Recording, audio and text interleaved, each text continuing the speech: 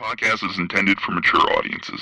The views and opinions expressed are those of the panelists and do not reflect in any way those of the podcast partners, sponsors, or affiliates. Enjoy. Hi, this is Michael Buffer, and you're listening to the Voice of the People. Let's get ready for Boxing Voice. Every day I'm hustling, hustling, hustling, hustling, hustling, hustling, hustling, hustling, hustling, hustling, hustling. Every day I'm hustling, every day I'm hustling, every day I'm hustling, every day I'm hustling, every day I'm hustling, every day I'm hustling, every day. Get the fuck out of here, man. Please. Sky's the limit, baby. BoxingVoice.com. We don't fight for rings and stuff like that. I don't fear anyone. En este deporte no se viene a jugar y no le tengo miedo a nadie. You don't come to play in this sport. I fear no one in this sport. That means that you will fight Triple G later this year. Como lo dije en la pelea pasada, ahorita mismo me vuelvo a poner los guantes. As I said in the last fight, right now I'll put on the gloves again. ¡Viva México! Canelo wants to unify all the titles. When did you realize, Andy, that you could take this power? Because of the Mexican warrior that I am, I got that Mexican blood in me. So, talking about the Mexican style, I just proved it. BoxingVoice.com. Ain't no other sight in the game to see the boxing boys. Canelo, are you ready? ¿Está preparado? I was born ready. Considered by many to be, pound for pound, the best fighter in the world today. 4 division, 5-time world champion. Oh, look at this guy.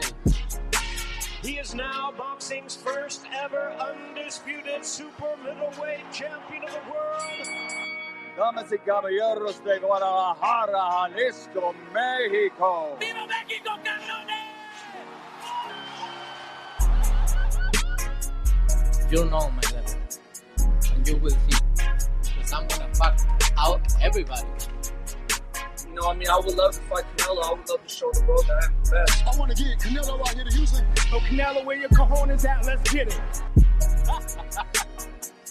Payday, payday. You want payday. I didn't know that. Then you fight with nobody. TheBoxingVoice.com. Listos, pelos, chingazos. He smacked the shit out of Canelo in Get the person. fuck out of here, man. Please. I wanna knock out this guy.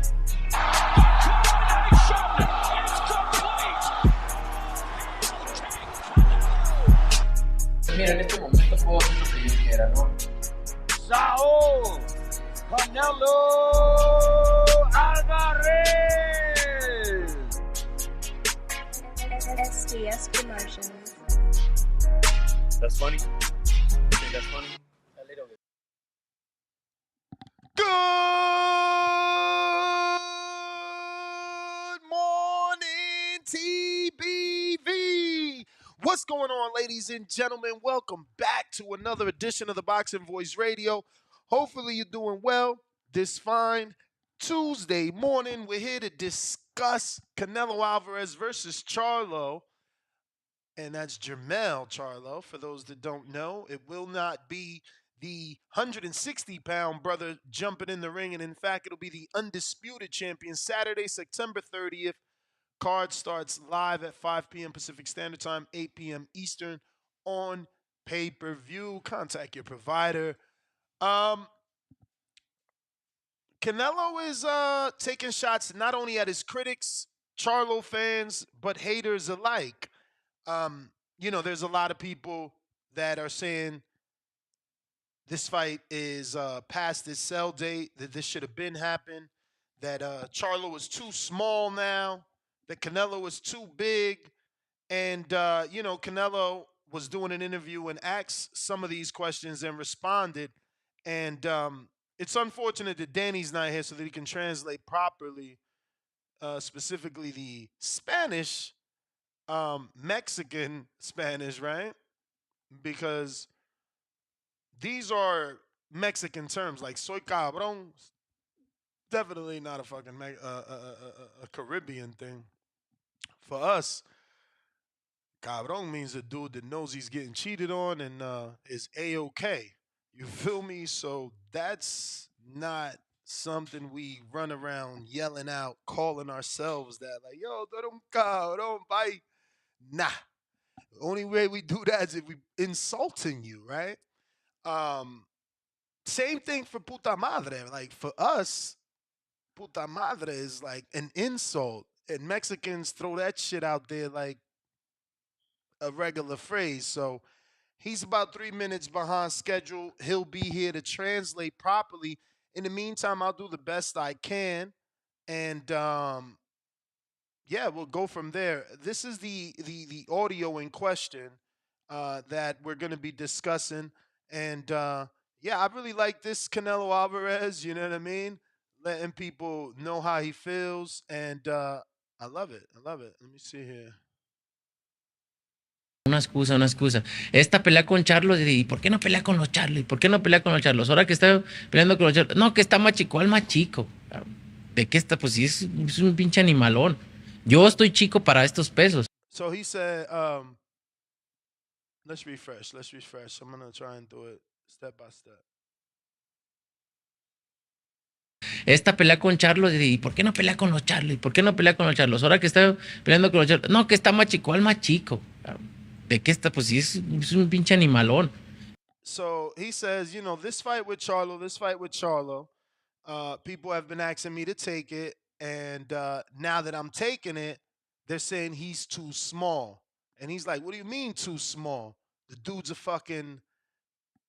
I translated as giant, gigantic, but he really said animalón, which is like a giant animalistic creature, I guess. I don't fucking know, bro. Like, that's what I'm trying to say. Like, some of these things, they just can't translate literal. Because I wanted to say animalón is like monster, but you can literally say monstro. So I'm like, I don't know. These dudes is different from us. You know, we Caribbean and they, I think, Central American or something like that. So it's different idioms and slang. But obviously, animalón sounds like a huge animal, a huge, maybe beast. That sounds possible. I guess a beast can be considered an animal, so maybe it translates better to beast. But he says, you know, I'm small. Ese tipo un animalón. Like, I'm small. That dude's a fucking giant. So, or gigantic is how I translated it. Keeping it moving. Yo estoy chico para estos pesos, pero he said, I'm small for these weight classes, but soy cabrón.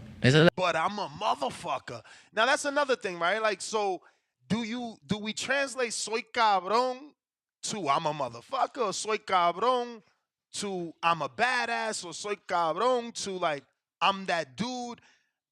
Because it's different. It's not, again, it's not the Caribbean translation of soy cabrón, because then he's basically telling us, you know, his wife steps out on him and he don't give a damn.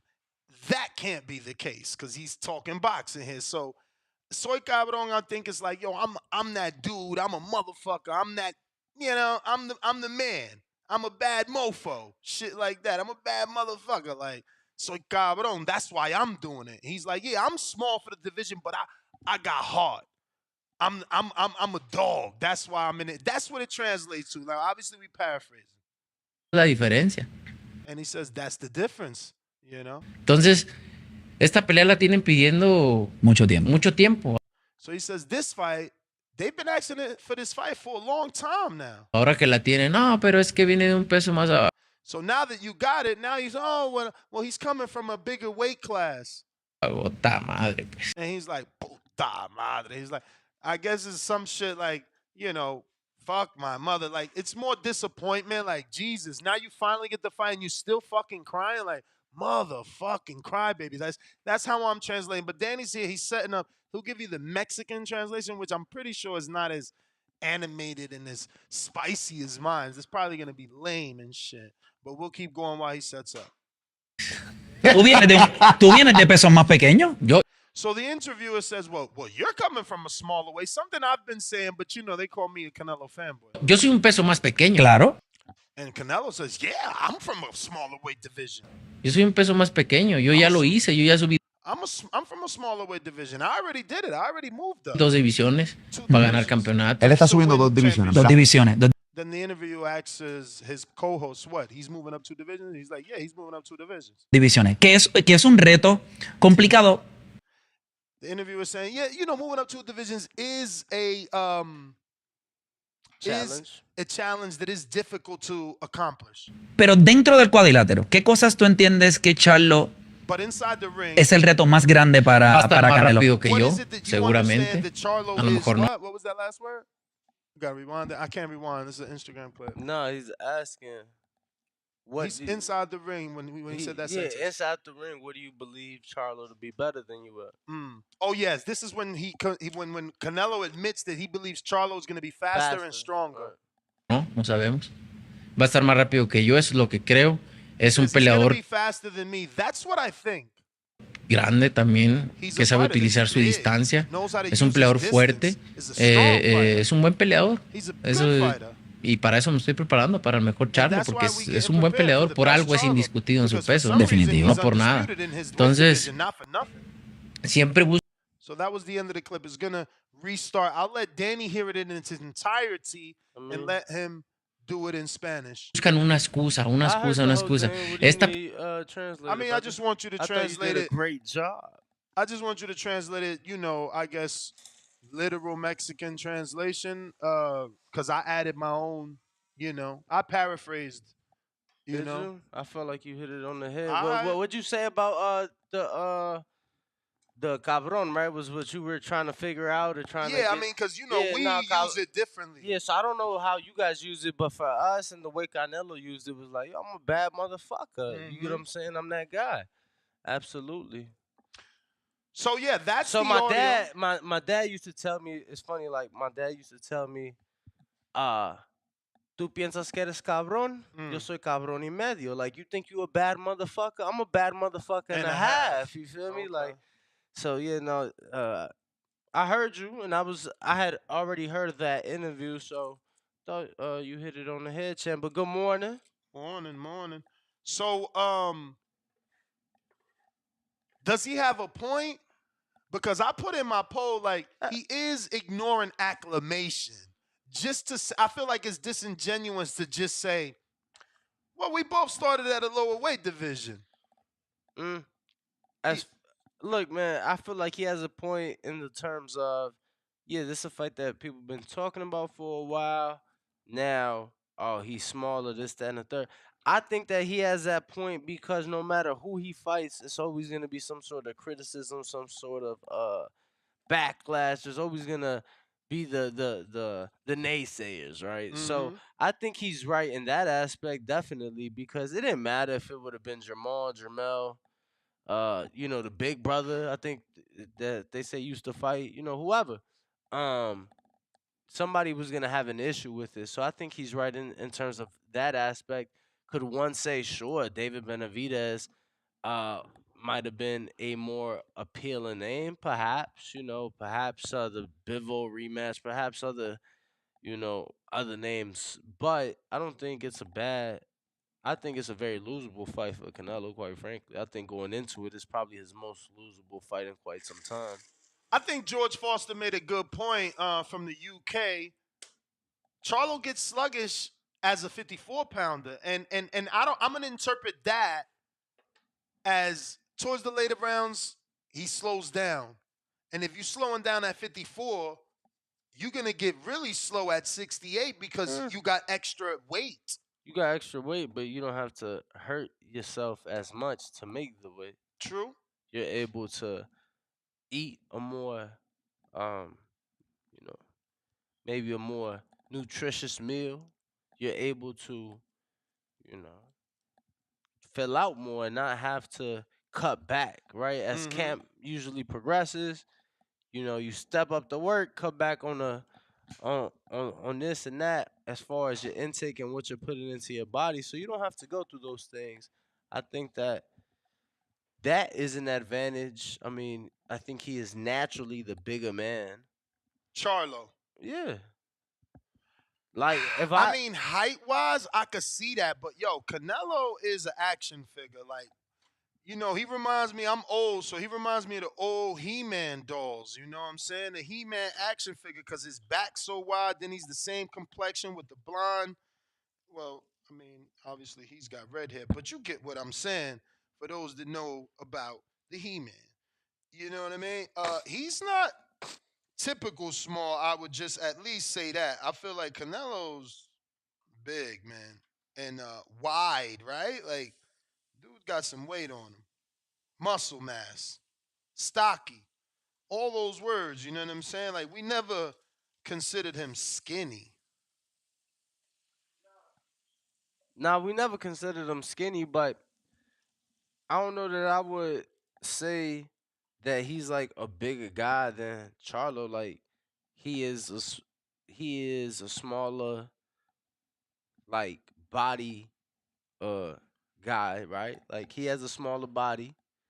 Yeah, He in just height fight though, but right? but I mean even in size, he's just fighting at the bigger weight class, so he's able to fill out more. I think no. Canelo? Yeah, I think that. I just think his frame is wider, so he's always gonna look like that. Like my man's broad, like his shoulders and his wingspan. He's just a big dude, in my opinion. But I guess I'm wrong. I don't know. I just don't know that he'd look like that if he was fighting at 54 like Charlo. You know what I'm saying? Like when he was at 54, do you think he was the wide and Yeah. strong? I always felt he had that. I felt like he was fragile. I I felt like mean- you go like this, he falls over. Canelo? Like, of course, bro. Bro, Like who the hell dropped him for you? to no. even say that? I'm just saying, like, it was so hard for him to make the weight. Like, literally, like, oh, fight week, you see him, he has a beard, he has hair.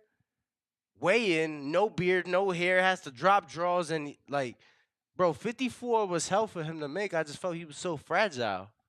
Literally fragile. I ain't know he was cutting hair and dropping Bro, draws. when's the last fight he made 100? Do you remember? It was a Liam Smith fight. All fight week, he got that big old ginger beard. Weigh in, no beard, cut his hair, no draws. Like and he hit it on the button, if I'm not mistaken. Like he needed every source, every fiber that he could get off his body at 154 pounds. And that was, mean, we seen, Porter have to cut braids, so it's not uncommon. And they both have similar frames. And what I'm saying, I'm talking about the shoulders, the back, they're wide. Like when they flex, they got that V going on from waist up. They look wide. That's all I'm saying. Is Charlo bigger? Absolutely. He looks taller. He looks taller for sure. I don't know about stronger. Canelo thinks he's going to be faster and stronger, but that's just, giving him that advantage due to his height. Like, how do we really know he's stronger? I don't know that he's stronger. And somebody said it exactly. I think who was that? Tony? Was that Tony or anyway? Harrison? No, somebody in the chat was saying that he a stocky guy. That don't make him bigger. You mean Canelo? Yeah. Shit. I don't know. I mean, well then the same could be said about Charlo, right? His height doesn't make him bigger. What makes you bigger then? What's the, how do we distinguish who's bigger if it's not by height and if it's not by, width? By height and width. Yeah, because, you're either wide or you're either tall. I just look at it as how difficult or how easy you make that weight, right? Mm-hmm. Because Well, I mean, Charlo up until now, we never thought about him moving up. He always said, "Oh, I'm staying there forever." He got this opportunity and things changed, but like he never talked about moving up. I don't remember any interviews with him moving up. would you say? I don't know. I feel like when I look at Jermell Charlo, I feel like he could move up. When I look Well, at, of course. I feel like when I look at Canelo Alvarez, he never looked depleted these days to me. Like when he was fighting at 154, he looked like, all right, champ, you got to go up. Like it's time. I mean, for me, Canelo's always going to be the bigger man. I get him trying to say Charlo is because physically, at a face-off, they look taller. You know, Charlo looks taller than him, but like, let's be real, man. We never considered Jermell Charlo could move up, fight Bivol, better Beef, Sergey Kovalev, move up, fight Makabu, Badu Jack. Like, these are things that even after a Bivol loss, we're still discussing with Canelo. I don't think, I mean, I get what Canelo's trying to say, but I just don't see Charlo being bigger than him when we've never even contemplated Charlo moving up as high as 75. Fuck it, 68. We never contemplated him moving to 68, let alone 75, let alone cruiserweight with Badu Jack. Like, those fights are still available for Canelo with Badu Jack if he doesn't, keep losing. So you calling Canelo cap then? Yeah, I think he's selling the fight. I think he knows he's bigger, stronger. I think he knows the acclimation is a thing. If it wasn't, Danny Garcia wouldn't have done it when he moved up to 47. I think, yeah, if you're great, if you're special, yeah, you can move up 2 divisions and get it done the way that Canelo did versus Kovalev. But it doesn't mean it's the right way. It doesn't mean it should be, it's not the best way. Like, if I had a fighter, I don't want him just jumping up. I don't want him to do what Crawford did. Unless we see a weakness in the fighter we about to fight, I don't want him to just jump up. Like, I need him to be able to go up into that weight class and defend himself and feel comfortable that he's not the smaller man in there.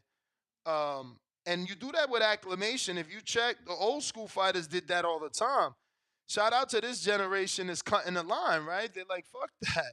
Counterpunch. I don't want to wait and do 20-something fights and, another 5 of those are acclimation fights to move up to the next division. But it's still the safe way. It's still ensuring that, you get the job done properly is at least how I'm looking at it. We can't look at this fight and not say that Canelo doesn't have an advantage for having already been at that weight. And if you don't feel that way, well then damn, this is a even better fight for you than it is for me, because that is in my head. I do have to worry about whether or not Charlo is going to be big enough for the weight, if his power is going to carry up, if his speed is going to dissipate. All those things are questions that we won't get answers to till fight night, because he's never been at the division, because he hasn't had any acclimation fights. But I see the phone lines open. I'm going to go ahead and open this up. Discord available. Twitter is available. And obviously our landline, 1425-569-5241. Press 1 one time. Don't hesitate. Smash that thumbs up button.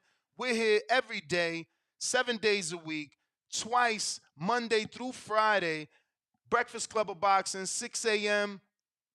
Pacific Standard Time, 9 a.m. Eastern, Monday through Friday, as well as 7 o'clock Eastern, 4 o'clock Pacific Standard Time, 6 Central.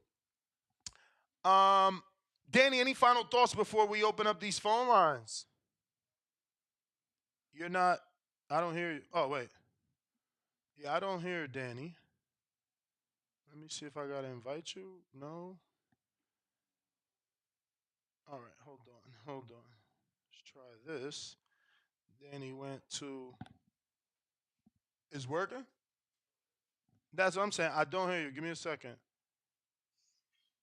It should be working in T-minus now. Unmute Dan. Nee. Yo. Now we hear you. So what's your final thoughts, champ? Yeah, I was just saying that you can't deny one guy being at said division for a period of time, creating history in that division, undisputed, and the other guy never having fought higher than 154 pounds. Again, man, I think that he's going to have to adjust in camp because he has no acclimation fights. I think he is when filled out, I think he'll be the bigger guy. We'll see if he's faster. Canelo said that.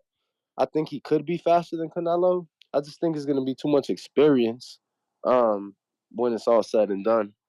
I don't know. I'm calling cap on Canelito, talking about He faster. He's bigger. He's a giant. He's selling the fight. He gotta be selling the fight because it's like, bro, if he's everything you saying, then why are you even fighting him? You at a total disadvantage. You saying he's stronger. You saying he's faster. You saying he's bigger. You know, you saying he's been wanting He's it. surely that guy. That's what I'm saying. You saying he's been wanting it. So I don't know. I don't know. I'm wondering. Is this all just mind games for him? But once again, phone lines are open. I'm going out to. Who we got? So, What?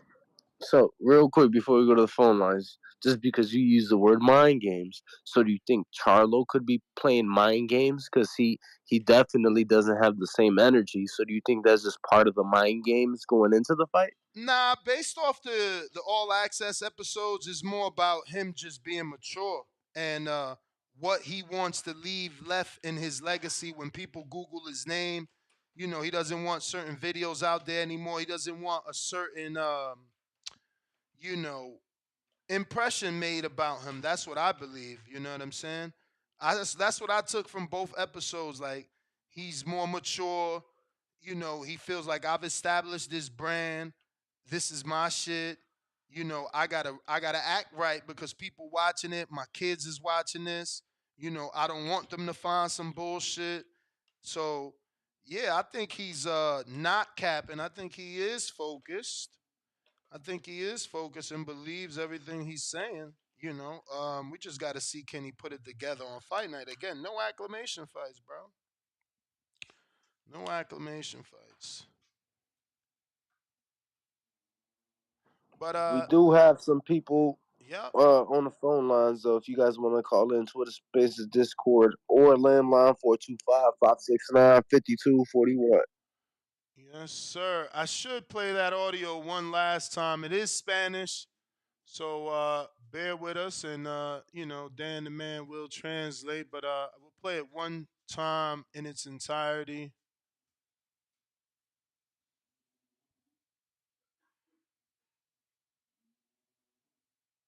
¿Por qué no pelea con los Charlos? ¿Por qué no pelea con los Charlos? Ahora que está peleando con los Charlos. No, que está más chico, ¿cuál más chico? ¿De qué está? Pues sí, es un pinche animalón. Yo estoy chico para estos pesos, pero soy cabrón. Esa es la diferencia. Entonces, esta pelea la tienen pidiendo mucho tiempo. Mucho tiempo. Ahora que la tienen, no, pero es que viene de un peso más abajo. ¡Ta madre, pues! ¿Tú vienes de pesos más pequeños? Yo soy un peso más pequeño. Claro. Yo soy un peso más pequeño. Yo ya lo hice. Yo ya subí 2 divisiones para ganar campeonato. Él está subiendo 2 divisiones. ¿Verdad? Dos divisiones. Que es un reto complicado, pero dentro del cuadrilátero, ¿qué cosas tú entiendes que Charlo es el reto más grande para Va a estar más Canelo? Rápido que yo, seguramente. A lo mejor no sabemos. Va a estar más rápido que yo, eso es lo que creo.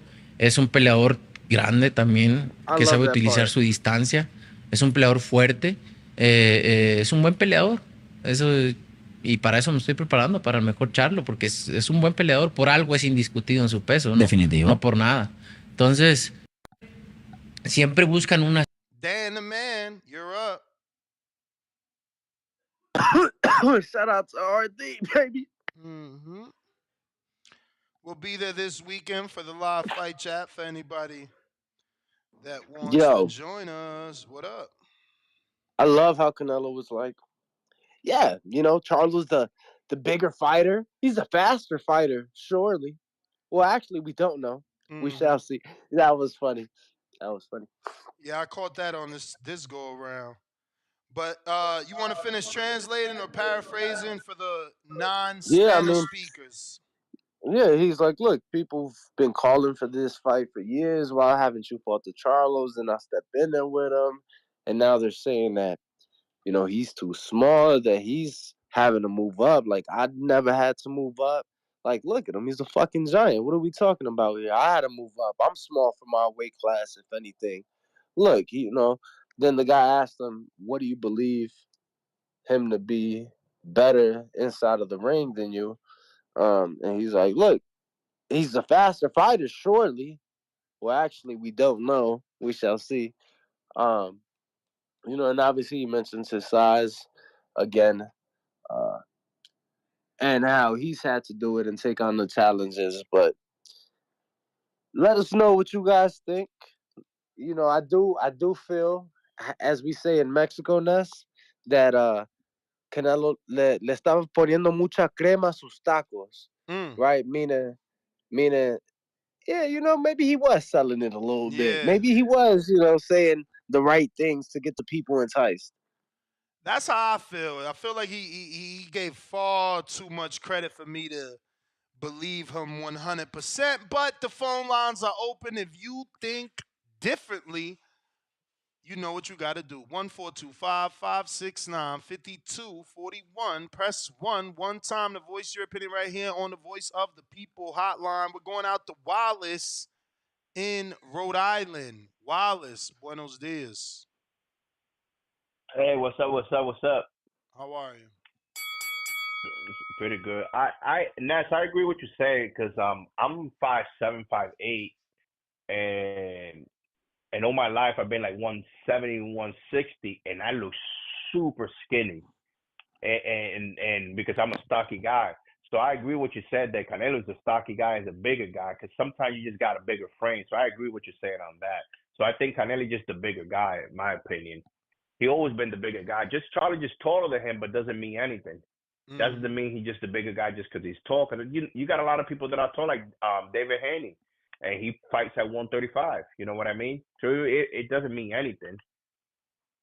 So I agree with what you were saying on that. I think Canelo is the bigger fighter, and he is selling the fight by saying the other guy is bigger, faster. You don't know that until you get in the ring with him. I thought Danny Jacobs was a bigger fighter, and Canelo handled that like nothing.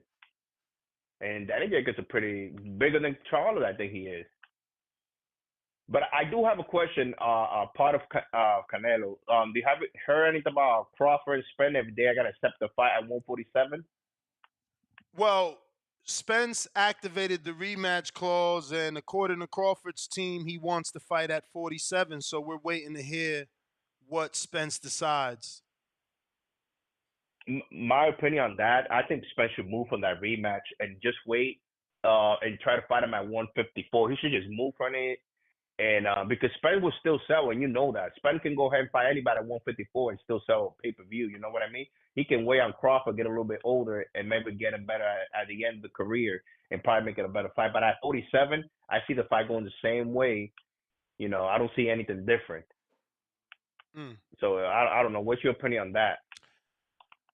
Yeah, I'm with you. I don't really see anything different. But I'm also with Crawford. You know, you won. You have the right to pick the weight. And that was part of the negotiations. So, you know, he's within his right. I agree on that. So nobody can get mad at him. But you heard about him Spence sparring what's it called? Ennis Boost? You think that was true? That Spence sparred Ennis Boost. No. That he's gonna pay him $500K to spar him for to get ready for Crawford fight. Ha! Yeah, right. Who said that? Yeah, I saw somebody put that on YouTube. People be doing some fake ass news. That's telling you, man. I said, damn, that's tough right there. You know what I'm saying? He's probably gonna get beat up in sparring before the fight. I don't know, but I can't wait for this fight next week for Canelo and Charlo. I really want Charlo to win so he can make history, even though I'm a Canelo fan, but I want Charlo to win so he can make history on that. And I think, you know. Like it's your time, but it's not your time. My man said 500,000. Wow. He said $500,000 just to get this work. That would be. Sorry. I'ma just say that would be dope if somehow he got Jerron to be his sparring partner at this level for that fight. That would be super duper interesting. No bullshit. But moving the line along, looks like we got Treese in Toledo, Ohio. Yo. What up? Shit, chilling. What up, though? Man, y'all know what the fuck going on, man. Hold on. I ain't been on the line in a couple of days, man. I got to hold. Motherfucker, everybody and their mama been getting nominated for motherfucking Caller of the Year and Rookie of the Year and all this good shit, but damn, Toledo can't get no love? But that's beside the point. Point being, hey, Teofimo, my nigga, this your opportunity, bro. What the fuck is you doing? You need to be trying to enforce that shot, bro. Go ahead and get up there at Bud, man. Motherfucking Spence, he acting like he don't really want to jump on. You feel me? He got to save face. Of course he gonna say he wants to fight. You feel me? But I don't think Buddy's serious. You feel me? Teofimo, this your opportunity, big dog. I think you need to go ahead try to rattle my nigga Kane or something, bro. I'm just saying. I think that would make a little bit of sense. You feel me? And hey, Shakur, my nigga, you disrespectful as fuck, bro. You be calling niggas bitches casually and shit, bro. Where I'm from, that'll get you punched in the fucking face, bro. I ain't gonna hold That's you, my what he nigga. trying to do, though. He trying to fight. That's why he being disrespectful. That shit. Well, Frank, nigga, you need to toughen the fuck up and get in the ring or something, cause he wild, bro. I ain't gonna hold you. He need Where to I'm from, toughen we don't up. take no shit like that. We don't take no shit like that laying down, bro. That shit he out of control, my nigga. You gotta go handle him, bro, or something. You gotta go at least make if you feel like you can't win, make it a fight. Punch that nigga in the mouth and make him never say nothing like that about you again, my nigga. That shit is out of control. He called this nigga all type of bitches on the airways. I ain't never heard what that shit. Whoa, like my nigga say some real love and hip hop shit. That shit was out of control. But man, Navarrete, I see you jumped on the undercard of that motherfucker, huh? You trying to make some noise too, huh? Okay, but say Navarrete, what on the undercard? I heard Navarrete supposed to be on the undercard with the Conceição nigga, right? Yeah, he come in. Ain't that true? Yeah, he come in. Yeah, what the fuck is that? Yeah, but my man Albert Bell still out here waiting for his shot. We number one in the WBO. You know what the fuck going on in Toledo, Ohio, man? I don't understand. Yeah, didn't Navarrete get granted the super status though? We number one, and we still waiting on that. All I know is we number one ranked. I know that. But because of that, Navarrete asked for super status, so he doesn't have to defend, right? I'm pretty sure. So they're gonna give us a regular belt, or they gonna give us it ain't no separate belt. It ain't no separate belt. It's just the status. It's just the status, meaning that he doesn't have to defend. And I spoke to Vic. Green. No, but Albert Bell should maybe fighting for that vacant. We want the big names, man. But y'all know what the fuck going on, You ain't gonna man. get Albert him. Bell, October 7th, Glass City Center, man. Come check us out in the city, man. We fighting October 7th, Glass City Center, Toledo, Ohio. Y'all know what the fuck going on. Be cool, man. You ain't gonna get Navarrete because he hunting down Shakur. So that's why he's fighting a common opponent and all that shit, just to stay on top of him. You feel me? And see could he get that fight? Who we got on the line? We got Cliff in Connecticut. Oh wow! Hello. We out here? Y'all can hear me? Now we can, yeah. Alright, yeah, I had to change my headset, y'all. That got all of that background noise. You know, I'm in the truck like usual, getting through the work day with the boxing voice.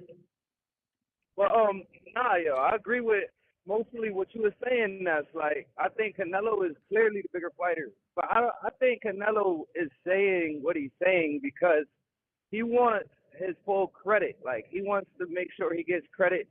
And I feel like the media is going to give him that credit because he's that type of beloved.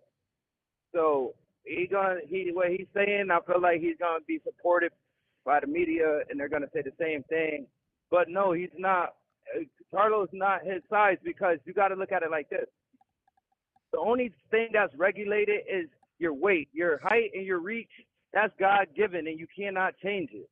So, yes, it plays a factor, but we can't really weigh that in. So they don't have height divisions. They don't have reach divisions. They only have weight divisions.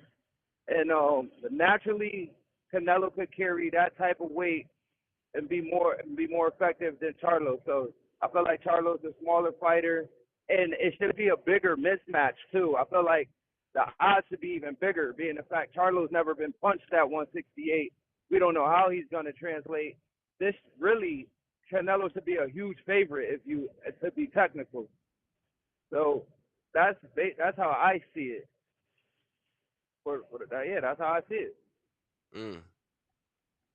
Well, all right, Cliff. You think I'm going too far with it, or you think that's a little extreme? I don't know if it's extreme. I disagree. I don't think he should be a huge favorite. I think that Charlo stands. The only way that he shouldn't be a huge favorite, Danny, is if y'all see some slippage in him that you really know is true. Like, because if Canelo is Canelo, like, he's undisputed at a division that this man never even fought in. He should be a really big favorite. It's 2 divisions he's coming up. He really bigger than what he is now, favorite. or like, what are you saying? Because I think he's a pretty big favorite now. Like, so you're saying well, he's only he up need a like 400. It should be bigger. bro. That's a like Devin Haney 700 and, point swing. What the fuck do you want? What you say? I mean, it's a 700 point swing. What the fuck do you want? But, well, that's the same as Devin Haney and Regis. I feel like this is a bigger gap than that. So it should be more than that. Technically, he's undisputed at 168. Charlo has never fought there. He didn't have a warm-up fight or nothing. He's not just moving up 1 division, he's moving up 2.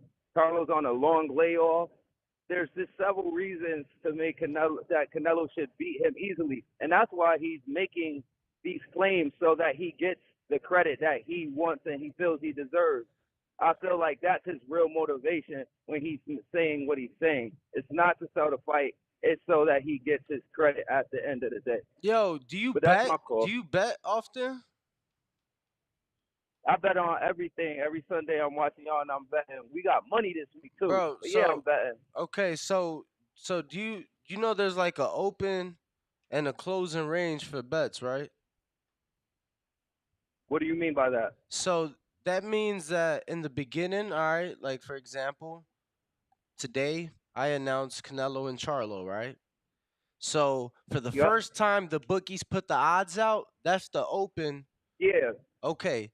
That's what The matters. odds were closer when they That's opened. what They matters. just getting bigger because of the money. Because of the money. So when you compare it, It should have been even bigger in the beginning. cool.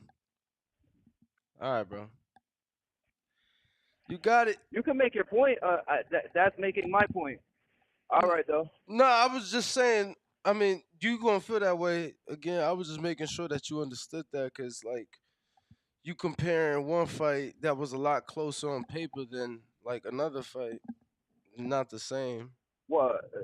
I just felt like it was. Yeah, I thought that was a bad example. I feel like that fight is closer on paper, Regis and Devin, to this one, but the odds are pretty much the same from what y'all told me the odds is gonna be for Regis and Devin, and what the odds are for Canelo. That they're in the same ballpark, and I don't feel like it's the same thing. And when you opened up with Canelo and Charlo, the odds were mad close. Mm-hmm. They were like 200, separated by about 200 points at that time. Now, remember, Ness was About saying he was 375. picking Charlo when this all happened. And I was with him, but as time is going on, I'm like, hell no, I'm not picking Charlo. There's no way he could knock him out. So you was with him. Canelo's never been knocked out. Hold on. You was with Ness on the Charlo pick, but now you mad because a 700 point swing isn't big enough for Canelo in the books. No, I'm not mad. As I get a chance to digest all of this, I feel like no way am I picking Charlo, and it should be even worse. The odds should be even bigger. Like, and Ness switched sides too. He was picking Charlo initially. How much you betting on Canelo? And now I hear more Canelo. How much you betting on Canelo? I'll probably parlay it, and I usually like to do $50 or $100 on a couple fights. So I probably won't bet straight up because there's not enough money in it like that. You know how we do. We do the same shit every week. We just ate last week too. I appreciate y'all. That dude who didn't get the knockout, Ness, on FanDuel, they wouldn't let me pick the knockout. So I had to pick them straight up, and thankfully they had it like that. So I ended up winning my parlay. I ate last week. I forget Shout his out. name, but y'all was watching it with Bill, Yeah, and shout that out dude, Freddie. he was like, "Damn, I thought he was gonna knock him out." Shout out to you, bro, couldn't because put in I a knockout. didn't eat because of that, yo. I fucking picked because Canna, he was like, yo, decision, but I'm like, damn, man. Even if he would have told me money line, I wouldn't have did it. I was so high on Freddie, I just wasn't gonna turn my back on him. I was gonna keep riding with his knockout streak till it stopped, and it stopped. Unfortunately, man. I'm mad as hell FanDuel about wouldn't that. let you pick knockout or anything, so I was able to sneak by. Nah, you got That shit lucky, was man. great. You got lucky because we had all them picks right except for fucking Rojas, man. He killed me. Yeah. Yo, does won anybody like got 1,500. odds on the Lionel Thompson fight? No, it's canceled. My man pulled out 4 hours ago. Who? Come on, man. You know who. 4 hours ago? You know who, Oh man. my God. He out here straight wilding.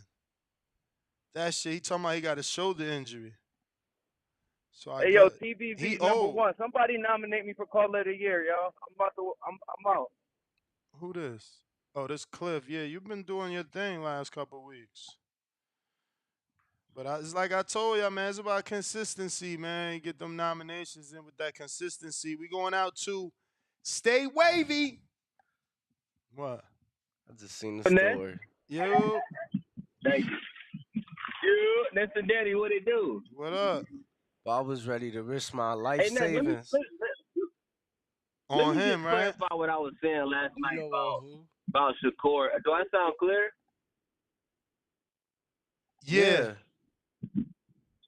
Yeah, let me just clarify what I was saying about last night, because I was talking about Shakur repping Puerto Rico, right? I was saying that, bro, because, like, number one, his last name is Stevenson. He got the same last name as his mom's, you know what I'm saying? And, like, he started repping Puerto Rico, like, out of nowhere, you know what I'm saying? I'm half Jamaican, half Puerto Rican. So he started repping Puerto Rico out of nowhere, you know what I'm saying? And I never seen his pops before. I didn't know his pops passed away. Condolences, you know what I'm saying? But from what I heard, you know, he ain't really like he ain't really have like, you know, the best relationship with his pops, and he got his mom's last name. That's why I was saying that. But if he want to rep Puerto Rico, he could rep Puerto Rico. You know, I was just questioning that from that perspective. You know what I'm saying? And I feel Shakur like just he rep disrespected, him. you know, I Devin hear Haney's you. pops. I hear you, but at the end of the day, relationship or no relationship, I am what I am. I'm my father's blood. So, Facts. you know, You right. I feel like he's, you know, he's repped him, you know, the right way, cause like from what I've always been told, he ain't wanna like come off like he trying to eat off them or like trying to use them when he ain't really in tune with that side of his culture. You get what I'm saying? So he always wanted it to be something organic, and you know, with time, you know, whatever come from it, come from it. But I seen Right. Top Rank. They put him on the Hispanic Heritage poster that they just put out on all their social media and I shit mean, like they that. need to. We live in a different generation where, you know, people not all Mexican anymore. It's like No, of course that pure not. breed shit is not like it don't exist. You know what I'm saying? Like we got all types of jungle fever. You feel me? It's not just white and black. It's, you know, Hell yeah. Caribbean and Mexican. Everything, man. Everything. I'm just trying to say is everything.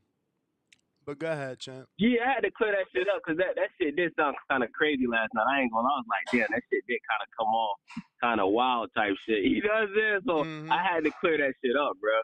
But as far as this Canelo shit, I would understand what Canelo was saying if he was talking about the other Charlo that is already like accomplished at a higher weight class. But him saying it's about, you know, the Charlo that's fought at the younger weight classes, it kind of seemed kind of capped to me. You know what I'm saying? I think Charlo, I mean, I think when Canelo won the fight, he just don't want people saying how he's a bigger fighter and all that. He don't want it to be no excuses, but at the end of the day, I mean, Charlo, you know, at the first, like, you know, meetup, Charlo did look big, but, you know, he's still moving up 2 weight classes. So I think, you know, what Canelo's saying is wrong. You know what I'm saying? Charlo is a naturally bigger dude than Canelo. He's like a little taller, you know what I'm saying? But Canelo is more wide, pause. Canelo's more thick and wider, You know what I'm saying? Pause. Yo, That shit that's sound crazy, wild. but Yo, yeah, I that's think it's cap. wild. Yeah, pause. But yeah, Canelo's trying to sell the fight, bro. It's the same thing with Terrence Crawford. Like what he said about Crawford being too low. Like I got Canelo smoking, Crawford. I think Canelo would beat Crawford just because of the weight. You know what I'm saying? Canelo, he's fought like damn near almost heavyweight, bro. Like the Rocky Building dude. So you can't just come up like that and think that you're gonna like beat a Canelo. This Canelo Alvarez, he done been in the ring with, top tier competition, Floyd, all them boys. So, but I got Charlo, man. I got Charlo actually winning the fight, man. I think Charlo gonna pull off an upset. You know what I'm saying? I think it's gonna be a split decision.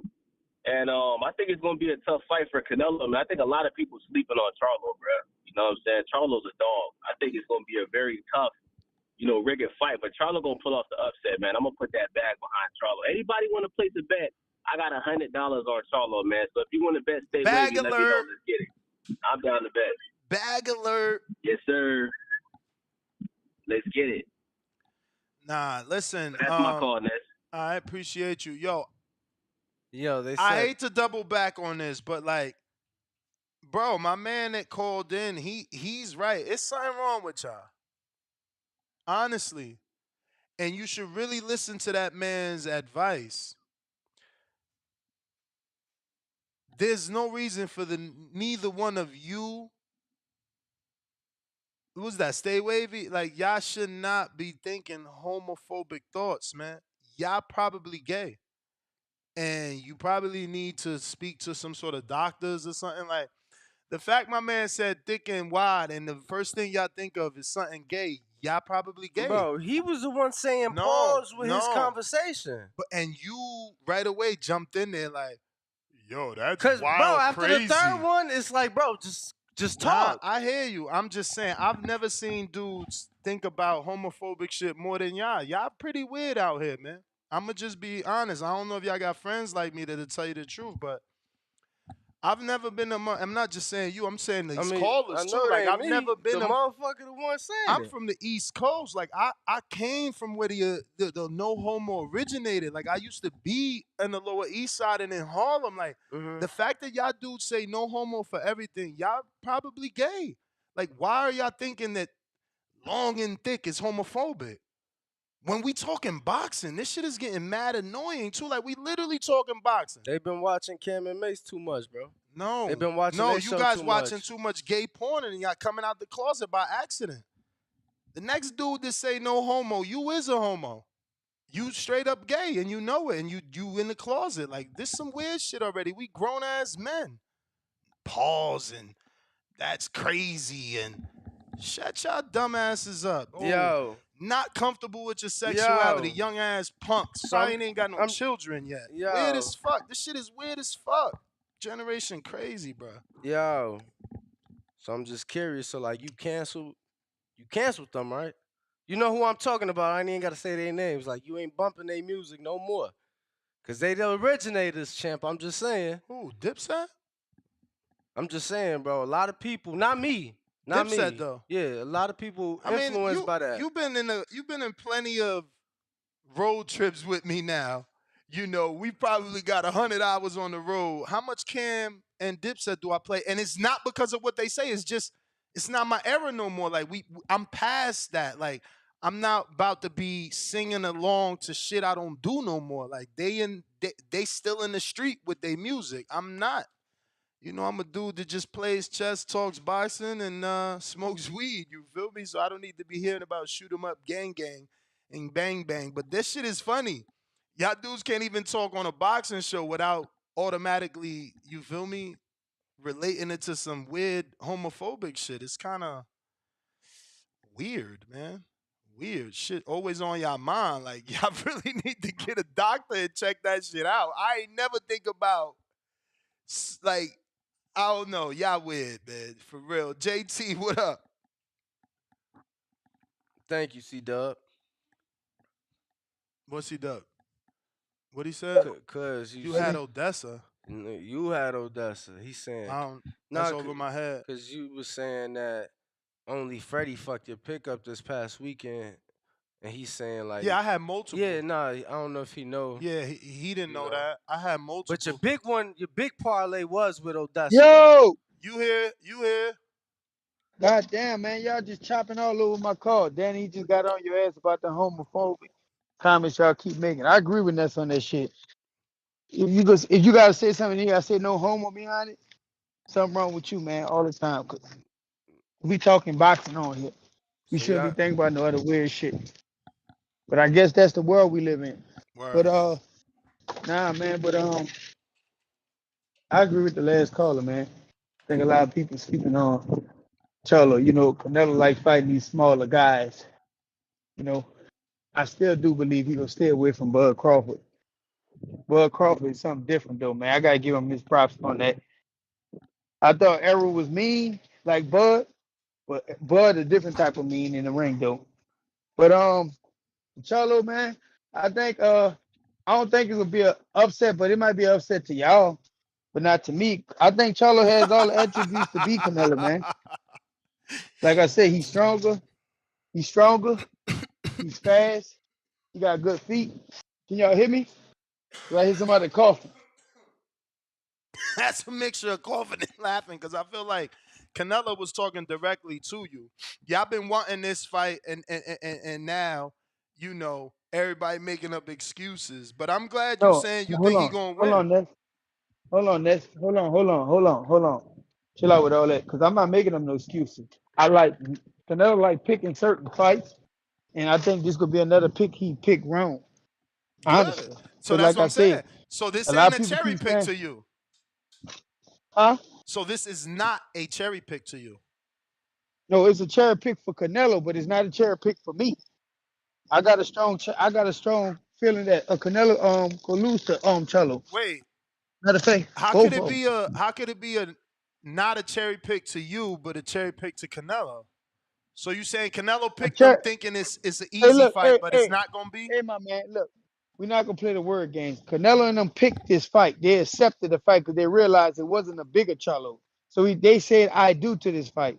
It's a cherry pick for Canelo because he's thinking, he's taking on a smaller guy that's coming up. So he's comfortable with that. But I think Charlo's gonna do good at this weight class. He's a big dude. He's actually really bigger than Canelo. He ain't filled out, moved up in weight.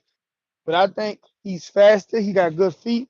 He has enough power to keep Canelo at bay. Then Mayweather, definitely Amir Khan, all those smaller guys that he brought up. So I got Charlo winning this fight. Like I said, a lot of people gonna say an upset. I ain't never think it was gonna be an upset. I see stuff that Charlo does enough to upset Canelo in the fight. So I mean, be honest with y'all, man. Like I said, Canelo, if you look at his last three fights, he been declining in his last fight. So that's why I'm giving him Charlo a stronger chance on beating him. So You may feel like that's it's all your I got time. on. That's all I got on Can you that. I'll answer the kind of put it back in. questions? Can you answer the questions? Like, What's the question, man? do you feel that Charlo is bigger? Because Canelo saying he's bigger. He feels he'll be possibly. Did he say faster? Right? He say possibly he'll be faster. No, I think Charlo go be faster. Go be quicker. He's quicker in everything than Canelo. So what's the question you want me to answer? All right, JT. Thank you. I don't know if you have All bad right. service because the question I just asked you. Adrian, what up? What up, TVV International? Shout out to El Club del Desayuno de Luceros. How are you? Bro, we can't hear you. You Yeah, sound are like you? shit. We didn't really make out anything you said, but how are you?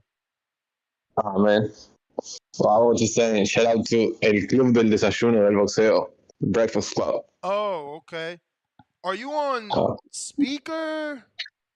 No, I'm just in my phone driving. Okay, go for it. Yeah, no, I watched the whole interview, that interview with Molusco TV, and I really like what Canelo said. He even said that Charlo didn't believe in his skills. and he's gonna prove to them in the fight. Like he's trying to spicing it up a little bit. But here's the thing with Canelo, man. He can win. If he fights Charlo, he's cherry picking. If he fights Benavides, then why he doesn't fight Bivol? Then why he doesn't fight, I don't know, fucking Tyson Fury? It's insane. The hate for Canelo is real, man. It's real. And I wanted to ask Danny specifically because you're Mexican, bro. I was with a couple of Mexicans the other day, and I think that the place where he has more fans and also haters is Mexico. I don't really know why. Yeah, I couldn't agree more. It's crazy. So I mean, I feel like I feel like that's the case because he fought most of his fights out here, was brought up mostly out here. Like, I don't know, bro. Doesn't look typical. Just being honest with you. I'm just being honest. yeah. You know, Mexicans judge you based off the way you look. He doesn't look like your typical Mexican. His last name isn't Chavez. You know. Right. Alvarez, pretty common Mexican name, though, Yeah, no? I wouldn't. I mean, but even bigger than that, bro, was like I've always said there is a good part of Mexicans that it doesn't matter who Canelo beats, he will never be greater than Chavez. So since they can't praise him, they gotta hate on him. You know, I Yeah. would Have you say heard like where my grandfather is from in Zacatecas, bro, the town was split. Chavez Jr. and Canelo. Because of Yeah. what Chavez did, the town was split. Not Chavez Jr. Because of what Chavez did, the town was split. Half the people was rocking with his son, and half the people was rocking with Canelo. I got Big If on the check-in. What's up? Hey, yo, salute, man. Morning, man. Y'all can hear me? Yes, sir. Hey, salute to you, man. Salute to Danny. Salute to everybody listening in. But I agree with you, man. Like, it's not, people think it's about height. It's not about height because y'all remember in middle school they taught us like the different body types, the ectomorph, endomorphs, and all that. So there's different body types. And a lot of these fighters, Charlo included, even Demetrius Andrade even said that. And when they're moving up drastically, you have to go up even higher in your walk around weight in order to get the power and the speed you need and come down again to the weight that you're moving up at. So if people are saying, oh, Charlo's bigger than Canelo, that would mean that Fundora is a bigger man than Tyson just because he's taller. You know what I mean? So it's not about how tall you are, it's about the body type and how your body acclimates to all the different weight classes that you go up in. So I'm excited for this fight. But I don't think Charlo has any chance, man. That camp, Derrick James is famous for saying he doesn't believe in head movements while boxing. He's famous for saying that, and we saw what happened to Errol Spence in the last fight that he was in. And that's one of Charlo's kryptonites, where he throws a lot of like the looping hooks, and then he leaves his head dead center in the center line. So we know that's easy pickings for Nello if Nello decides to switch up his style back to the like 4 fights ago kind of style that he had. So I don't know, man, but I'm excited for this fight regardless, man. But y'all got to check out the I believe I can't remember what his last name is. It was Brian whatever from the Showtime podcast. He did another interview with Shakur. That was even worse than the interview we saw a while ago. He was going into everybody, man. But anyway, salute to y'all, man, and I'm out. Oh. Champ, let me ask you a question, though. Yeah. Do you believe Canelo when he says that Charlo is bigger, possibly faster and stronger? He could be faster, but in terms of bigger, I think he might just be trying to sell the fight, man. I don't think it's something you gotta hold that against Canelo. He just might be trying to sell the fight. But again, we don't know until we see how Charlo acts in this new weight class, how fast and how stronger he's gonna be. Does he have a Because they gotta point? go up again to come down in order to have that real power. Does he have a point in your opinion about people not shouldn't be complaining that Charlo's moving up 2 divisions as Canelo's moved up divisions as well, and he's also, according to him, he's also a smaller man. I don't think he's a smaller man, but people shouldn't be complaining because Charlo accepted the fight, man. He dared to be great. I mean, Crawford is looking to move up even more weight classes and challenge Canelo. So, I don't think people should complain. It's the fight. I mean, we want to see those fights regardless, you know what I mean? So we want to see if hopefully he has a chance on beating Canelo. So, hopefully we can see that fight. But I don't think people should complain. But I think he's just promoting it, you know what I mean? So, but technically, I don't see how Charlo could beat Canelo. From a technical standpoint, yeah. All right, let me get to Caesar in Vegas. What up? Yo. Yo. You hear me all right? I hear you all right. All right. All right. Cool. Yeah. Yo, So, Coach Gill called, yo. He said you saw an missing in interview with- action. I saw an interview with Canelo talking about, that Charlo was bigger. And it's like a yes or no, And I know the dude was talking about body types, like ectomorph and all that. So some guys could just hold more mass than others, Short, stocky dudes sometimes got more power than taller, lankier dudes. But I really don't think Charlo's gonna have too much of a problem holding the weight. He looks like a naturally bigger guy. He looks like he's got to cut a lot of weight, but in the interview, Canelo was trying to make that thing where he's like, no, es más grande que yo. He's bigger than me. Es un animalón. And I thought that was pretty funny, but that's just the thing that, I think he's just trying to justify it. I do think, body-wise, Canelo is a bigger man. I mean, he's already acclimated to the weight class. He's taking punches from 175ers, 168ers. You know what I mean? I don't know if Charlo will be able to hurt him, but I do think it's going to be a good fight. I think it's going to be a competitive fight, and I'm pumped for the fight, man. And I just want to call in and say what's up. I haven't done it in a while, so shout out to TVV. Thanks for the great work. Catch you guys on the next one. All right, Chan. Appreciate you. All right. Damn. JT counterpunch.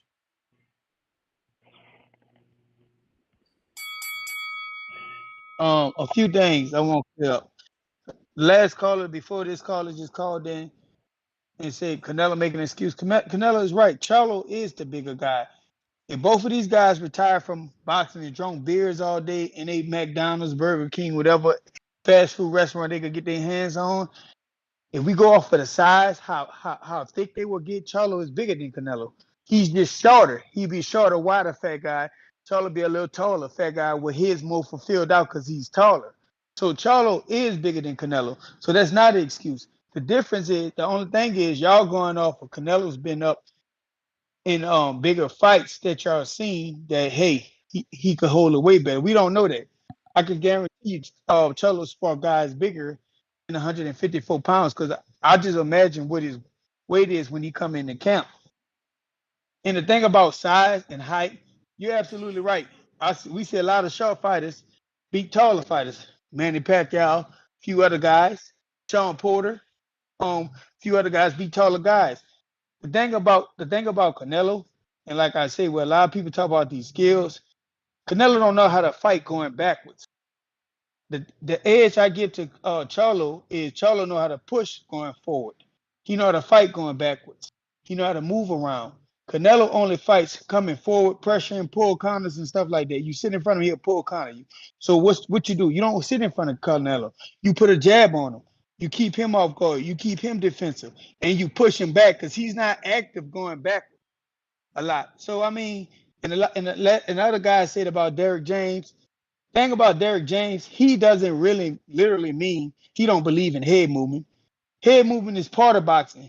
What he's trying to tell you is he don't believe in unnecessary head movement when you could catch a punch and you could be in position to throw a punch back. A lot of guys do a lot of slips, oohs and ahs and stuff like that. And guess what? They be out of position to throw a punch back. So I talked to Derrick James a long time ago about that, and I asked him the same question and all that. He said he believed in more carrying and being in a position to punch back. Now it's up to the fighter to do the right mechanics, the ABC, not A to C, not A to D. He got to do ABC, do it the right way. And sometimes these fighters fall short and they forget the fundamentals when they how they supposed to be doing it. So for the caller to sit there and say he doesn't believe in head moving, that is ridiculous, crazy. I mean, and he shouldn't even have to come out and explain that. But I mean, that's my kind of punch, man. I got Charlo because I think all around he's the better fighter with the most skills. That's my kind of punch. Are you gonna give Canelo credit if he beats him? Yeah, I give him credit. I give him credit. I mean, it depends on the size of the ring. We know Canelo a pressure fighter, so he's gonna get a smaller size ring. So pressure might look good, but actually it's not really his pressure. It's the size of the ring where you could step over and then you be in front of a man. So we know. That was the bell, champ. That was the bell. Yeah, man. I just want to know if y'all gonna give him his credit, man. Jay He Will said it depends the size of the ring. Yo, I'm curious. What do you think is smaller, the ring at where they did the Team Combat League that we called, or Silver State? Silver State. Silver State boxing, but you don't never think, been in that you ring. don't, you don't think they're the same size? No way. You think- never been in that ring. Split T, listen, believe me, Split T and Silver State, not the same. Not the same. Silver State is way smaller. Shit's small, bro. It's small. It's got to be 16, 18 the most. No. That shit's smaller than. Smaller than 16? No way. Yeah, I mean. I said 18 the most. I think it's 16. It can't be 14 on the inside, 16 on the out. Like those other 2 feet. It don't make sense. It's got to be 16, that little ring. But I don't know. We could go check it. It'd be open. They'd still be open. Jay Will in Ohio. Actually, Jay Will, give me one second. Hey, what's up? What's up? Don't go nowhere. Just give me one second. Let me just get caught up on this. Average boxing fan, salute to you, man. It's like your 3rd day in a row with the first super chat of the day. We appreciate you rocking out with us every day, even though I obviously, piss you off because you say some shit. Canelo sparring 12 rounds, 4-minute rounds this fight. That'll help. Comes right back with a $5 super chat. Says, do people think Mel is a slick fighter just because he's black? Because he ain't no slick boxer. I feel like he gets hit a lot and he ain't great at moving. You think he's a slick black fighter? I think he a slick fighter. I think that he gonna surprise a lot of people with some of his slickness, man. I'm telling y'all, Jawan is adding some sazon to him, bro. I think I'm more impressed now than what I was before. Just from like videos I've seen. Down the videos I've seen, like, cause I went back to watch the first Harrison fight. Mm-hmm. And I was watching that one. And just shit that he was doing in that one, and then I'm watching the first Castaño fight, and then I'm watching shit he doing in that. And I was at the Castaño one. But those are my issues, Danny. He had to have 2 fights. Like, his toughest fights, he won them in rematches, and you don't got a rematch in this fight. So if you don't get the win, you don't get the win. Yeah, totally agree. I think whatever, and I don't know if it'll be enough, but whatever stops and whatever things that Joanna's bringing to the table is going to have to be for this one, because like you said, it ain't no numero dos, no running back for this one. We got Jacob Sims, $5, says Canelo selling the fight. Derek James has said multiple times Charlo will not come in at the full 168 pounds, so how the hell is he bigger? Clifton Dennis, $2, says it's a joke, old man. Get off my lawn type. Sensitive. Sure, it's a joke, but you can't have a conversation without saying it. But it's a joke. So, like, is there no time for a serious conversation without jokes, is what you're saying? Or are you forced to make every conversation a joke if you happen to say something that you perceive as homophobic? Yo, so I just seen this ring camera footage, and the owners of the house had a sign that said, stay on the lawn. Mm-hmm. And the male guy, concrete. Yeah, the male guy actually did it. I'm like, that's old, bro. I got J. Will. Danny is hilarious. What up, fellas? What's up? Yo, Ness, man. I appreciate you calling out the cap early. I just appreciate that you being a Canelo fan, you just calling out the cap. So, I think a lot of people ain't really calling in to say that because you called the cap early. It's straight cap, bro. He's trying to sell the fight. I, to me, he's not making no excuses in case he loses. I'll just put it to he's just trying to make the fight. I give him that much credit, but it's pure cap. Like the last little super chat said, it took the thunder out my cell a little bit when dude was like, their team, Charlo team, is coming expecting not to even weigh to 168. They come up 165, 163, some shit. So they're not even going to be at 168, something that Canelo's always waiting at 167, 168. You know what I'm saying? So he's obviously the smaller dude, man. It's just funny to me, just like people who've been watching boxing their whole life, and somebody coming up from 2 weight classes below, all of a sudden it's like, are they the same size, or is Charlo really the bigger man? Like, I think we all saw Roy Jones. Well, at least me and Ness did. We saw Roy Jones go up to heavyweight and fight John Ruiz. There was only about an inch difference in height, but Roy Jones was by far the smaller man compared to John Ruiz. Hell, when Roy Jones and Mike Tyson just fought at 50-year-old men, Roy Jones is taller than Mike Tyson by far. But there's no way nobody would say Roy Jones is bigger than Mike Tyson just because he's taller. Your body and your frame, that shit makes a big difference, bro. So, no, Charlo is not bigger than Canelo. Maybe a little faster, but bigger. Come on, get that shit out of here, bro. And then I think Danny touched on why, some Mexicans would never revere Canelo as much as Chavez. And I think it's not just they just hate the dude, or it's how he looks. It's he doesn't do the shit that Chavez did. You know what I'm saying? Chavez, he fought a young Pernell. He fought a young Oscar. He fought a young Mildred Taylor. Like, when somebody says Canelo name, calls him out. He fought 80 bums before that. That's what Canelo ain't do, huh? He didn't take the Chavez 80 bum route. Fuck out of here. But he fought like 20. He fought 20 bums. Why you talking about he fought 20 bums. Why you talking about the dudes that Chavez fought 80 fights later? Hey. Okay. Like 80. Okay. Like so, you so, literally so gonna compare Chavez to Canelo when Canelo's been doing grown man shit as a boy? As a boy, he was doing grown man shit. Like fuck, y'all dudes hate so much. Meanwhile, everybody want to fight this motherfucker. You got dudes from other sports calling them out. Yeah, it's impossible. Listen, just know that your hatred will never give Jermell Charlo any accomplishments. Like, you can't hate on Canelo and Jermell upset him and all of a sudden it be a great win because you've been hating on his greatness every fucking time you get a chance to call. He never good. He never good. So what's the win gonna mean for Jermell if you keep downplaying Canelo? It's like you dudes don't got no fucking brain in your head. At least shut up for this fight because you want Charlo to win. No, we gonna keep shitting on Canelo. So when I want Canelo to win. I want Canelo to win so he can fight Bud. When he win, it wasn't worth shit. It's weird to me. I want Canelo to win so he can fight Bud. And then what happens if he knock Bud out? If he knock Bud out, you're going to say, yeah, look at him. He fought a dude moving up 2 weight class. Then he fought another dude moving up 3 weight class. Canelo a fucking cherry picker, man. He fought a dude in Kovalev, old as hell. This dude been just jumping around. He fought old ass Triple G. Look at his back half of his career, Ness. You think I can't make up the shit that y'all going to say? Fuck out of here, man. It's always unfair. Y'all always push the goalpost back.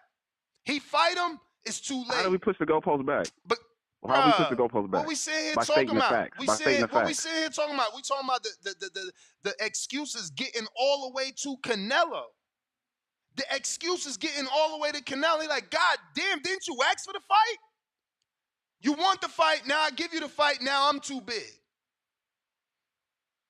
I mean, you don't think he picked Charlo at this particular time for a particular reason? I'm not even giving you no more free time because this is the problem. Y'all got y'all got a problem with comprehension.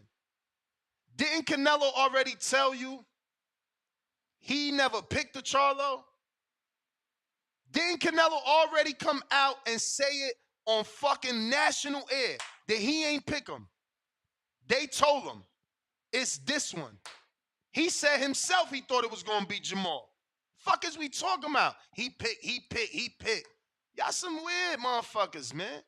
Shit corny. Can't never have a good fight without somebody downplaying somebody. Just have a good fight. Adrian, what up? What's going on, boss? Chilling. Man, this Canelo thing, man. This is how I look at it.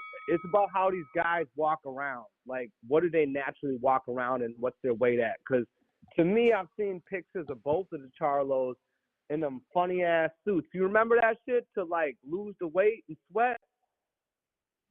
Y'all, I don't know if y'all remember the. You talking about the pictures that sauna I suit? was on. Huh? You talking about they was like some big ass Eskimo looking shit.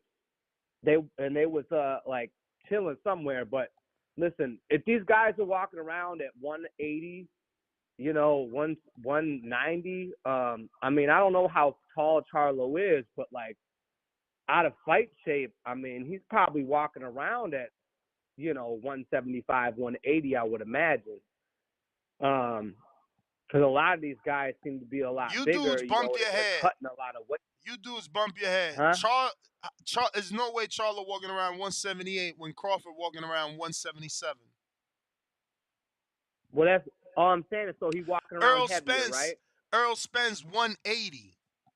Tim Bradley. All right, so that's Bradley notoriously was 180 plus. So that's and my those thing. are welterweights. These bro. guys are walking around big. So to say that he can't fight at 168 and still not be at a good size and have good speed and fight well, these guys they know there's an advantage to getting as small as possible and being as strong as you can be at the weight class that you're at. So I don't really think that it's much of a factor. Yeah, he been fighting at a lower one, but I think these guys walk around at a certain weight that they'll be fine if they jump some of these weight classes, depending on how much weight they're putting on in between. Shout out to Border Wars. Your boy Jerome Lambert's fighting this weekend. We producing another event this weekend in Racine. He adding a little notch to the belt. So, another pro coming out of Border Wars. So I don't know. It's probably not going to be on no pay-per-view or something, but, we out here doing things. Besides that, I mean, I don't think it's that much of a fact. I actually talked to that promoter. I talked to that promoter. We talked. Nick? Man, is it Nick? I ain't sure, but I definitely. Nick is Doctors Make Boxing is Nick. I definitely talked to him, and we talked about you, and I offered him streaming, bro. I wanted to. It's like, yo, those fights can't nobody see them shits. What up? Okay. Yeah, hey, trust me, man. I've been talking to a couple promoters out here about that. And you know what the biggest thing is with these smaller local promoters when I bring that up? They feel because they're doing it at such a local level that it's going to take away from the ticket sales and how they feel like it's your to be time. honest with Bro, But that's it's not no your time. joke. I legit had a conversation with this other promoter from the DMV area that said the same thing. And I'm like, nah, because if I offer streaming, people ain't going to come to the show. I'm like, bro, you tripping. What about everybody else that can't legitimately make it? Like, and what about the fighter? The fight lives on. Don't that kid want his shit to be seen? Like, boxing is so fucked up, bro. Hey, listen, Ness, I'm with you, man, because I tell them, like, listen, if you're trying to promote your brand beyond something, and Nick is also a manager, right? He just had that fighter on that OTX card, right? One of the ones on there, and it's like, to me, it's good to do stuff local and make money, but how do you start making money if you're not putting your product out there further? Trying to get pay-per-views, trying to build more. Bro, you put your shit. It is what it is. You give it visibility, and you can get ticket sales from people in different parts of the world that want to travel. Like Jerome has fans. You feel me? He's not just a local. But that's the issue with promoting. But it's good to bring it up here on the show so that people can see that even promoting on the low level, motherfuckers still get it wrong. Let me get to these counterpunches, Adrian. I got CYP, what up?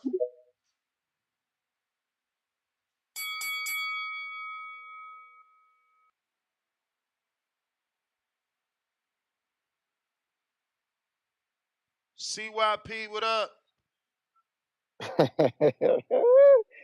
Y'all hear me? Man, it's getting emotional. Jesus Christ, just called in. It's already emotional. All right, listen, man. CYP Discoveries has found some things. Floyd Mayweather had a catch weight with Canelo at 152. The man still came in at 150. He fought Cotto at 154. The man came in at 151. Roy Jones, my guy, 193 at heavyweight. Pac-Man fought at 154 versus Margarito. The motherfucker came in at 144 pounds. That's when a dude is too small. That's when a dude is too small. Not when you fight a 175 pounder and you weigh 175. Not when you move up to 168 and weigh 168. They're saying Charlo gonna come in less than 168. That's too small. I just find it fucking funny that you Canelo fans always do this weird shit, and then you cry when people call you out on it. Stop doing weird shit, and we won't call you out on it. You knew, and I knew, and all of you knew that we thought it was Maul he was fighting, not because of skill, but because of size. We thought it was Maul. So now all of a sudden, mentioning Mel being smaller is an excuse? No, motherfucker. It's a question. I don't know if any of you ever watched To Catch a Predator, but there's one dude on there who be like, it's a question. So all we doing is, it's a question. We just asking the goddamn question. Stop all the goddamn crying. We know what the fuck Canelo be doing. It's all good. It's going to be a great fight. I'm Lions only. It is what it is. I don't give a fuck. But let's stop. Like every time Salute to the boxing we gods. question what Taking his audio. Canelo See do, that? we hating. Cut it out. He the one who starts the shit. He the one who goes on. I'm a dude gets outboxed, right? It don't matter. It don't matter. I can go in and out. Don't trip. Just ring that bell on me. A lot of dudes talking about a dude can be outboxed. You can't be outboxed and lose the goddamn fight. If you outboxed a dude and you lost the fight, you didn't outbox him, nigga. He outboxed you, dummy. It's not. This is not a team sport. A team sport, you can outplay your opponent, but your team can lose.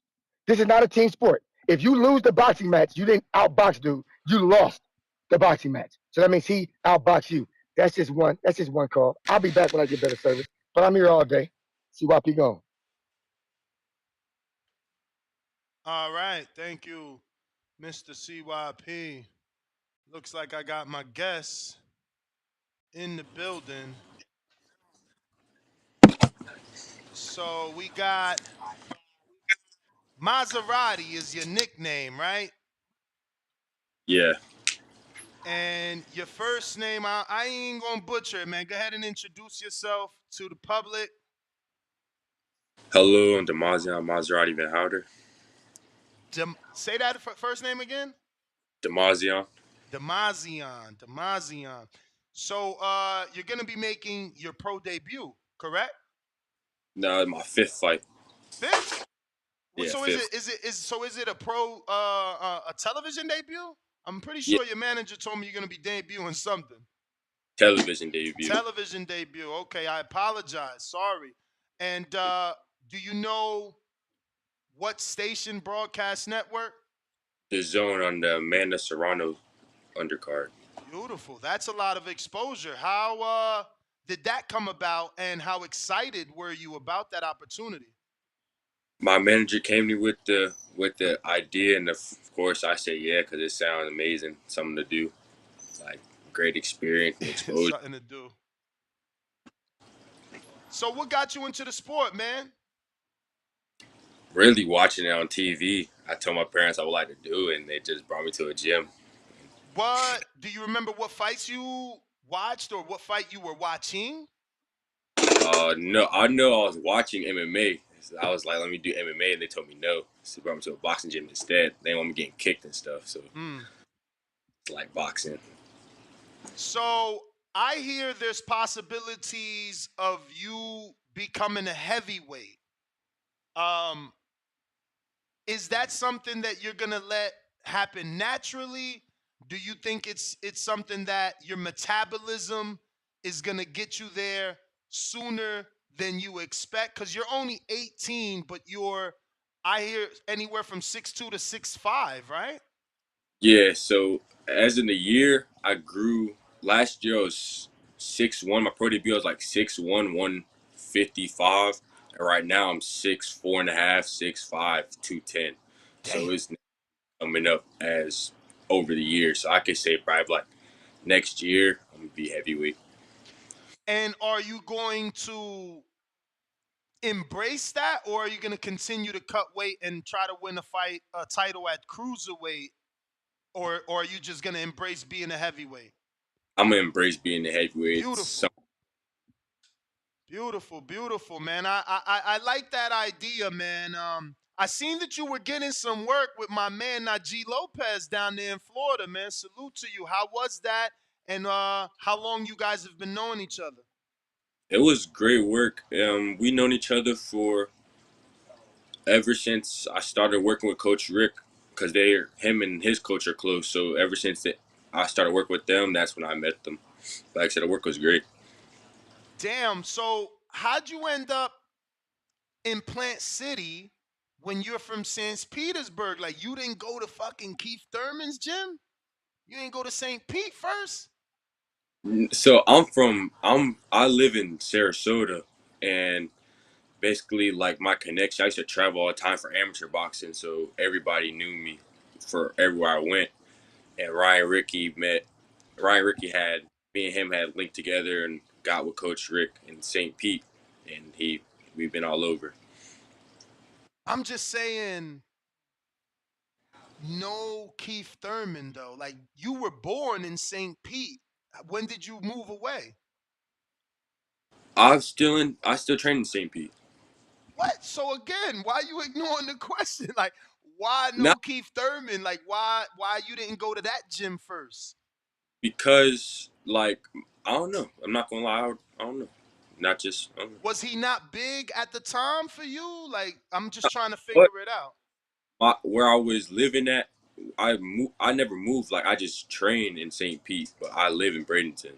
Oh, wow, that's far for you, bro. Because I got a spot in Sarasota. So Sarasota to St. Pete is a fucking drive alone. So you Yes. going every day from Bradenton to St. Pete? Yeah. Damn. So how long you been driving? Since 16? Shit, my pops take me, but I've been driving since 16. Yeah. Oh, shout out to your dad. Is he also your trainer? My Coach Rick's my trainer. Okay, so dad just comes every day. That's great. And he's not your manager, because Ryan Ricky's your only manager, right? Your dad is just your dad in the corner. Wow, that's not typical. We usually see fathers either playing the managerial role or the trainer role. That's interesting. So you said they put you in the boxing gym. You wanted to do MMA. What was that trainer they hooked you up with? They hooked me up with one of my dad's friends. His name was Zach, and he used to box too. So he was like, he got a gym, so he trained me a little bit. He told my dad I was good, so we just took it serious. And I started more often. I'm excited, man. Heavyweight is an amazing division, and your stablemates with Lorenzo Medina. So you've been in the ring with some heavyweights already. I want to assume you've had to have sparred Medina, both of you being 18, and obviously you got Brandon Moore. Congratulations to my boy, just got signed to Top Rank. You know what I mean? Giving you guys motivation in that stable. But do you spar with both of those stablemates, or are they just only stablemates? Just stalemates. I haven't sparred in them yet. I just now got the size on me. Okay. Have you watched their most recent fights? I was at Lorenzo's last fight. Bro. I was on undercard Brandon's last fight too. What did you think of Lorenzo's last fight? Beautiful. Calm, composed, beautiful. Yeah, I'm with you, bro. That kid is super impressive. I had no clue. You know, I think that was my third fight watching him. Mhm. You know, he's to be 18, man. You guys are killing it being this young, man. I can't believe you know, how far along in your careers you guys are. So he's gonna be on the Amanda Serrano card. This is my co-host, Danny. Um, are you, I guess, pulling any inspiration from being on a card with a champion? This will be your first championship card, correct? Correct. Yes. No, mainly I'm just trying to show out, so I'm going to like make sure I perform the best and show off what I got. No. Because of, Definitely gonna have a lot of attention on the card. Yes. So, you never know what could come from. What opportunities can come from The exposure. the exposure. Absolutely. Any word on opponent? no word on opponent yet. They're still looking. And that date is what, the 27th, you said, right? October. All right, you got a little bit more than a month. Are you used to that? Because normally it's like that in the beginning of a fighter stage. You don't really know who you're fighting till the week of or so. So is that something that you're used to, or do you prefer, excuse me, knowing who you need to prepare for? Nah, I'm cool with finding out later. In my opinion, my coach will find out. My manager will know, so I'm cool with knowing when I find out. Not really important to me. Find it out. Now, obviously you sparred Najee, but he's a light heavyweight, which is currently where you're campaigning at. But have you started to spar heavyweights? Because you're saying you're gonna eventually make that move. Yeah, we're starting to spar heavier weights, heavier people heavier. We have been starting last camp. I got bigger last camp. So you've been getting great rounds, like we mentioned. Najee Lopez. Obviously, you got some rounds with Eric Berlanga. He spends a lot of time in that Florida area from time to time.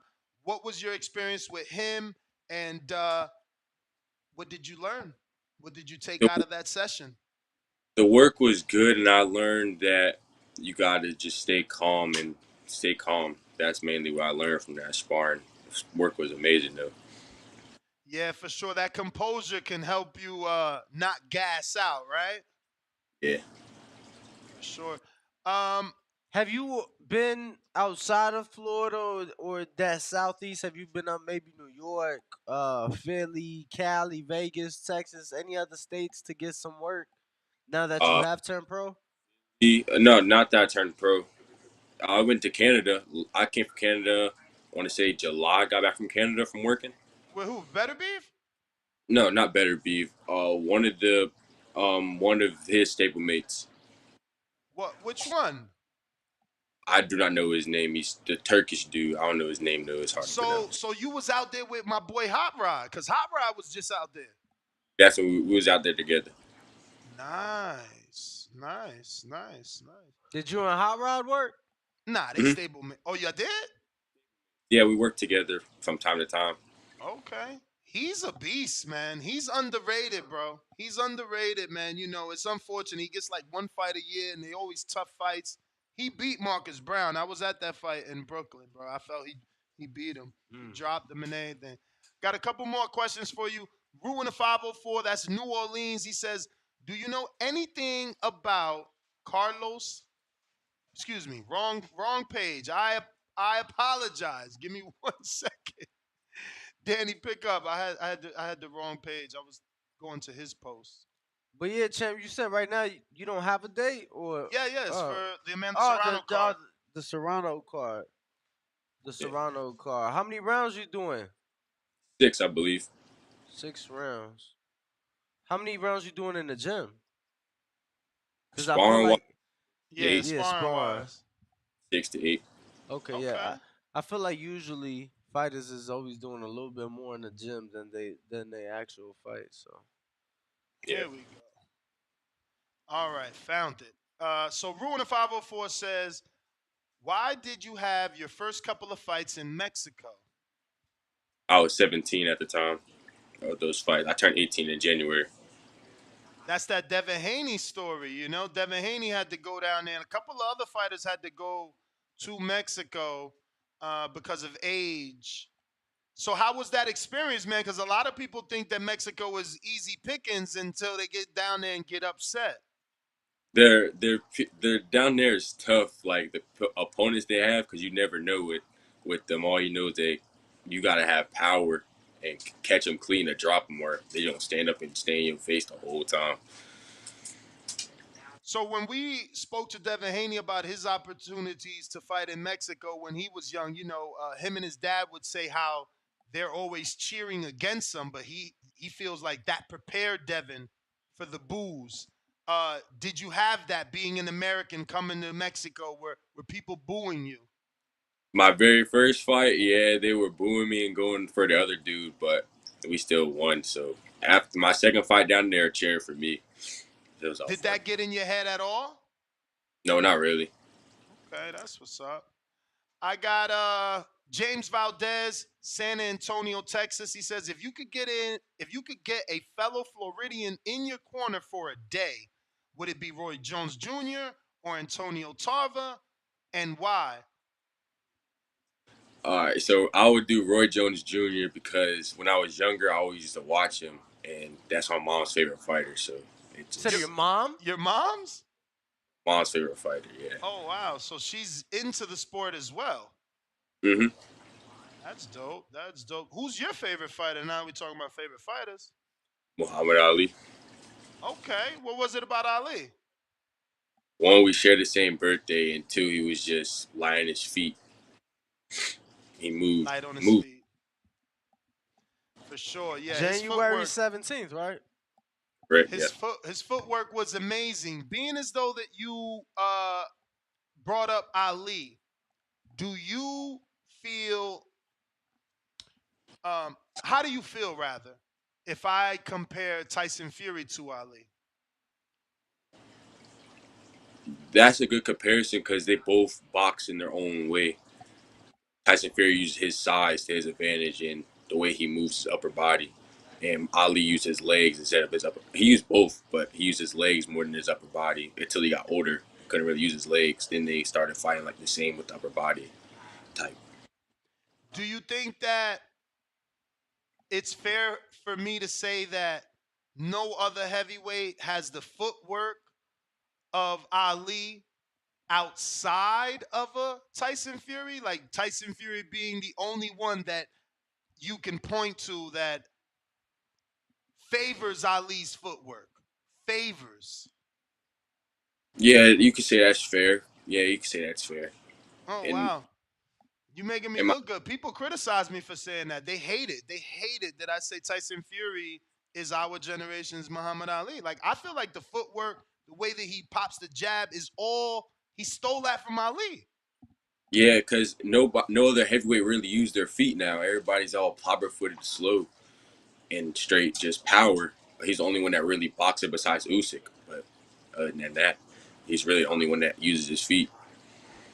What other heavyweights do you watch tape on? Usyk, Oh, really? What is it about Usyk? Engels, and the fact that he's moving so heavy and he's so small, but he's still able to move around and get through everything. How do you think he fares against Tyson Fury if we ever get undisputed? It feels like the only division that no one cares about undisputed. I feel like Tyson Fury's gonna use his size to his advantage because he's so much bigger. But it all depends on how Usyk's able to move around and get through weather his storm with his size and stuff. But I think Tyson will win it. Nice. Let me pull up. I gotta go to my members only. I forgot we had 2 posts for you, so I gotta check on members. But in the meantime, because this will be the last question, please give out any social media where the fans can follow you, keep up with you, and ticket information too. If you want to direct anybody, maybe you got your own set of tickets you need to sell. Let them know where they can get them. So you could follow me on Instagram at T Maserati, and you can follow me on YouTube Maserati_TV. But ticket information, I do not know where that's at. I think that's just on DAZN.com. Okay. Well, Mozzie, appreciate you, man. No Can't problem. wait. We're gonna get you on for the victory lap. I'll be definitely tuning in and watching that fight, and we'll get you back on and discuss it. Okay, sounds good to me. Appreciate you, man. Take it easy. You too. All right. There you have it, ladies and gentlemen. DeMazon, right? DeMazon. We're gonna go with Team Mozzie, man. Keep it Team nice and Maz. easy. But it looks like DeMazon Van Houter. Van Hooter? Van Hooter? Houter?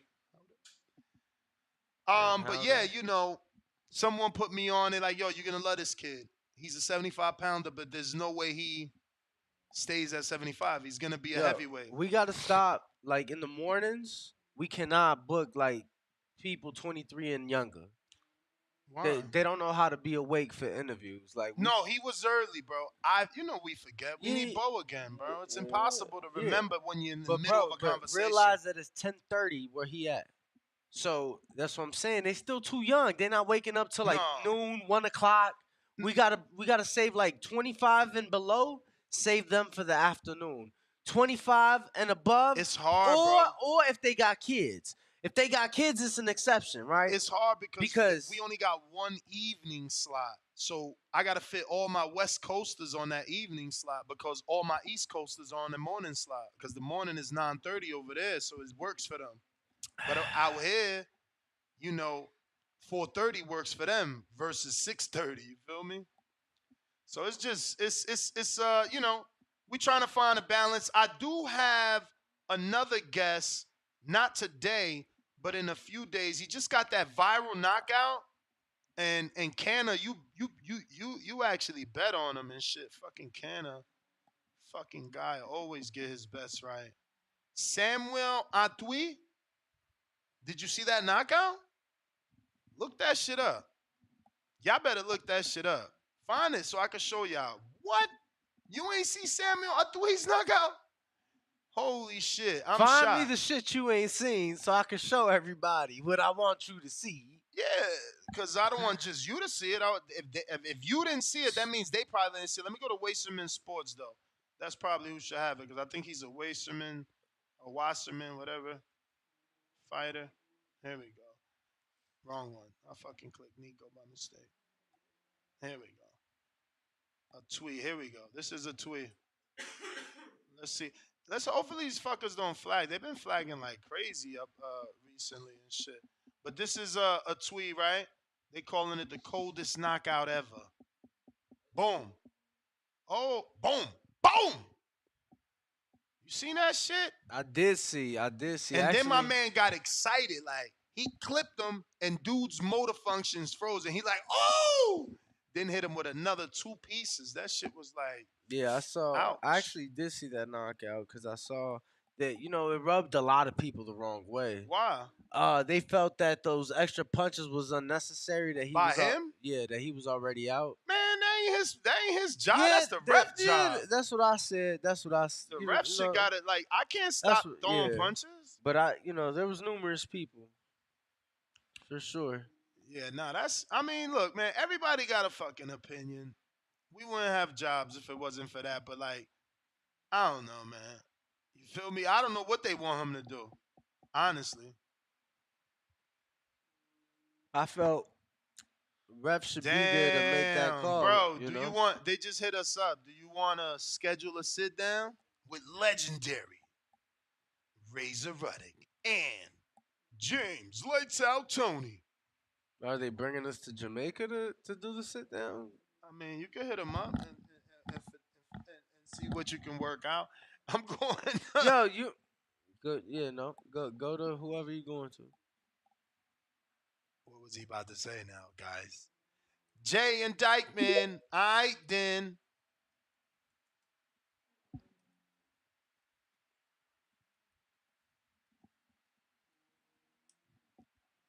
Jay, gotta unmute. Hello. Yo, what's up? What's up? What's up? What up, though? Hey, that was incredible. Dude said he went from 6'1", 150, 175 pounds. Nah. 6'1", 150. 6'1", 150 155. to 6'5 to 218. Yeah. That was crazy. So if he puts on enough muscle, that boy could be somebody. But wait a minute, who is Eric Belanga? Because I know who Edgar Belanga is. Edgar. Okay, but you said Eric. No, I didn't. Okay, but I'm gonna keep it going. That's that The hearing difference aid. between, you know what? I ain't even gonna say that. You can say what you want about my old age. I'm glad I made it to 65. Everybody on this podcast ain't gonna make it to 65. So anyway, Damn, Jay. Damn. Fuck you well, too. it's true. It's true. It's true though. Wishing Everybody ain't death gonna make on it to 65. No. I ain't say that. I said everybody ain't gonna make it. Yeah. He said everybody on this podcast gonna die by 64. I said everybody ain't. I ain't saying who's gonna die. Anyway, bro, when you look at Canelo, first of all, you know Canelo's just trying to sell a fight, of course. He's a G like that. He's got the most experience than everybody. But when you look at the difference between Canelo and Charlo, Charlo, if you look at it streetwise, Charlo would be like a parking meter, as Canelo would be more like a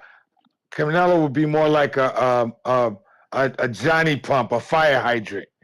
So they're both strong, but that's the difference in Canelo and Charlo. Charlo would be more like a parking meter, and Canelo would be more like a Johnny pump, like a fire hydrant. I mean, they're both strong. If you run into either one of them with your car, you're gonna damage your car. So when Canelo says, well, he's bigger and stronger, he's just trying to sell a fight. He don't want to look like he's picking on the small guy. He's got that type of integrity. That's just Canelo, you know. Even in his last fight, he could have actually maxed dude out, but he was beating the shit out of him, and he's got compassion, so he backed off a little bit just so it doesn't look so. Yes. So are you giving Canelo his credit if he wins, or since he's lying? Of course, I'm a I'm a Canelo fan. Of course, I'm giving him his credit. The only way Charlo can win, because you can't hit a Johnny pump and knock it out. You can't hit a fire hydrant and knock it out. You gotta outpoint Canelo. That's the only way Charlo can win. He's got to outpoint him. That's it. Because All right, Jay. That's the appreciate the call, champ. All right. Peace. Everything y'all call me, I gotta call Jay. So it's like everything y'all call me, I gotta call Jay. So it's like peace, OG. Peace, Y'all be playing me. I ain't as old as Jay. Y'all be trying to call me that. Hey, yo, Buddy had to be from New York, man. My boy said a Johnny pump, son. Like, who knows what a Johnny pump is? When he said fire hydrant, I was like, all right, I'm with you now. Yo, is a Johnny pump a gas Johnny station? Pump? Bruh, tell me, Les. What is the Johnny pump? I don't fucking know. I mean, it sounds like it could be a gas station. Yo, when he said the fire hydrant, I was like, okay, maybe that's what he mean. Like, you know what I'm saying? I could get with that. I know what a fire hydrant is. I don't know what the fuck no Johnny pump is. And a parking meter.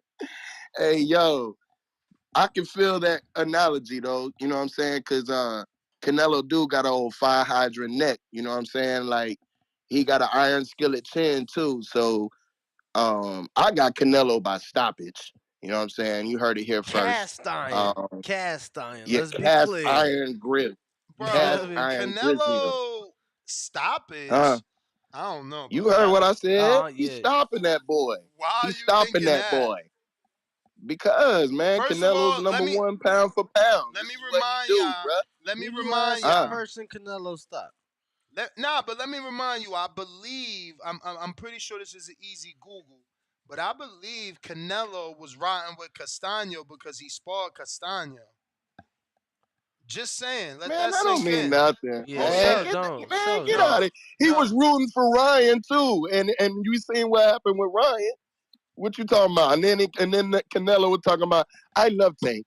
Tank is a great fighter. But he So come on, man. Out of here, man. Out of here. He always talk about That was Out a of good. here. We ain't. Don't try to use that. That was a good one. That was a good one. Hey, listen. Canelo gonna stop that boy, man. Charlo has been proved that his style is like almost ready made for this. Like it's gonna look like when Canelo fought Danny Jacobs, because Danny had a good He jab, ain't bruh. stop Danny Danny. had a hell of a jab. Sure, dude. Danny had a hell of a jab. Some people What? felt that was a close fight.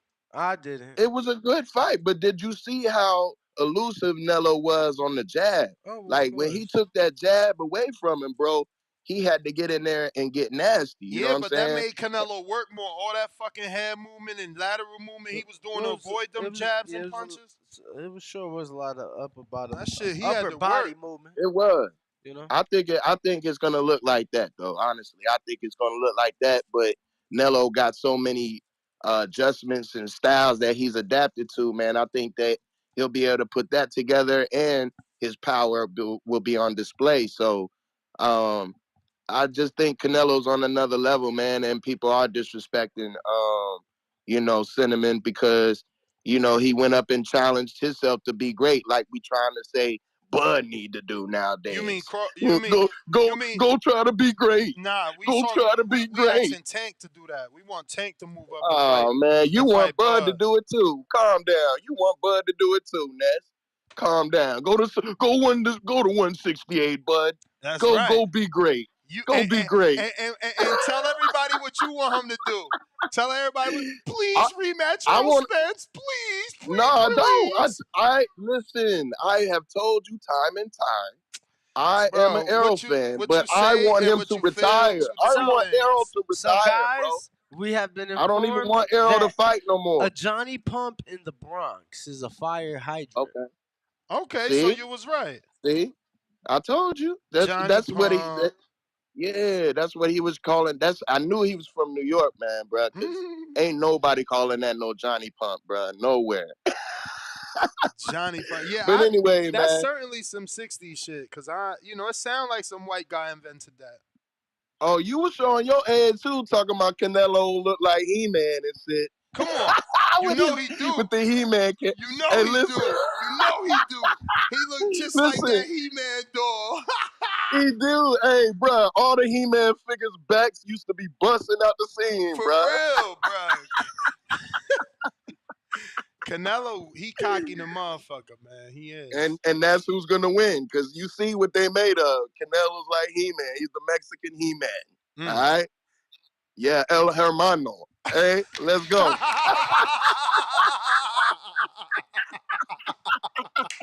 Hey, yo, it's TVV for life, man. We out of here, man. That was a better attempt. That was good. That was good. He said, Earl Mano.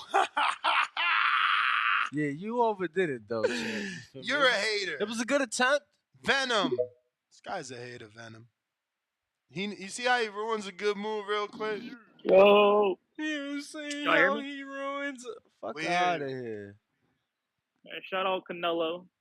About to make great. This Sean? I want Venom. Oh. Ryan's this little Sean. brother. Yeah, Ryan's little Sean. brother. Sean Garcia. Yeah, you're right. You're You right. fucking idiot. Sean, what up, Shout bro? out. It's been a minute. How you been? Yeah, I've been good. He's still recovering, shout bro. out- Let him live. Nah, we know what happened. What happened? But Charlo signed the contract. He needs to honor that contract, just like Ryan did. What contract? And so the contract that people making excuses about the weight. Last time I checked, Triple G, weren't we saying Triple G should move up to fight Ward Word. because he show. was too big? Exactly. So now Charlo can't move up. He's been a 154 pounder his whole life. But we were begging Triple G to move up. Word. Begging. But I love how you call out the you know- double standard, Sean. I peep your style. You always do that. bro, I don't pick a side. I pick the right side. What? But yeah, I hope. Yeah, I didn't know what to say. Listen, I hope y'all wear your Iron Man costumes on that day. Okay, all you little Charlo fanboys, wear your Iron Man costumes. Okay. And it's gonna be a spectacular night. Last thing, yo, shout out my Steelers. We won. Shout out my Steelers. Y'all was hating on them on week 1. We back on top. Y'all know who it is. Sean Garcia. I'm out. Salute. Salute. Who we got? Looking like JT. Oh, shit. Man. What up? Nah, there was like a gruesome injury during that game last night. It was pretty bad. Prayers out to Nick Chubb. I didn't know it was boxing last night. Nah, it was worse than that. Yeah, Nick done for it probably for a good minute for sure, man. Nick. I Nick don't know Chubb, no Knicks. bro. JT, gone once, gone twice. 2 times. Twice to the third power. Yo, Nah, speaking Q, of what the up? Nick Chubb hit though, during the Colorado game this past weekend, there was like a pretty late hit. Yo, Colorado like state police is like, cause yeah, they like involved now because the dude that hit Travis Hunter, boy, he getting death threats. The parents getting death threats. They getting calls to their house, all type of shit. Yeah. Damn. Yeah. And this is a football hit you talking about. Yeah, yup. And those are illegal. That's why, right? You can't hit them no more. Well, nah. I mean, the one on Travis Hunter was for sure like pretty bad. The Nick Chubb hit, it's part of the game. I felt like, maybe a little low, but yeah, look, this shit it was bad. Oh shit! Oh Yeah. shit! Is it broke? Man, he done for. Of course, his knee is broke. Boy, he is done for the rest of Just the year. the knee? Yeah, That the knee. shit went the opposite way, homie. Yeah. God damn! Did it protrude out the skin live on camera? No, it didn't come out the skin. Oh my god! It didn't come out the skin. Damn! That's considered chop blocking? See, yeah, it was pretty low, bro. It was pretty low. Bro, that's what I'm saying. They changed everything too. Like I used to, like that's how you used to tackle, bro. I mean, obviously not sideways, it was front, but god damn. You know what I'm saying? Nah, That's why they like- got rid of that shit. That's why they got rid of that shit. Shit dangerous, bro. I'll say that everything looks different slowed up, but like nah, bro. No, for sure. Everything does That look different shit- slowed up. Bro, my man looked No, like for a sure, for sure, fucking for sure, for sure. Barbie But, doll the way he did like his the split. Travis Hunter, bro. I'm watching that shit live. The ball hit the ground, and then he comes smack his ass. After the ball hit the ground, like bro, the play been dead, and you just come over here, and that was a lacerated kidney, that or some shit. Let me get to He out a couple weeks, but yeah, Nick Q Chubb, and that North, was what pretty up? bad. Hey, what's going on, fellas? What up? What up? Hey, Ness. In this fight, though, man, about the topic, it ain't no size difference to me. It's just a weight difference, and what I mean by that is they was both at 54 at the same time, and they only 2 years apart. So, like, I don't get how it's like this big weight difference. Like, they only 2 years apart in age. They was at the same weight, like, at the same time. So, pretty much, at the time, Canelo was just further along in his career to fight other people. And most of the people where the money was at 60, and then it became him wanting to be undisputed. He had different goals. Charlo, only way he was going to get bread and get in this position is to stay at 54 and become undisputed. That's the only way he was ever going to get in this position. Canelo had the popularity to move around and do what he wanted to do. That's the only reason why Canelo was able to go up. But it ain't like it's no size difference. Same age, they was in the same division at the same time. So it's really no size difference in this fight. I don't know. So whoever win should get full credit. And Charlo shouldn't get more credit. Maybe he should get more credit than Canelo because he never fought at the weight. He never had the experience. But it ain't like it's like he's small and he beat the bigger man, or Canelo like big, so he overpowered the smaller man. To me, ain't no difference in size in this fight.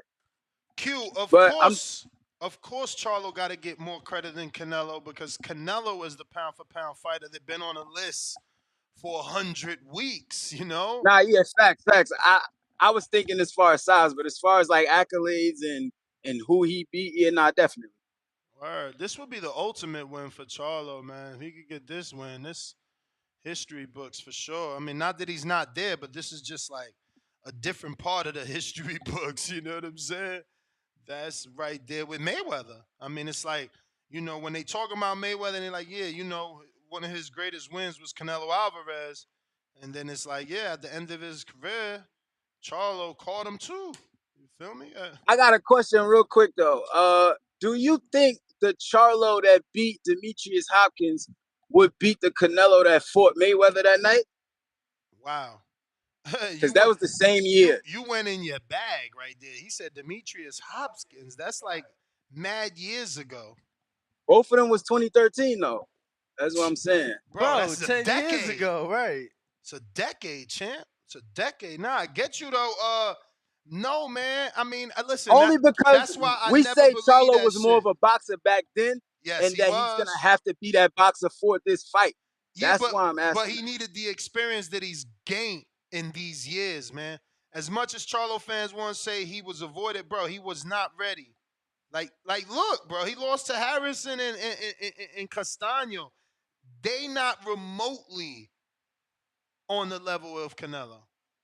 I don't disagree with that. Even though I think Canelo current style and Castaño current style is hella similar, the way they execute that style is gonna be different. Exactly. I was gonna say that if you didn't yeah, maybe they style similar, but Canelo is a master at his style. I'm rooting for Charlo though. I'm hoping he take this. It's time to pass the torch. Even though Canelo 2 years younger than him.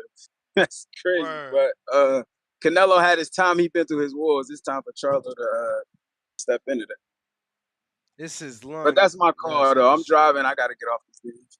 I appreciate you, man. Q and Nork, stand up. You Big sound Face, totally different. Big Face says he's on Twitter. Big Face 100. It was a lacerated lung. This is what it is. Who? The one I showed you. The second one I showed you. Oh, when he hit the dude like that? Dang, he fucked up his lung with a shoulder? Felt like he hit his fucking shoulder pad only. Like shoulder pad to shoulder pad. Maybe a little bit underneath it. Maybe like armpit. Jeez, that's weird. Big Face, counterpunch. That's weird. Yo. What up? Yeah, man. First things first.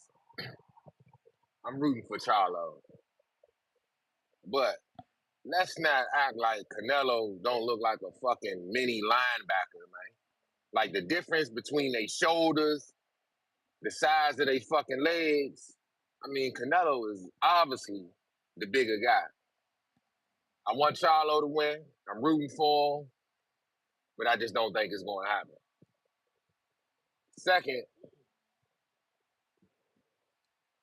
Second, what do you think about? Hold on.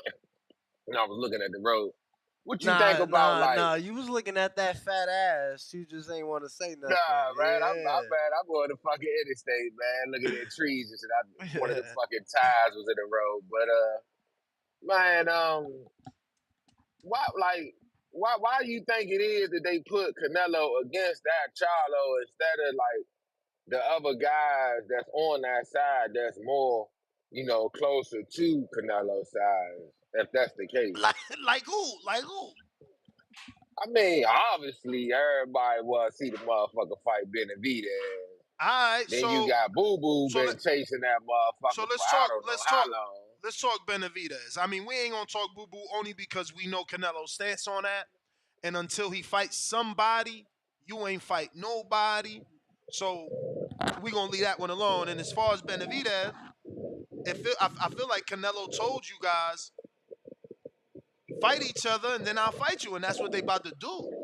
But forget what Canelo said. Let's think like we Al Heyman.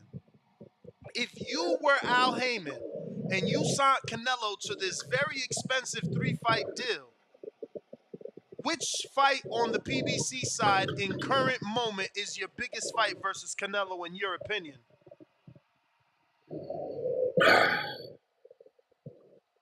I mean, you got a point there. It is Charlo. You know what I mean? You think Charlo's the bigger fight? Never, Nah. yeah, I do think the because bigger fight I think black is versus Mexican is always do well, Ness. Yeah, but I think the bigger Black fight versus Mexican always do well.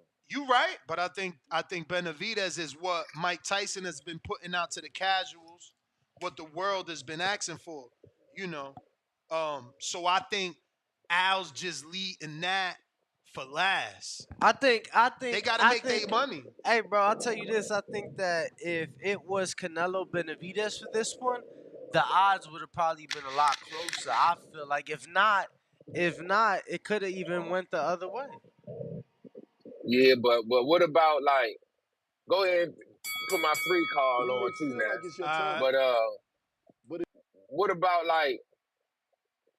I never heard no PBC fighters complain. You know, maybe Shakur need to complain about go ahead what? and go over there, like complain about their money or anything. I don't hardly ever hear them guys complain and have the complaints that the top ranked guys have ever. Nah.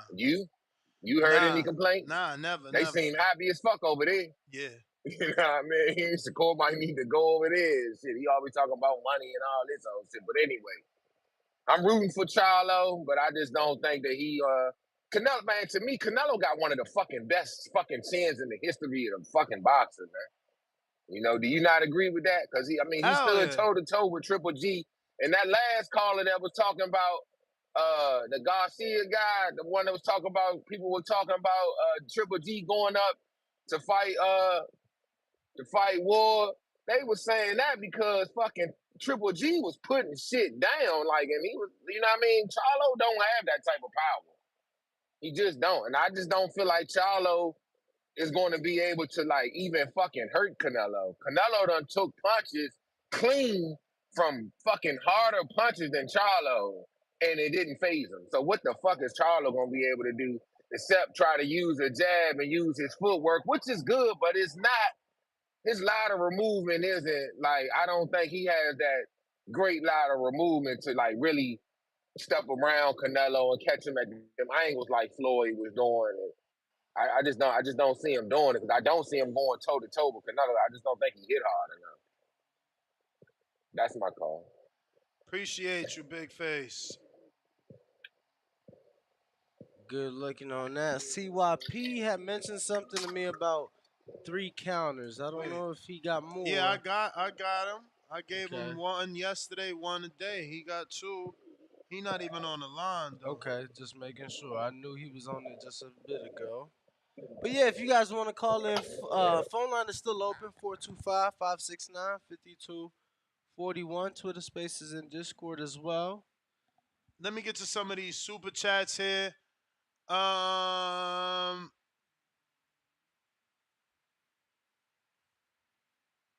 Clifton Dennis. We said that. Keep it moving. Huh? Lennox Lewis won on a rematch, too. Member for 30 months. Brandon lands on that champ level. So, the former 175-pound champ wants you to believe the guy who has never fought above 154 is the bigger guy. I guess when Crawford moves up from 47, that'll be an even fight. Hashtag anybody but Benavidez. You may feel like it's your time, but it's not your time. And that's exactly why I believe Benavidez will be last. Because Al can maximize. He put Canelo in 2 pay-per-views with the Charlos that he knows he's going to win. And then the third one, which gives Al an option. Because if Benavidez happens to upset Canelo, now Canelo needs to re-sign with PBC to get the rematch. You see that? That's why you don't do it first. If you do it first and Benavidez beats Canelo, now he gets the rematch. He beats him again. You don't even get the 3rd fight out of Canelo. You fucked up your 3-fight deal with Canelo. You got to maximize. It's about business. Yeah, no, I feel like you were never going to put your biggest threat in there on the first. Like, you're never doing that on the front of a 3-fight deal, right? You might do it second, because then you got the rematch and then sail off. Or you do it third to now retain him for more time, hoping for that rematch, right? Exactly. So you know, like you That said, would just be Al's business, biggest. just business. That would be Al's biggest, wish or best case scenario is third fight, Benavidez Canelo. Benavidez gets the win. Canelo got to re-sign to get the rematch. And business continues. We got Bobby Shaw, $10. Typical Canelo. He has a built-in excuse and hand injury on the back burner. Laugh out loud. Sad. Another loss coming. Get those excuses ready for the Canelo like you did for Ryan. 32 bums in Mexico. The rest old men. Mantus, $5. In Mexico. Canelo makes crazy money compared to Chavez or Marquez, so that is also part of why he gets hate in Mexico. It's called jealousy. We're going to Art. What up?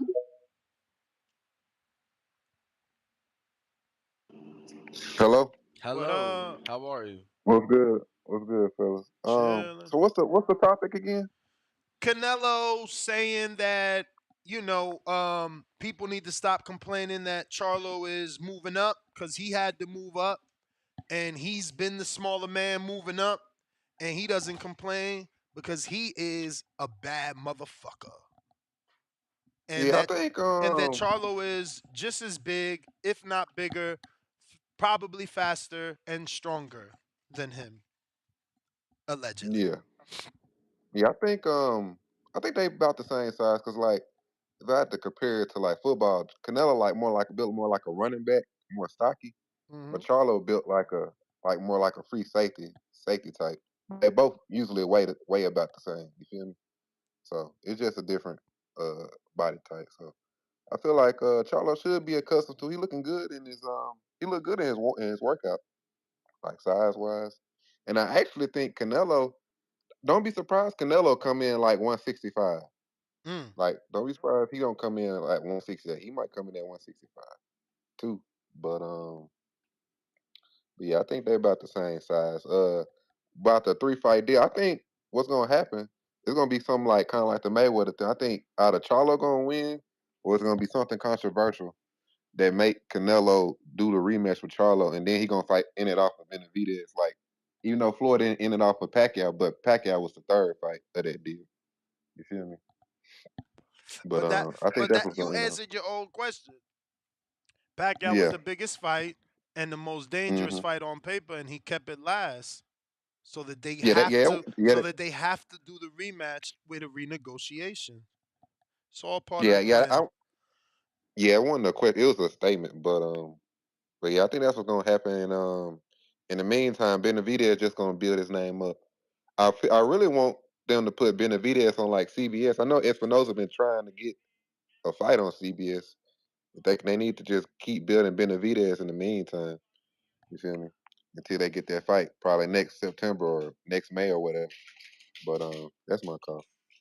All right. If you're watching this on YouTube, don't forget to hit that thumbs up button. It's gonna help with the visibility of the show. You know we rocking out every day, 6 a.m. Pacific Standard Time, getting you through your work day. Salute to all my blue collars, keeping me in their earbuds or on their car radios and etc. Man, we here for you. Smash that thumbs up. We going out to Indiana. What up, Kevin? What up? What up, Chillin', bro? Hey, yo, chillin'. I'm gonna use both calls on this. First, I'm gonna get into the topic. So I think that Mr. Alvarez, man, he a great fighter, and I think that I'm not gonna say it's a valid point because they both started at 154, and like he has been, and then like I think he really like a super middleweight to Canelo me. Like started. he has been at Canelo the weight. started at 140. Oh, my fault. Okay, yeah. So, but they was in the same weight class at the same time, I believe. So Yes. yeah, it's like yeah. So they've Mr. Alvarez has always moved up, and he's been at the weight longer, so he's probably more acclimated to the weight, but maybe you can answer this. Do you know what size he comes in on fight night? Like, is he coming in at 168, 175 typically, or you think he coming in lighter? Well, nah, he's been making weight, so he's probably coming in Yeah. heavier. He's never come in Okay, yeah. under the So limit. right, exactly. So Charlo may walk around heavier, but he, based upon what Derek James has said and like what their strategy probably should be, because I was looking at something that Yeah, Keith but Thurman was saying the CYP other said day that about how. too. Go ahead. I'm just saying CYP said that too. Like, oh, Derek James said they coming in at 164. That doesn't mean he's the smaller man. That just means they could be coming in light for the speed advantage. Oh, well, okay, yeah, exactly. So yeah, but I mean, he may be bigger, but I mean, on like fight night, I think he'll come in smaller. So he might be the bigger man, but I think he's gonna come in smaller on like fight night and everything like that. So can you still hear me? I got a call. Nah, I hear Can you you. still hear me good? Uh-huh. All right, cool. Yeah. So I think a caller said that they got Charlo getting stopped or him stopping. I mean, like Canelo stopping him. Man, bro, Canelo ain't stopped nobody in what 2 years? Like he ain't stopped nobody since Caleb Plant. Like he ain't stopped old Triple G. He ain't stopped Ryder. He ain't stopped B-Ball. Like I think that Canelo that was walking through 168 back in the day, I think that guy is gone. Now he's not a terrible fighter, but I don't mean he's still an elite fighter. But that walking through the division, mowing through Callum Smith, mowing through Caleb Plant, mowing through Billy Saunders, I think that's over with, man. I think that, like you said, we gotta not look at resumes. People like to do this. Alvarez been in these wars. He did this. He did this. Yes, that's true. But where is he today? Because he did go through some wars. Charlo catching him at the right time. Sometimes it's about timing, where you You may catch him feel at. like it's your Charlo has time, been through his experiences. but it's not your He had time. to walk through All different right, guys and champ. like Nah, fight Appreciate his you. like. he got another call. Hold on. Kettle. Yeah, go ahead, Nah, Khaled. Don't yeah. worry. My fault. Yeah. Yeah. So he didn't been through his wars. He didn't have to walk through his aspects as well. So I think that I've been saying this, had Charlo fought the Triple G Canelo, he wouldn't have had a chance. But like we've been reiterating, this is almost 500 rounds boxed. It's 500 M's up. This is a lot of camps, different injuries, different sparring, moving up in weight, fighting multiple 175 pounders, moving up, fighting 168. A lot of that is wear and tear. You know what I'm saying? And you in there with a hungry guy. You in there with a Lions owner. You in there with a dude that literally might be insane in that ring. Not no punk. You're not coming to back down. Skill-wise, I think he's going to be very athletic, sharp. People keep saying that he going to move around and just fight off the jab. Yeah, but he done also fought some of the Mexican fighters, and this something he talked about. You're going to have to throw some punches. Like, you're going to have to get in there, take a Canelo punch. Canelo is a puncher, and you don't want to get hit with a lot of them, but you just can't run and duck the whole fight, move the whole fight. You're not going that's going to work for some of the fight, but you're going to have to get in there and throw some, and he know that. Juan Guzman talked about that. He got to fight off the ropes. He got to use his feet. He's going to have to display the whole package, and I believe he will do that. I'm picking him to do it. He's not fighting. Mr. Alvarez is not going to fight his brother. Because Mel is gonna win, then they're gonna rematch, then he gonna fight Benavidez. So there is no other fights for Mr. Alvarez. He getting 2 fights out of Charlo. Then he gonna fight Benavidez. That's the 3-fight deal. Cause Charlo about to win. He hungry. He looking good. He gonna use the jab. And Mr. Canelo ain't been in the fighter like this in the past couple years. He been in there with some old slow dudes. Shout out to them guys, European guys, but he about to get in there with a real lion. So I ain't hearing none of that. Nobody's getting stopped, Chuck. And Canelo ain't stopped nobody in years. If anything, it's going to be 12 if he do lose, but he not. That's my call. I'm picking Charlo. And when he win, clear out. I need 12 minutes. No, I'm just playing. But I'm sending the counter punch I need because I'm hearing, he gonna lose, blah, blah, blah, like all the weight. Charlo done knocked out 8 of his last 9 guys.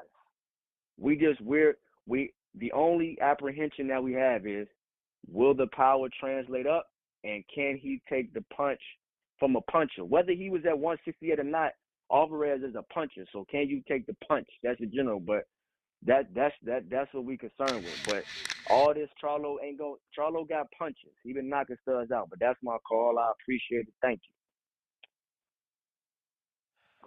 All right. You may feel like it's your time, but it's not your time. We got Dre Bogus. GGG was moving up 1 division for Ward. Yep. Never actually moved up that division, that man.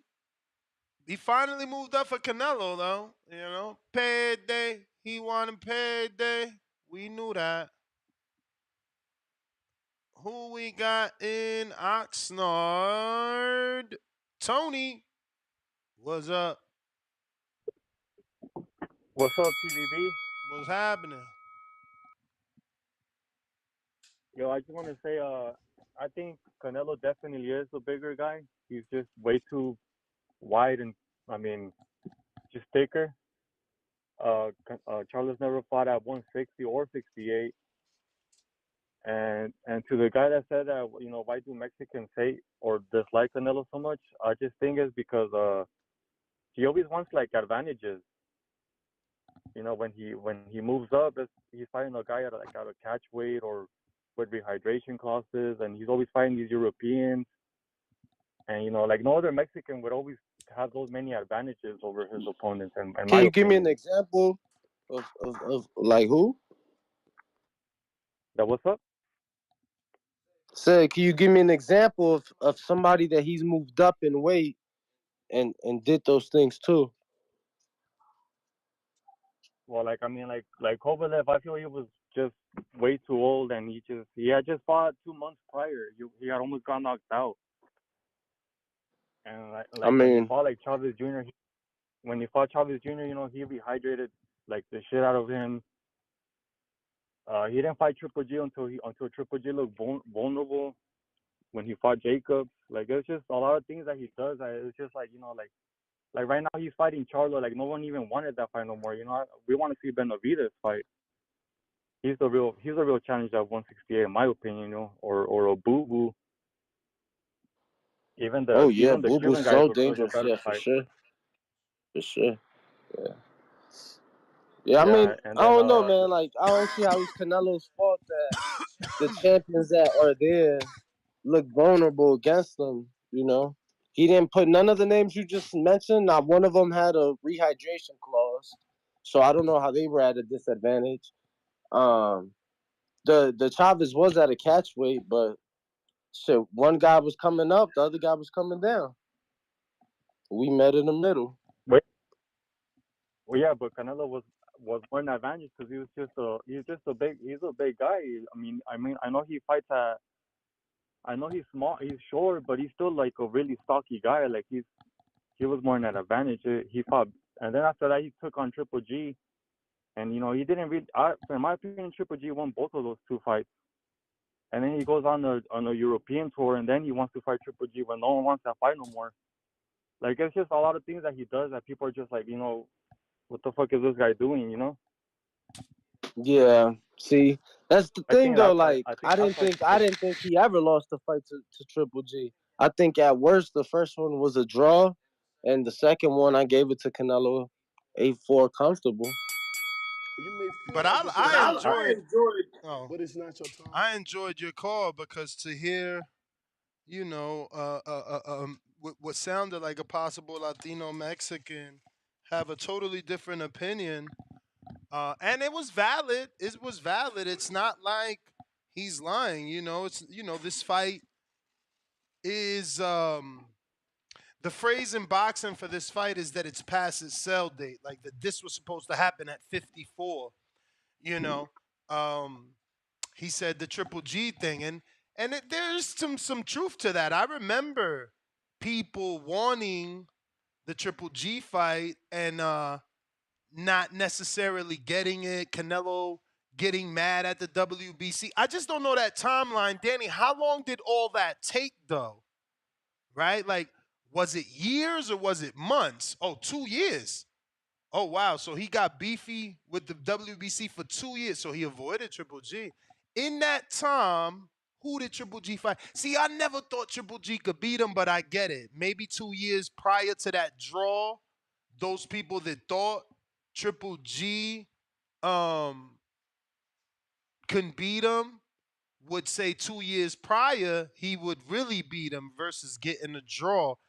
I just never thought Triple G was that dude. I thought he was a made-up creation from HBO until the Curtis Stevens fight. Then I said, well, damn, the fucker got real power and a solid granite chin, I rank Curtis Stevens. I know he had a freak loss to Jesse Brinkley, but that was at 75, which more reason for me to believe he would be durable with Triple G. Now, granted, 20 years later, somehow Curtis Stevens gotten down as low as fucking 54.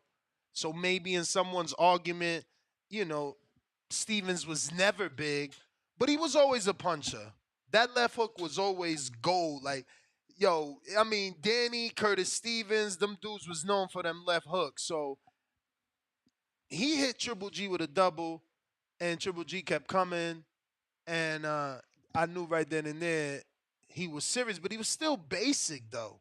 Like, I always thought Floyd could beat him, and probably any boxer. Like, I was definitely picking Ward to beat him, but he just never had those fights. He never got those fights. He wanted to fight Gilberto Ramirez and Julio Cesar Chavez and Marco Antonio Rubio. Like, he was fighting whack motherfuckers, bro. Nobody wasn't even interested. New York City, brand new caller. Who this?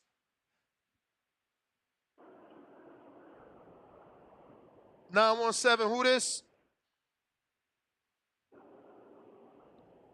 Yo. Yo, hello? Yes. What's your name, brother? Oh, I'm G. Call me Jay. I'm from the... Jay from the Bronx? Yeah. What's up? What's up? What's good? Your phone's starting to cut out. Are you on a Bluetooth or something? Yeah, my bad. I had to switch. No worries. Jay from the Bronx, take it away. We just had a I fucking just wanted to say that last... Jay from Brooklyn calling the other day. Yeah, that last caller, I don't think he's a real Latino Mexican. He's probably one of these guys from California, not born from Mexico. Yeah, I don't know where these cockroaches come from, these Benavidez fans. Dude, not even a real Mexican, bro. And then you out here going down on Canelo's name? Like, come on, bro. You better than that. Like, even Chavez is at every one of his fights. Like, Chavez wants all his fans to support Canelo, and Canelo has done enough to get that support. So I don't know where these guys be coming from, what rock they be crawling from under. Yeah, so that's that. Now, in terms of this Charlo Canelo fight, this is not a cherry pick. Charlo was calling for it. His big brother ducked him a few years ago. And now Charlo wants to smoke. Now he got the smoke. So how is it Canelo's fault, Canelo's cherry pick, if Charlo wants to fight? It's happening right now. I mean, because people saying it should have been happened. Yeah, but even his own brother is on record saying that the big brother ducked Canelo. Yeah, but that got nothing to do with Canelo offered him. That got nothing to do with this Charlo who had a belt at 54 when Canelo was there. This Charlo was never offered the fight. I know, I'm saying they're different, but I'm saying that Charlo was the one that's been talking shit too, the little brother. Yeah, that's the one. So that's it's what I'm saying. Well, now he's getting the fight. Yeah, but that's my point. He's been talking shit for like 7 years, right? When's the last time Canelo fought at 54? 2016. And that's what I'm saying. Like, people are saying this is Canelo's tactics. He doesn't give you the fight when you want it. He gives you the fight when he feels the person can be beat. I don't think that's true. So why not fight Charlo in his prime when he was a 54-pound champion and you could have undisputed the division? He did. He offered the big Charlo for the fight a few years ago. Yeah, but and he ducked him. You completely talking about a different division, my brother. Do you know that Canelo and this very same Charlo fought in the same division for a period of time? Did you know that? No, not the small Charlo. Yeah, they were the big all Charlo. Yeah. No, they were all at 54 they were together. all at 54 together. And then Canelo and Big Charlo moved up to 60. Yeah. But I mean, Charlo's also on record for ducking Daniel Jacobs, so. But that's the big Charlo. You keep confusing the little Charlo with his brother. All right, caramba. You can't condemn me for the sins of my brother. I mean, unless he's defending his brother, then he's a part of it. Yeah, I like this guy. Dig a hole, baby. I like love this it. guy. Nah, he don't let the shovel go. That's cool. I like it. Jay in the Bronx. So I mean, if he's calling for it, so you know he's gonna get the fight now. Yeah, There's nothing wrong with that. I don't think the weight matters. I do think he's taller, lengthier. I mean, the small Charlo should have been moved up, you know, because his big brother's been at 160 for a while, so he's at 154 just because he don't want to move up to where his brother's at. You may feel So like it's your is it time. Canelo? Champ, But that's Is his it Canelo's call. fault? He said big little Charlo should have been moved up. He probably not lying though. He really probably not lying. He probably should have been moved up, but he wanted to, you know, clean out the division. Unlike Canelo, Canelo didn't do that. Counterpoint CYP number 3.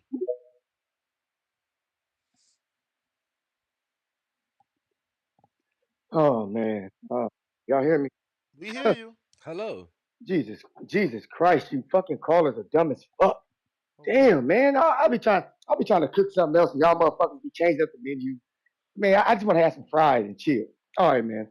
For the caller calls ago, who said that Canelo's 2 years older. No, he's not. They're all the same age, motherfucker. All 3 of them are the same age. Like, some of y'all need to stop pretending to know these boxers, because you don't really know them. You just be talking. They're the same goddamn age, exactly. Literally, born in the same year. Dumb fuckers. Secondly, how many times does Oscar De La Hoya or the CYP got to remind you Oscar De La Hoya said no, Charlo did not duck the offer. He said it out of his own mouth. The dude who sent the offer that you say, oh, his brother said he ducked it. The dude who sent it is on record in an interview saying no, it was not Charlo who ducked it. But for some reason, y'all motherfuckers can't accept it. I know why you can't accept it. The same reason why when Canelo moved up, he's daring to be great. When Mikey Garcia moved up, he's daring to be great. When Inoue move up, he's daring to be great. When AB move up, Maidana beat your ass. Charlo move up 2 divisions. Yeah, but they the same size. I'm seeing a pattern with you motherfuckers. I'm starting to see a real pattern with y'all. It's I'm looking at this list. I'm like, damn, okay. Mexican, Asian, black. Oh shit. So when the black dude move up, he better not get his ass kicked because he ain't daring to be great then. He just getting his ass kicked. If the Mexican dude didn't get his ass kicked, man, he wasn't at the division anyway. He was too small. Man, this is why I love boxing, because it allows people to be themselves. And a lot of y'all always get exposed through boxing. It shows your true colors, and how you really feel about people. I look at it like this. Canelo has, in my opinion, Jacobs, Trout, Caleb, and Caleb are his 4 prime wins when they were in their prime. Everybody else was not in their goddamn prime. Let's be real here. Now, Charlo, he got Castaño, Rosario, Harrison, and Trout, all of them in their prime when they fought. You could decide who's better or who's worse. But last time I checked, none of them dudes severely hurt Charlo. None of them dudes. And when I was looking at my CYP discoveries, I saw that Law had a close fight with Canelo. People thought he lost, but it went Canelo's way. I thought Triple G beat him, but it went Canelo's way. Jacobs was a 115-113 score, which means 1 away from a draw, but it went his way. But then when Charlo fights Harrison and loses, he lost it, but he avenged it with a knockout. I did not see I did not see Triple G get knocked out by Canelo in the rematch. I did not see Lara get a rematch and get knocked out. But I saw Castaño get a rematch and get knocked out. See, there's certain things we ignore. Charlo, look at the split decisions. Look what we struggle with. But he knocked him out. Canelo don't knock out his strugglers. Matter of fact, when he loses or has a close fight, he moves to a different division and says, come down here. Nah, homie, I can't come down there because we know who's down there. We know who's down there. Him down there. With all the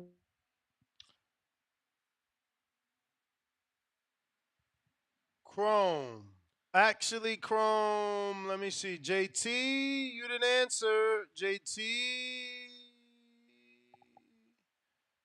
What up, Chrome? Why y'all be hating on Nello so much, man? Yeah, hey, about who bigger? I think Canelo bigger by weight. You know, Jamel a little taller, but you can look at Canelo goddamn head. He built like a goddamn on German Shepherd. He the bigger guy, but I'm still in between on this fight though. I mean, first I was thinking Jamel. Now I want Canelo to win. I mean, I don't know. I ain't gonna pick nobody yet. But I mean, I don't know. The Canelo slander is crazy because Canelo, he nice. I mean, he's slowing down a little bit, but shit, ain't nobody can really just fuck him up like that. Ain't like you just gonna walk through Canelo. And I do think Triple G won the first fight, but Canelo beat him the next two fights easy. I mean, I don't think the next two fights was close. And what else? Damn, what else I was about to say? I done goddamn lost my train of thought, man. I'm sitting right here checking these parts. But oh yeah, I want to thank y'all, man, because y'all get me through my damn work day, boy. I listen to y'all and be laughing all day. People looking at me crazy. Cause I got my headphones in, just goddamn giggling at the desk. But yeah, man, that was just my thoughts on that, man. Just checking in, because I ain't checked in today. Y'all boys keep doing it. Have a good show. Chrome, I'll man. catch y'all later. Appreciate you you, hear me? man. Yeah, hell yeah. Appreciate you, man. Just your call made me happy. So definitely drop us a 5-star review, brother. There's other people out there that haven't found us that something like that, a message like that would definitely get them to subscribe to the podcast because we certainly appreciate each and every one of you choosing us to listen to get you through your work day. So yeah, man, that's why we call ourselves the How do I Breakfast drop Club of your review Boxing. though? What I need to do? On iTunes. I- I'll drop a link in the live chat. It's like a little video to show you how to do it in case it's difficult. But if you know, I'm sure somebody in the household knows how to do it. All right, I got you, man. Appreciate y'all, boys. All right, you and Danny, man, y'all have a good show, man. I'm gonna keep listening in. You too. Yeah, man. Shout out to everybody that drops a 5-star review on iTunes. That is going to help tremendously. That keeps us number one in the world on boxing podcasts. So head on over to iTunes. Drop us a 5-star review. It's absolutely free. Very easy. Don't cost you nothing. Nothing at all. JT, counter. Yo, can y'all hear me? Yep. What up? I was trying to do some research about the next week just even made my more point. I forgot the last call. A few callers called in, and Canelo did turn pro at 15 years old, so he was a young teenager, 140 pounds. And then Canelo and Charlo are the same age. So Charlo was an amateur, even though he didn't have a long amateur career. I don't even think he went to nationals and all that. But looking at it, I was trying to find out the size of Charlo was fighting at same age at 15. And I think, if I'm not mistaken, I looked at the kilometer. I think he was around 140 some pounds as well, or could be heavier. That's one point. The other point was I remember an interview a while back. Errol and Charlo was getting interviewed, and Charlo made a comment when Spence he played around, he walked around with Charlo's trying to say if Spence is walking around that big and getting down to 147, he should be able to get down to 147. But of course, everybody's body type is different. But these comparisons about Canelo being bigger because he's wider, that don't make him bigger. It doesn't make him bigger. And like I said, man, I just think Charlo might have fought at a heavier weight class at the same time when Canelo was fighting at 140. in the amateur. I may be wrong. I tried to look at it on his AmPro. They didn't give me the weight, but I'll clarify that for sure when I know that answer. And what's the last thing I wanted to sit there and say about Canelo? I think Cholo is bigger. I just because he haven't fought at a heavier weight class, like everybody keeps saying, Canelo's bigger. I think Cholo is the bigger guy. I think Cholo has uh more tricks in his bag than Canelo. I see Canelo is a one trick pony, only fight a third weight, and you can beat that style. You got to know how to beat it. But that's all I had on. I forgot the other stuff because you did that interview, Ness. I wanted to come back on something about another caller had said something. But that's all I got right now. All right. Who next? We got Ed Elorza. Ed. What Ed. Twitter Spaces. What up, champ? Make sure to unmute. Yeah, hello, you hear me? Yo. Hi, man. I appreciate the call. Thanks for Twitter Spaces, man, because now I can actually listen to y'all while I'm at work. So, I usually catch the podcast, but now that y'all been on Twitter, I've been able to, watch y'all, hear y'all live, that is. As for the topic, I think, I just think Canelo is just a bigger guy, but for a casual person that just sees the weigh-in, they'll clearly think that Charlo's a bigger guy because he's taller. And I think that's just what it comes down to. He's just taller, but I don't think he's a bigger guy. If anything, they're probably the weight's what matters. Boxing, the weight usually matters. As long as he makes weight, who cares? And right quick, I just have a question. Say Canelo Charlo does 600,000 pay-per-view buys. Obviously Canelo wins and he fights Crawford next. It's a 50-50 split since they both did 600, or hell no. What the fuck? No, I'm just asking because someone brought that up earlier. Who brought that up? Earlier. Where? At work, where I work at. My bad. Hell no, bro. I was talking no to a guy I work with. Okay, that's why I told him, but he told me like, nah, because they drew the same, and Canelo, like, he's not the star no more. Like, tell that guy he's crazy, but a show where he could learn something at, just so it doesn't sound cocky, right? Danny actually knows the history a little more because Shakur Stevenson did something like that, when he fought Jamel Herring. So hypothetically, if the Charlo fight was to do 650 with Canelo and Crawford wanted to ask for 50-50, Canelo could just say, look at my last three purses, my boy. My shits have been 30 plus million a piece. Like there's no ain't nobody fucking with There's no debate, you feel me? But if that is not the case and Canelo's last three purses are close to Crawford's last three purses, then there is a strong argument for 50-50 in the negotiations. Outside of that, hell no. No, I agree. And also, I don't know. I probably heard it wrong, but I think CYP said that like Jermell fought Austin Trout when he was in his prime. I don't think that's actually true because I think Canelo beat him even before that. Yeah, but a loss doesn't take you out your prime. I mean, I wouldn't say that it's not. I mean, it all depends on who fought the better version. Obviously Canelo fought the undefeated champion coming off of the Cotto win. No, that's the best version. Okay, yeah. I mean, I agree with you. But yeah, man, I appreciate it, man. You guys, man, y'all, like I said, I love y'all podcast, man. You guys, man, y'all be cracking me up, with the calls and everything. Y'all keep me informed with everything else. And it's as a Mexican, I'll be rooting for Canelo, but I'm still, Mexicans for Haney because that's my boy. So yeah. Anyways, man, y'all enjoy the rest of y'all day, man. All right, brother.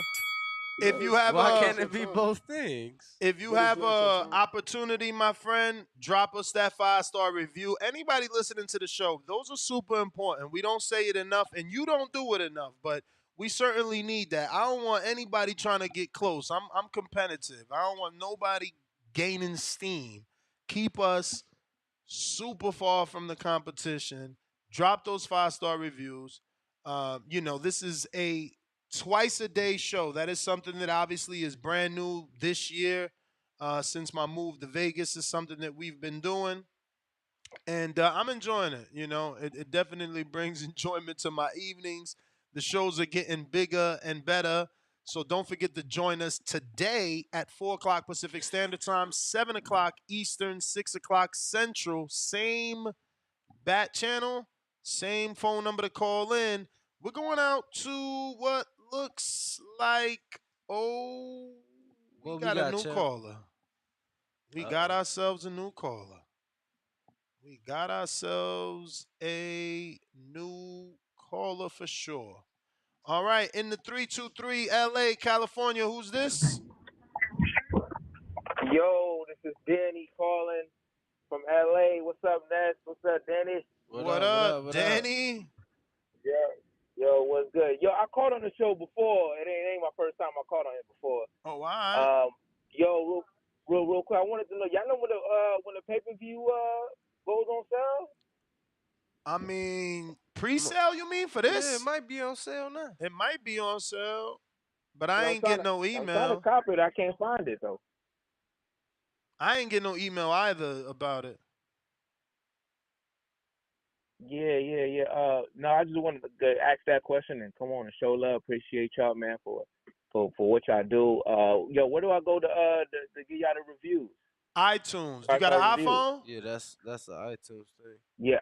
Yeah, if you got an iTunes, iPhone, right, if you cool, got an iPhone, you just go to the podcast app, not the iTunes app. Sorry, podcast app on. I guess this is iTunes, but fuck, I don't know.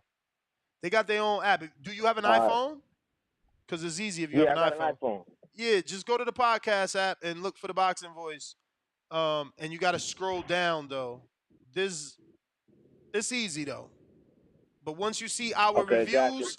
Once you get to our page and you see our reviews, you scroll down and it's going to say leave a review. It's very easy. And free. Got you. And my last question is, do y'all think the rematch between Errol Spence and Terrence Crawford will be too soon if it happens in December? Shouldn't it happen maybe sometime in May or April? I mean, if you were Earl fan, yeah, it needs to happen in May. Some shit. Give Earl time, right? If you're a Crawford fan, you want it to happen in December so that Crawford could be available for a May fight with Canelo. January at the latest, I would say. Gotcha, man. That makes sense. All right, man. That's my call, man. Appreciate y'all, man. Appreciate you, Chip. I got my boy Numbers. This says these callers need to put the blues down. Did he mean booze, you think? Booze.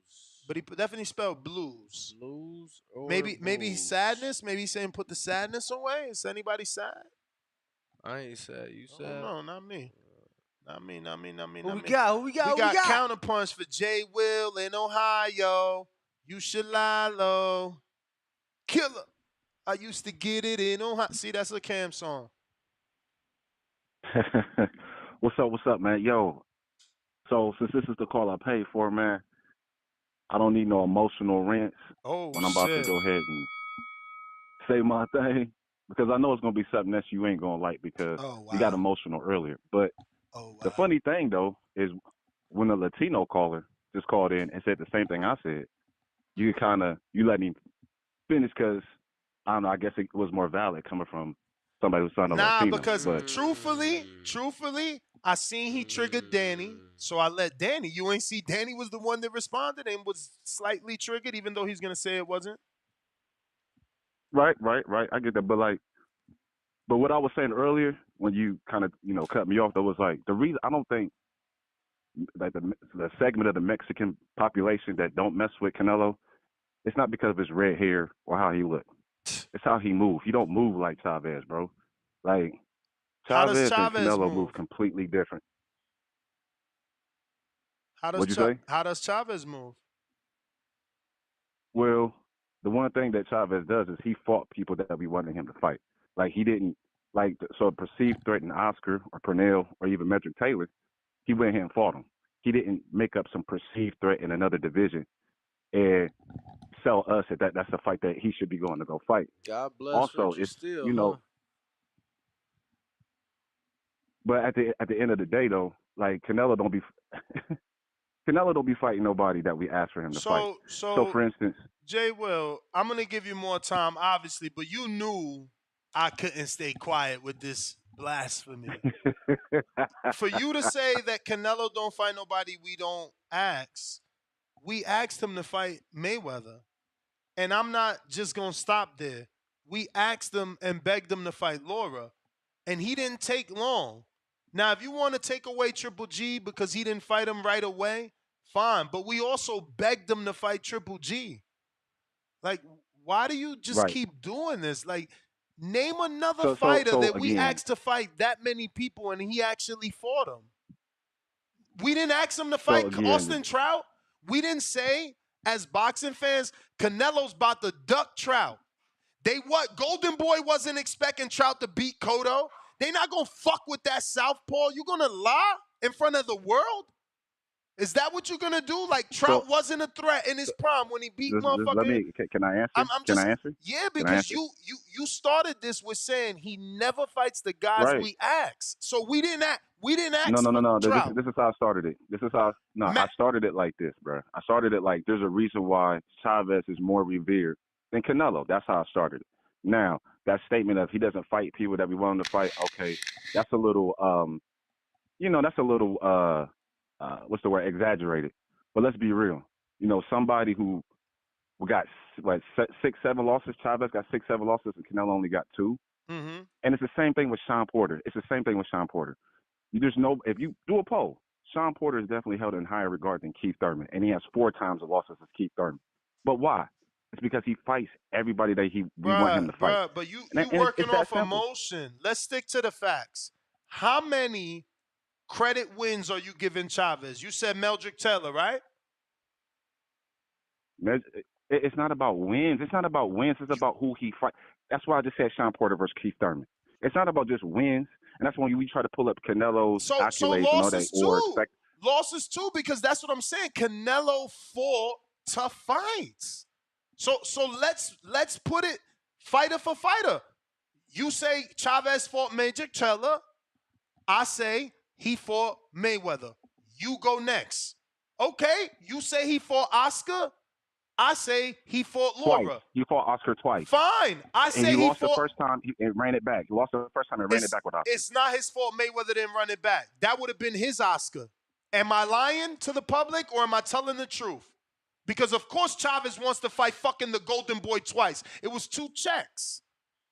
90 seconds. So again, you say Oscar.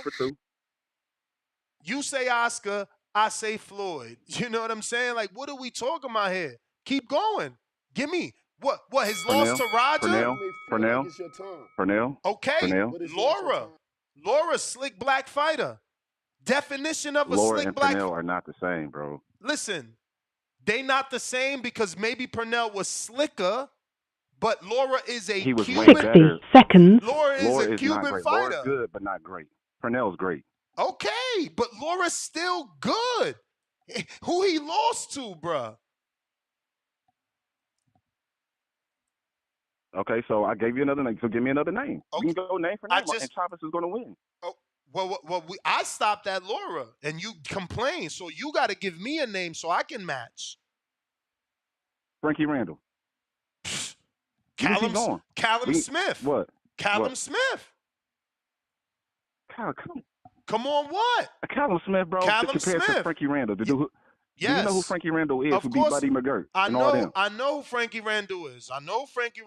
We got to see him on HBO. Okay, so, yo, you said Meldrick Taylor, right?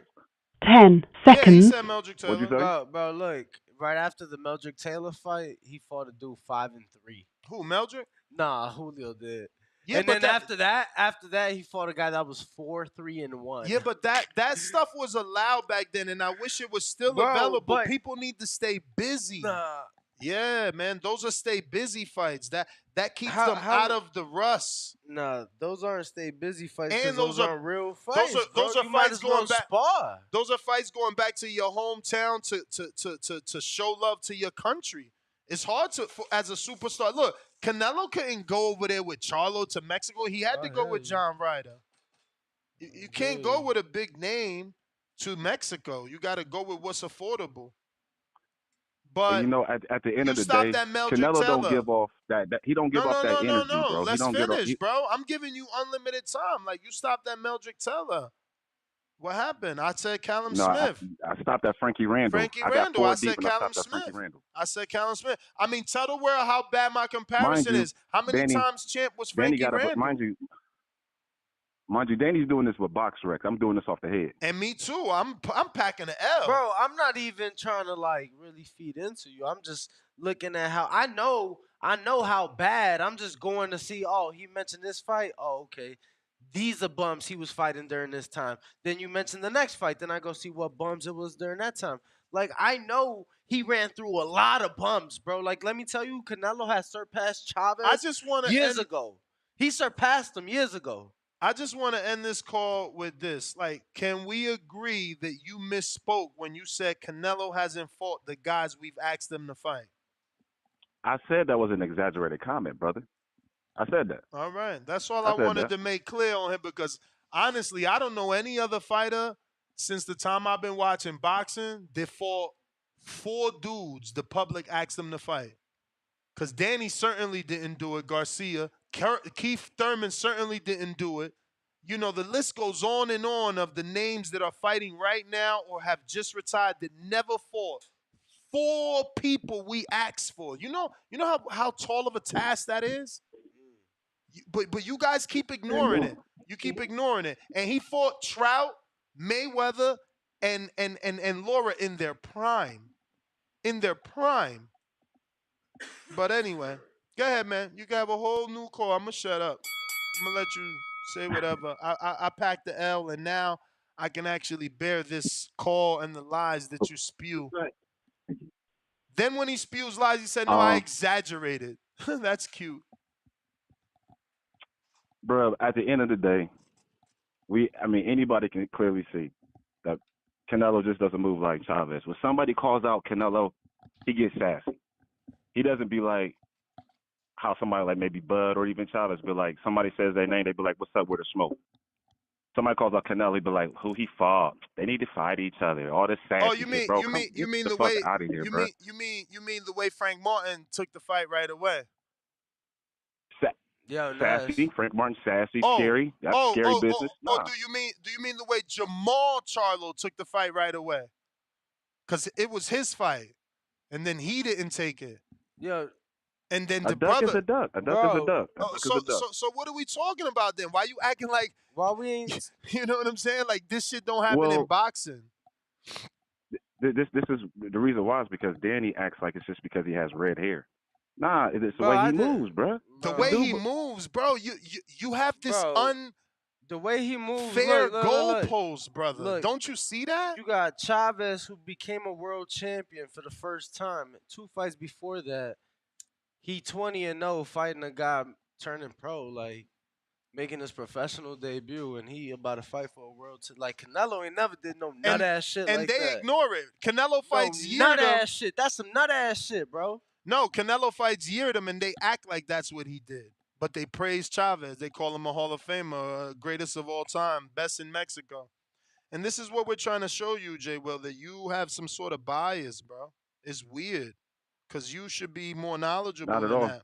All right. So then before you go, educate our audience and tell us what other fighter fought 4 dudes that we asked him to fight. When Canelo fought for his first title, a vacant, just like 2 fights before that, he fought Carlos Baldemir, somebody we fucking know.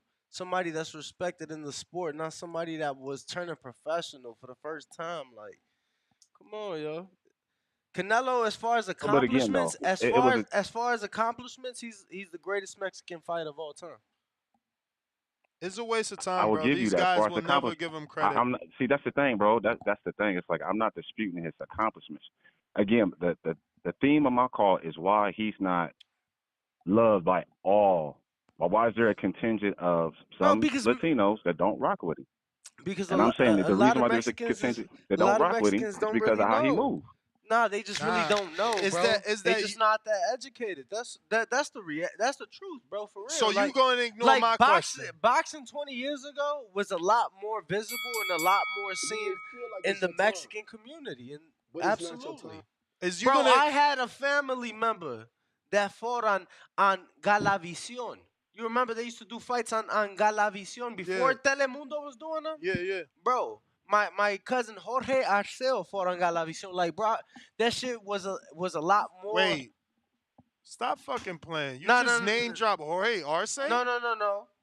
Bro, you got to realize these Mexicans, lots of names. I thought the same shit. Yeah, no. Oh, you got a fake Jorge Arce in the fan. No, he was like 3-8-2 or some shit. But look. So J. Will, you sitting there hiding. Is you gonna answer the fucking question or not? Yeah, that's what I thought. He really not gonna answer it. Can anybody call in and tell me a fighter that has fought 4 people we asked him to fight? Like, for instance, you can't say Triple G, right? Because we asked him to fight Andre Ward, and he ain't do it, right? So you can't say Mayweather. Man, we asked him to fight Paul Williams and Margarito. Man, he ain't do it. So, like, name a fighter that fought 4 dudes you asked him to fucking fight. Because I lived through it. See, if I didn't live through it, Danny, it'd be easier for them to get this off on me. But I was there when Canelo had to fight Trout because Trout beat his brother up in Mexico, took his brother's belt in front of the public, then came back to America, learned Spanish. Canelo, yo quiero Canelo, right? Then stole Canelo's super fight in Cotto, beat him, upset him in the Barclay when Golden Boy got a brand new deal with New York City. Cotto had been used to fighting in Madison Square, came to motherfucking Barclay Center and got that bad mojo with Austin Trout southpawing his ass to death. And what's you can Google it. Oscar and B-Hop do not want Canelo to fight the southpaw in Trout that just got the upset. And what does he do? He fights him anyway. What happens next? Laura talking that shit. Rushes his press conference. Snatches his mic. Speaks well enough Spanish to trigger the Hispanics to putting pressure on Canelo. What does he turn around and do? Fights the guy we've been asking him to fight in Laura. Just saying. And then you got Mayweather, too, that y'all said, oh, fight Mayweather. He fought Mayweather. Damn, bro. I don't know who you got on. Who's that? Papa Chubby. Yo, Hey. what's up with your service, yo? It's Chad. Oh, can you not hear me? You want me to try back? Nah, you good, Chad. Just talk. Yeah. Man, so first of all, yeah, I find it really weird how people hate on Canelo and for like reasons that to me are just like people are working hard to not like him. You know, like it's never like I don't like his style or I don't like this or that. I mean, I personally am happy that I got to live in the time that Canelo was here, you know, entertaining all of us with awesome fights. I mean, it doesn't have to be this hard to be a boxing fan, man. Like, you know, like last night, the Shakur topic, when you first started up, Ness, there was a guy that called in, you know, talking about why Frank didn't take the fight, why Shakur, basically like defending Shakur and way off the rails about Frank Martin as far as saying Frank Martin should have been paid more and all this stuff. I mean, it's just I don't get. I think that young people that are learning the sport now in this era with social media and stuff, I feel sorry for them because look at the landscape of confusion and weird takes and stuff that's coming down from people that you're supposed to be able to trust, whether they're media or promotional people or the fighters themselves, saying goofy stuff. And these guys, a lot of these guys, fans, they run with it. I mean, this guy that called last night, I was laughing out loud. It was what he was saying was so fucking stupid. This guy is soft as fucking cotton as far as being a fan goes. look, you're a big fan of Shakur. You're not doing him any good by making every excuse why he shouldn't go for greatness, why he shouldn't fight Haney, get those belts, and then defend them as the top dog in 135. It's not a good look. It's not a good look as a fan. It's ridiculous. Oh, yo, that was for me, eh? Yeah. Man, I had so much other stuff I wanted to say, but yeah, thanks, guys. I'll talk to you later. Yo, that wasn't the bell. I was giving you horns for your call. Oh. That was like a good, Oh, statement. sorry. I thought that was the end of it, man. Sorry. Okay, yo, but aside from that, shit, I had one other thing I was going to say. Now I forget.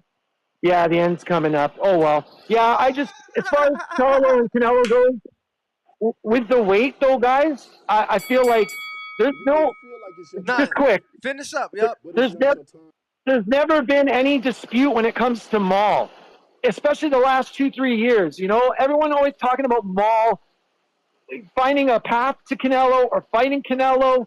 And, I mean, why is it so different with Mel for people to get their heads around?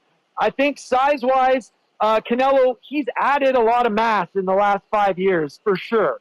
But I feel like when it comes to that, Charlo has every advantage when it comes to size. I don't see it as something that's going to be an issue or something that's going to be an excuse or any of that.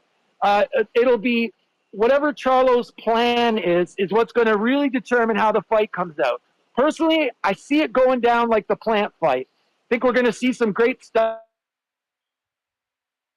Oh, shit. Chubby, we lost you. Chad, that was Chad. Let me get to some of these over here.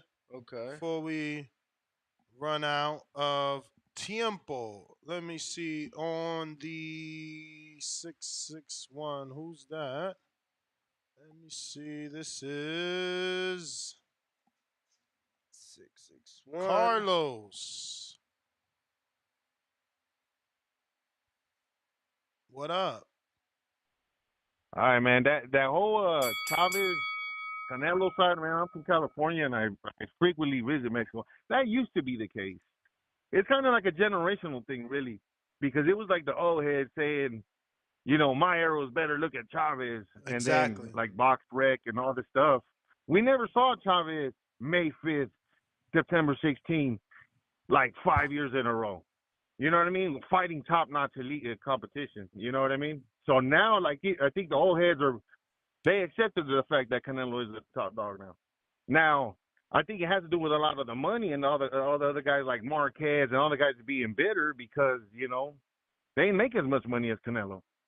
But as far as that being narrative, from when I see everybody, Canelo still show out, man. Everyone pulls up, man.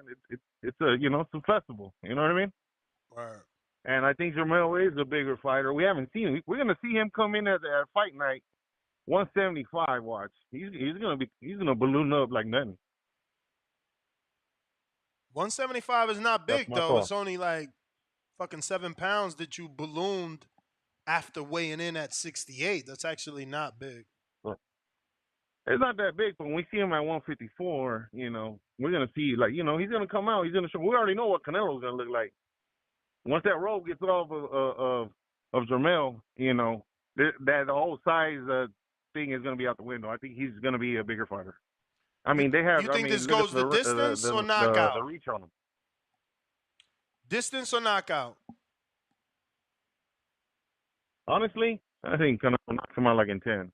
And he'll do the same thing with Crawford. The only thing with Crawford is I think he'll break his face.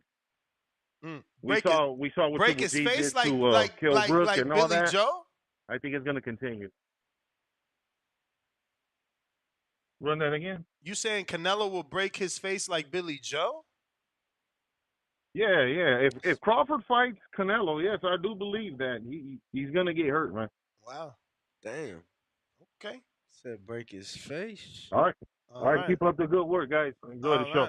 J Mac counterpunch.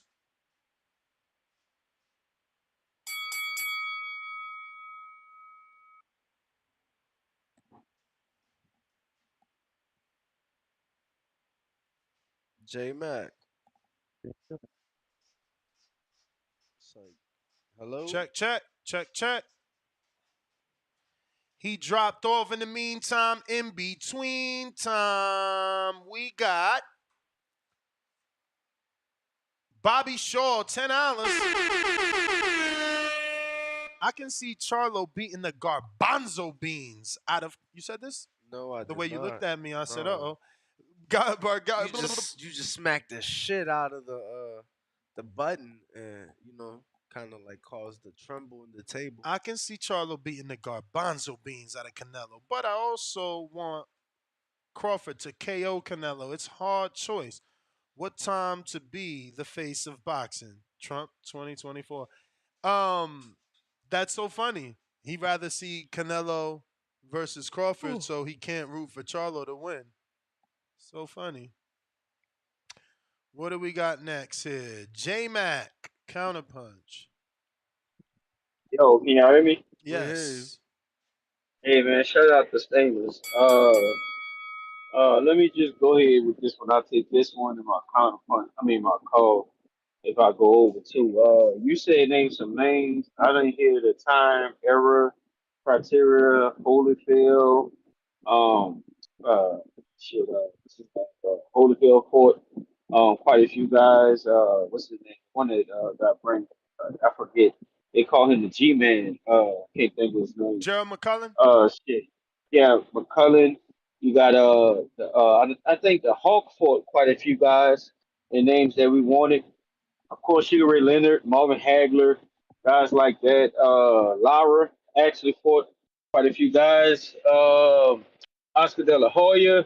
What's the Puerto Rican dude he fought? Trinidad. Bro, Don't help him. Like they got a few guys that fought the names or fought the guys that was in and around that weight class or in and around them. I don't like hating on Canelo. Uh, but I just can't erase some of the shit I seen. Shout out to the last caller. He earned himself a bet with me. Ness, I hope you'll take this bet. Cause you said something about him knocking out Crawford. I bet you $500 he don't. And the other caller, I bet him $200 that he don't break Crawford face. I just think y'all in love with Canelo, and think Canelo is just God's gift to earth. But we didn't see he had Bivol problems that he's not trying to rematch, and we seen him definitely have Floyd problems. Floyd tore his ass off the frame. So I mean, we also seen that he had stamina issues, drug cheating issues, hair follicle issues, weight classes, making up a weight class at 155.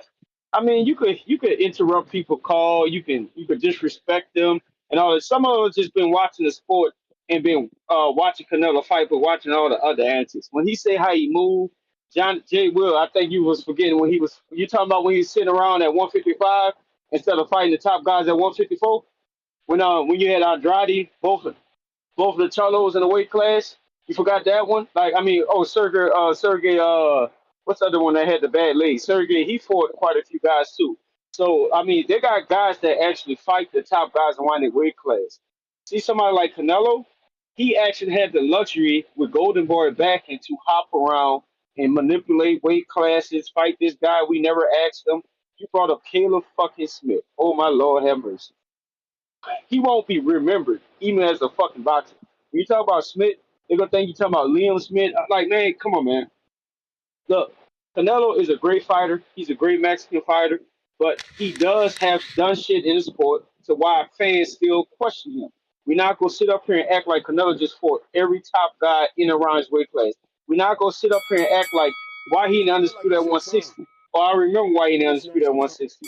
Do I need to bring the boogeyman name up on here who's trying to fight his leftovers at 168 right now? But no, but see, when we bring up stuff like this, you're gonna tell us what he did in the past. All those guys was past due, over date, older when he fought them and when Canelo went after him. Canelo still has not yet up to date beat anybody around his weight, his age, or in the same era as him as a top fighter. And I think Jamel might be the first one, if I remember correctly. The Lara fight. Arguably, people have said that he didn't beat Lara. That was a really close fight. He threw a lot of body shots, and Lara tore that face up. Like, all his top fights that y'all name are close fights. So, like, bro, we sit up here and watch Canelo in the sport and move around, and someone's going to say, yeah, he's great. That's for y'all. Y'all can say Canelo is y'all great. We watched Canelo duck and dodge. We watched Canelo get mad at the WBC when they forced him to fight Triple G on not on his terms and all that. So we're not gonna forget this history as well. So you can call us uneducated. You can call us all these names all you want to, but that's your opinion. I'll keep mine. Shout out to the legendary Canelo. For as to Chavez, I do agree with you with Chavez fighting all those Mexicans or whatever you want to call them, or Cans and all that. But that was a different day, different time, different era. Canelo got a bunch of those on his resume too. He not too far from him. Not So I mean, not while not while he not being a too far from him. champion. Not while He being not a too far from champion. him. I can't hear you, Ness. No, I'm saying not while being a champion. Man, look, that was a different day in a different time. You like to pull up stuff out of context to make a point, but back in those days, like Ness told you, that was accepted because those days was different. I'm not sitting on here beating the drum for the Mexican greats. I just know the Mexican greats that y'all that are viewed as great has came out and said a lot about Canelo, whether it's a hating or what have you or not. But they're the ones that voice that opinion, and I'm not the only one that think that. I got a bunch of boxing fans who feel like Canelo is the only guy who ever created. They changed the drug regulations because he got caught with a performance enhancer in his system. Like that's a part of history too. So when my kids, when I pass my boxing knowledge on, I'm gonna pass on everything I remember about Canelo. How he made up a weight class, inducted and dodged certain fighters, hopped around and made a weight class so he can fight and pick and pull dudes up, smaller dudes. Now he's complaining about Crawford. I'm gonna remember him getting popped when for the Triple G fight. I'm gonna remember him lying about it and acting like he didn't take his suspicion when he actually did and cooperated. I'm gonna remember all that too. So I'm gonna remember the great history of the drug chief Canelo. I will. I'm gonna remember his famous rehydration clause. I'm gonna remember all those. And look, You may the feel like call it's your for time, but it's not where your I'm at. time. That's my counter punch in my call. Yes, both counterpunch and call. But rather than let you continue, in case you wanted another one, let me just, I don't know, you gonna say? You go ahead. You're not saying nothing? So then rather than let you just, let me just educate you a little bit. Um, wow. Where do I start, right? How do you call in to slander someone? And you peons in the chat that were agreeing, let this sink in. You call in to slander someone, but your attempt at answering my difficult question is to go on a rant of listing about 20 first ballot legendary names. So when I say, who's doing what Canelo do, the first thing out your mouth, and then he asks, Bro, then he says, yeah, you gonna call me names. I don't gotta call you names. People hear your call. They hear your call. They know what you are. It's hilarious. Like I say, show me who's doing what Canelo do, and he goes so deep into the history of boxing, pulls out the greatest names known to man, and places Canelo on the Mount Rushmore with them. He like, yo, this dude Ness think he knows about boxing, but look, Sugar Ray Robinson did it. Sugar Ray Leonard did it. Quite a few dudes did it.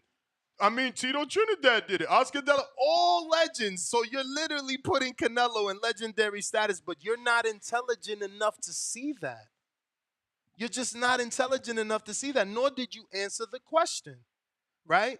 You chose to go into all these legendary names and build my case, but also showing again your lack of boxing knowledge that you say you're gonna pass on, but you didn't mention anyone in this fucking era. So Canelo's ducking all these dudes, but you can't mention anyone in the last 20 years? Like my man said, Evander Holyfield. I was like, yo, he beating like I'm dying. Hall of Fame inductees I'm only. dying. It's like, bro, my man is only named. Did he go to the Google and go up to the Hall of Boxing website or something? Like, what the fuck? Hall of Fame website? Like, what was he doing? What was the whole thing behind that call? And you can talk about catch weights and everything that he did after the four names I mentioned, because that's what you do. You create your legacy, and then you're able to build and live off that. That's why people say, well, not when he was Pretty Boy, but when he was Money Way, it's acceptable. So what we're saying is, when he fought the tough fights, he earned the right. So he fought the tough fights as Pretty Boy and earned the right. So Saul Alvarez fought the tough fights. He fought Canelo Young. He fought Floyd Young. He fought two southpaws in Laura and Elston Trout. And then he fought Triple G. Outside of everything else that he did. Just those. Just those. So, yeah. Thanks for helping us. I mean, shit, Canelo's up there with Oscar and Trinidad. Fuck, the only name he didn't mention was Mayweather. That's some fucking great shit for Canelo. What up, Alex? Hello, good morning, good evening. Can you hear me? Well, good afternoon, I mean. Can you hear me? Can you hear me? Yeah, Alex, before I start your clock, since you're actually very good at this, do you know anyone that's fought 4 people we've asked them to fight? 4 people? Yeah, 4, man. 4 that you know the public was asking for those fights. Or at least saying, yo, so-and-so ain't gonna fight him. I bet you he don't fight that dude. Floyd was not 40 years old. You about to get timed out. Bye. I mean, the only person that comes to mind is like a De La Hoya. Okay. He's probably one. Legendary. No, I mean, I think you can't discredit Canelo's career. That's just hate. He's had a great career. He's given us good fights, man. I think that's why why I became a fan. At first, I wasn't a big fan. I felt like a lot of things were given to him because I don't know, just the way he came up, it kind of felt like he was coming off of Mayweather's name, through Golden Boy Promotions. But then he started taking these tough fights. I think you mentioned before the Austin Trout. They didn't want him to take that fight. I remember the buildup. They said no, it's not a good style for you. You're not ready for that. We got something cooking up. He gets that, goes and fights Mayweather. A lot of people felt like he had a chance, and you saw what happened. But I mean, I believe those were back to back, if I'm not mistaken. And then the Eddie Lara, you set it up well. Lara came, he demanded a fight, and we got it. The Golovkin fights, man. Honestly, bro, those are 2 of the best fights I can recall. High level stuff. It was drama filled. You always felt like, he lands clean again, he might go down. It was at the edge of our seats. But man, I'm not gonna lie, bro. Like since then, I'm getting a little antsy. Like, where's the big fight that we've gotten since the Golovkin? I didn't ask for Callum Smith. I didn't ask for the Undisputed Run. The big fight. He said he wanted to do it. He did it. Okay, cool. The big fight you got after Golovkin. The big fight you got after Golovkin that you're minimizing, which was another demanded fight, Daniel Jacobs, which was a fucking unification.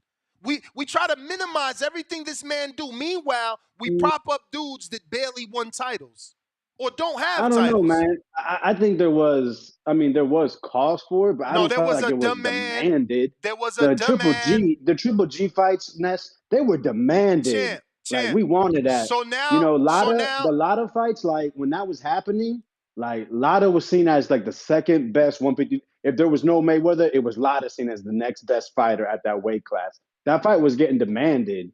I'm sorry, I disagree. I think people, like I said, there's a calling for it, but demanded, I think that's a bit strong. So Alex, you're going on record saying, right? Because I'm not going to Google this. Please help me here. What other middleweights existed at that time? You're going on record saying that 2 of the most memorable middleweights in the last 20 years, no one was asking for them to unify. I'm going to walk to the bathroom because you sound... What do you mean? What do you mean the 2 of them? What are you talking about? There was Triple G and there was Canelo. Those are seen as the 2 elite guys. And Danny Jacobs was the next best one. But he wasn't in their class. I'm talking he about wasn't seen as equals. Brother, I'm talking about Daniel Jacobs and Canelo Alvarez. You're trying to say that wasn't demanded when Daniel Jacobs was at that point a 2-time middleweight champion, had already fought Gennady Golovkin on pay-per-view, had the cancer story. You want us to Feel like believe it's your time, that no one was asking but for it's not Canelo your to time. fight the black fighter. Man, I'm out I of here, didn't man. say, but listen, you're not listening, man. He left. He left. I think But he's bro, I upset. mean, listen, I never said it. What I said it wasn't demanded. People were calling on it. There's a difference, right? There's like, when people say like, all right, my picks, do you have low confidence, medium confidence, high? That was more like a medium in the, you know what I'm saying? Like, yeah, it was cool because he was competitive with Triple G in the loss, but he wasn't seen as exactly in that class. The Canelo that I started to like, that was taking on these challenges, of the best fighters, is now he's going after different challenges, weight class. It's more about paper accomplishments. And I'm just saying, listen, when it comes to it, I want to see that old Canelo, because that's the Canelo that became that grew into the superstar, the megastar. And honestly, if he doesn't want to be that, why don't you drop the belts? Because that's what helps a lot of other fighters to go ahead and grow their stardom. I want to see him against David Benavidez. To me, the perfect scenario is if they would have scrapped this fight, Terrence Bud Crawford versus Jermell Charlo and David Benavidez versus Canelo. That would have been the best for boxing. I don't care about he has a contract. I don't care about the business. When it comes to boxing, that would help it to launch it into the top sport that it used to be in the 80s, the 70s, and 60s. You know what I mean? So, I mean, I'll just leave it at that since, I know my time's back. up. Yeah, he's back, though. He's back. Nah, I had to use the restroom, but I'm going to just Google some things. I don't want to say, I'm going to say them as I Google them to see if I'm right in real time. But Canelo Jacobs, I'm pretty sure broke numbers. Can you help me with some of these? Because it's two Googles, right? I'm pretty sure Canelo Jacobs broke numbers on DAZN. Well, what they did was, right, on DAZN, it was the one of the first few time they fights we've announced. ever heard of them releasing the numbers. Exactly. But you want to build some case that nobody wanted it. But meanwhile, it made But listen, headline. you're putting. No, I never said nobody. Your call's over. Damn.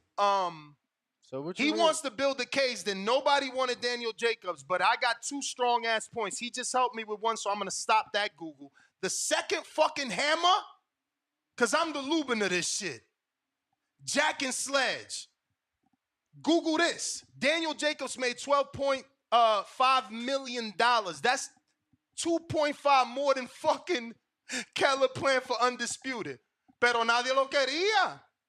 Nobody wanted it. But we paid him more than Jacobs got. Jacobs got more than Caleb playing for Undisputed, but nobody wanted it. These dudes be lying on this man's name, bro. It's so sad that niggas don't let people be great. That's why Crawford tweeted what he tweeted. I'm done. Fuck your credit, because you ain't going to give it to me. It don't matter what they do. Y'all don't give these dudes credit. Look at this dude. He can't win a debate, so he got to lie on a corporation and said DAZN paid for that. Murder them. CYP, your last counterpunch, courtesy of he who wanted to remain nameless. On paper, it was just 2.5, but his deal with DAZN guaranteed him over 10. So, which means he made the 12.5. But Google again. Google some more. I'm pretty sure there's people named 12.5. Everybody's saying 2.5, but they had the 10 guarantee from DAZN. Thank you. 12.5. That's more than the Undisputed fight. Caleb held out. Caleb turned down the fight 3 times to make $10 million. He turned it down. I think it was 4, right? Pretty sure CYP used to call in saying maybe he was 3 or 4. He could help me, but that was one of his calls. Like, yo, Caleb negotiated. You understand? So, like, it's hard to say nobody wanted Jacobs, bruh. Like, I mean, bro, that's the thing, bro. You gotta live through this shit, bro. These dudes they will lie to you. They would lie to you and tell you that things didn't happen the way they happened. I'm telling you. Meanwhile, I never even mentioned Cotto. Somehow they gonna discredit Cotto. Someone's gonna call in here to discredit Cotto if you try to mention Cotto as another fight. But to say that the Mexican community didn't want the Mexican to fight the last Puerto Rican legend, which is a built-in rivalry. No, I'm making this up. I'm a Canelo fanboy. I'm making this up. No Mexicans and Puerto Ricans wanted that rivalry. To go a step further and say that the public didn't demand Julio Cesar Chavez Jr., now I'm really some sort of fanboy. But it's true. That's why they did 1.3 million pay-per-view buys. But I'm a fanboy. He didn't fight the people that we demanded. Okay, whatevers. The facts is there, though. The facts is there. CYP, what up?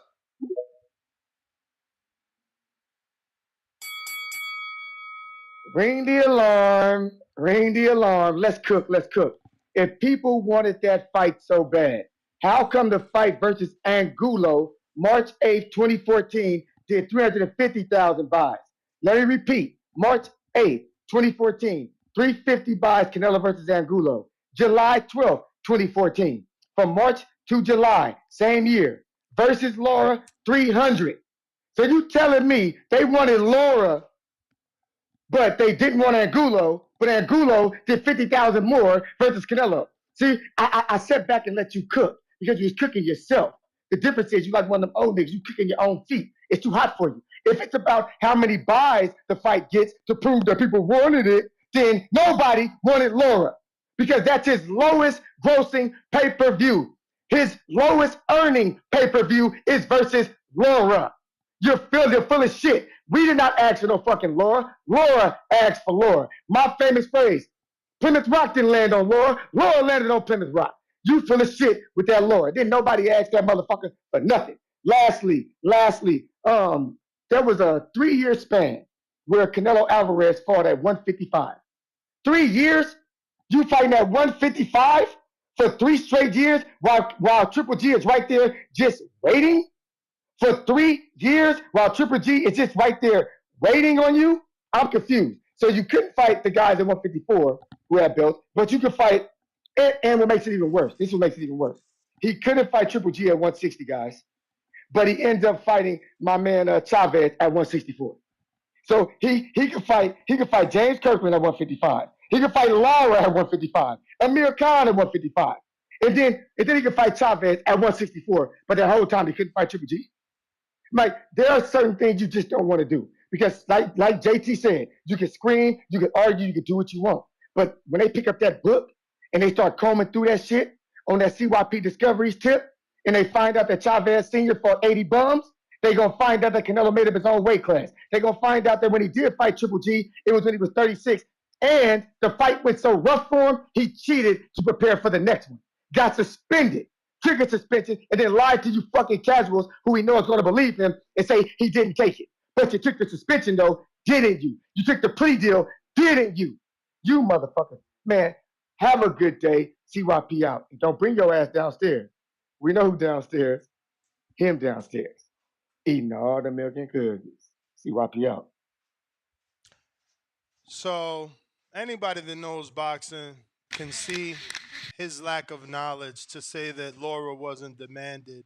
I never said pay-per-view numbers were an indication. I said if it wasn't a fight that people wanted, why did it make headlines for DAZN? Only time I mentioned pay-per-view when I already said I would be considered a fanboy if we mentioned Julio Cesar Chavez and the fact that did 1.3. But again, I don't really feel like he merits much of a call because he said no one wanted Laura. That shows he probably was very busy in his successful life back then, because you don't start off successful. Maybe that's when he was grind mode, so he didn't watch boxing back then, maybe. But to use a Mexican versus a Mexican as the indicator that Laura isn't someone that we demanded when Laura's Cuban. You can't mention too many Cubans on pay-per-view. I'll wait. So to say again that nobody wanted it is just a lie. He didn't live through that era, and that's okay. But let's talk about his, thing about Canelo fighting 3 years at 55, which is something that they love to bring up. So I'll screen share it with you. And for you, right? Here it goes. I gotta minimize just a little bit more so you can see the weights. There you go.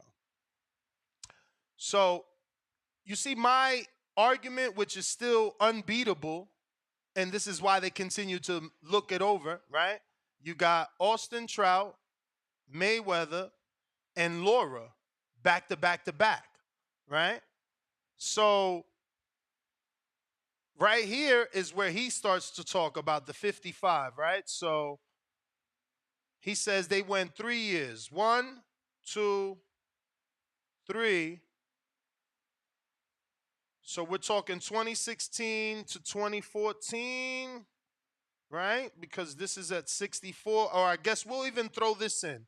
We'll throw in Julio Cesar Chavez. So we're talking May 5th, 2017, and then July 2014. Let's see what Canelo was doing then, right? Or Gennady, excuse me. We're on Gennady. So we're saying once again, 7/12/214. So we'll go back. I'm pretty sure before I keep scrolling, I'm pretty sure he fought like Gabe Rosado moving him up, right? Let's see. 2014. Okay, 2014, even worse. It wasn't Gabe Rosado. He fought, and let's just get that right. 2014, this is February. That's not fair. It would be this one, Daniel Gill, right? And we got 2014. They both fought.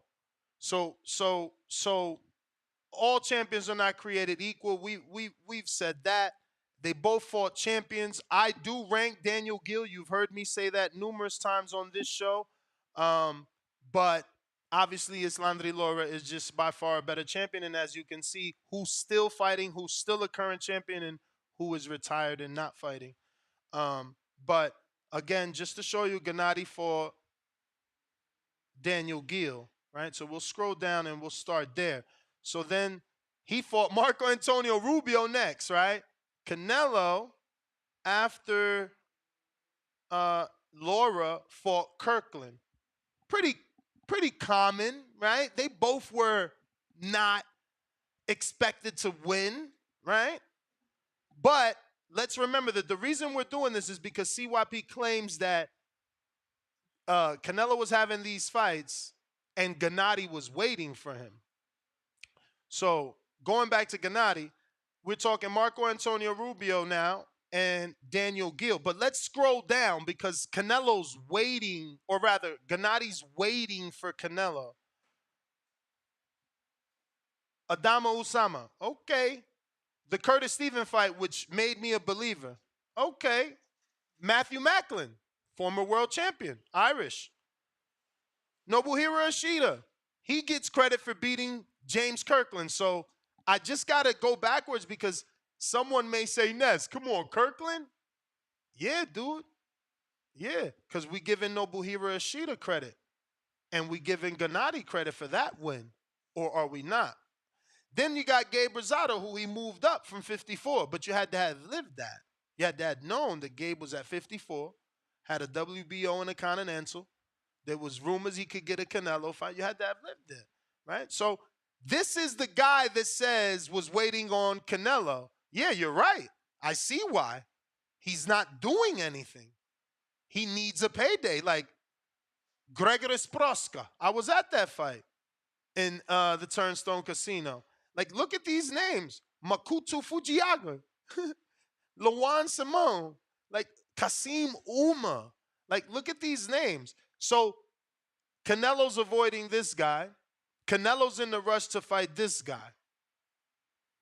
Why?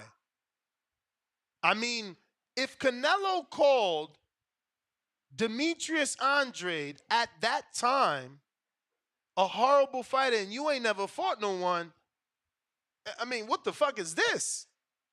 So let's just be honest with each other. But let's move on. He fought Marco Antonio Rubio. Next, he fought Martin Murray, the guy that and you see, I like to be fair. Because I could say Martin Murray never was a world champ and move on. But I lived through that. So I don't lie the way these callers are going to lie about Lara not being demanded and Jacobs not being demanded. No, I lived through Martin Murray's career. God bless him. I interviewed him dozens of times. He was unfortunate to have a criminal history. America never let him in. His biggest fight was Sergio Martinez in Argentina. arguably beat him. It was fucking raining. You had to have watched it. You had to have watched it. BoxRec, you say anything. BoxRec, you don't know. You had to have watched it. So Martin Murray was a good win, but he was never a world champion. But let's see what Canelo did after Kirkland, just in comparison. Oh, wow. Legendary Miguel Cotto. I mean, let me see here. How many fighters would take a legend at a catchweight? Never mind. It was rhetorical. So he fought Khan where he got a lot of, he got a lot of hate for, right? Let's see what Gennady did next. Oh, Willie Monroe. How powerful was he? Matter of fact, what was his biggest win at the time? I'll remind you because I lived through it. He won the Bucksino tournament and beat Brandon Adams. Common opponent with Jamal Charlo. That's it. Also had a loss at the time. The Bucksino tournament on ESPN, that was we revived Willie Monroe's career. But that's what he did. And Canelo chose to do a pay-per-view. Let's see. Who's doing that right now, right? Who's doing not fighting the Golovkin of his division and instead doing the Isaac Cruz pay-per-view? Oh, shit, I let it slip by mistake. Let's move on. After that, he fought David Lemieux. Okay, let's see what Canelo did. Okay, he fought the champion in his division, right? Liam Smith. All right. What did Gennady do after that? He unified with David Lemieux. That's big. That's big. Let's do it. All right.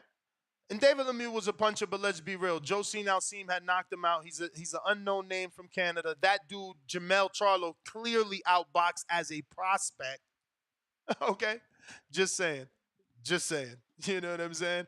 And I'm pretty sure if you go back and watch before he knocked him out, right? I'm pretty sure Lemieux knocked him out, but I'm pretty sure before he knocked him out, he had a fight with Camacho that was, not well. But I'll double check in a sec. So then he fought the Chavez fight, which I already told you was in high demand. Obviously, it was in high demand. And that's why it did 1.3. It was certainly a fight amongst the community that he is a part of. Oh, look. Sarafina fighter Dominic Wade got an opportunity. 18-0 at the time. He had no belt, by the way. He was just the IBF mandatory. That's it. And then after that, a welterweight. Like, what are we talking about, fellas? Like, what are we talking about? Like the guy with the guy who didn't fight the people we wanted him to fight. The guy that only stood around literally saying, yo, I'll go down to 54 for Canelo. I'll go down to 54, even 50. I ain't gonna say lower than that. I'm pretty sure it was 54 and maybe slightly less for Floyd. But the dude was literally like, again, you had to have lived through it. Why do you think I wanted Floyd to fight him? Because he was there begging for the Floyd fight. It was in my mind. You know what I'm saying? So again, it's easy to say what you don't know. You had to have lived through this. You have to have lived through this. And that's just that. But let's see what we got. They're saying... What are they saying, champ? I don't know. I think they can't hear on Discord, so I'll restart that. And I got a counterpunch from a few people. All right. We got a few counterpunches. Vega Stainless sent the counterpunch for you, and it looks like J-Mac has a counterpunch.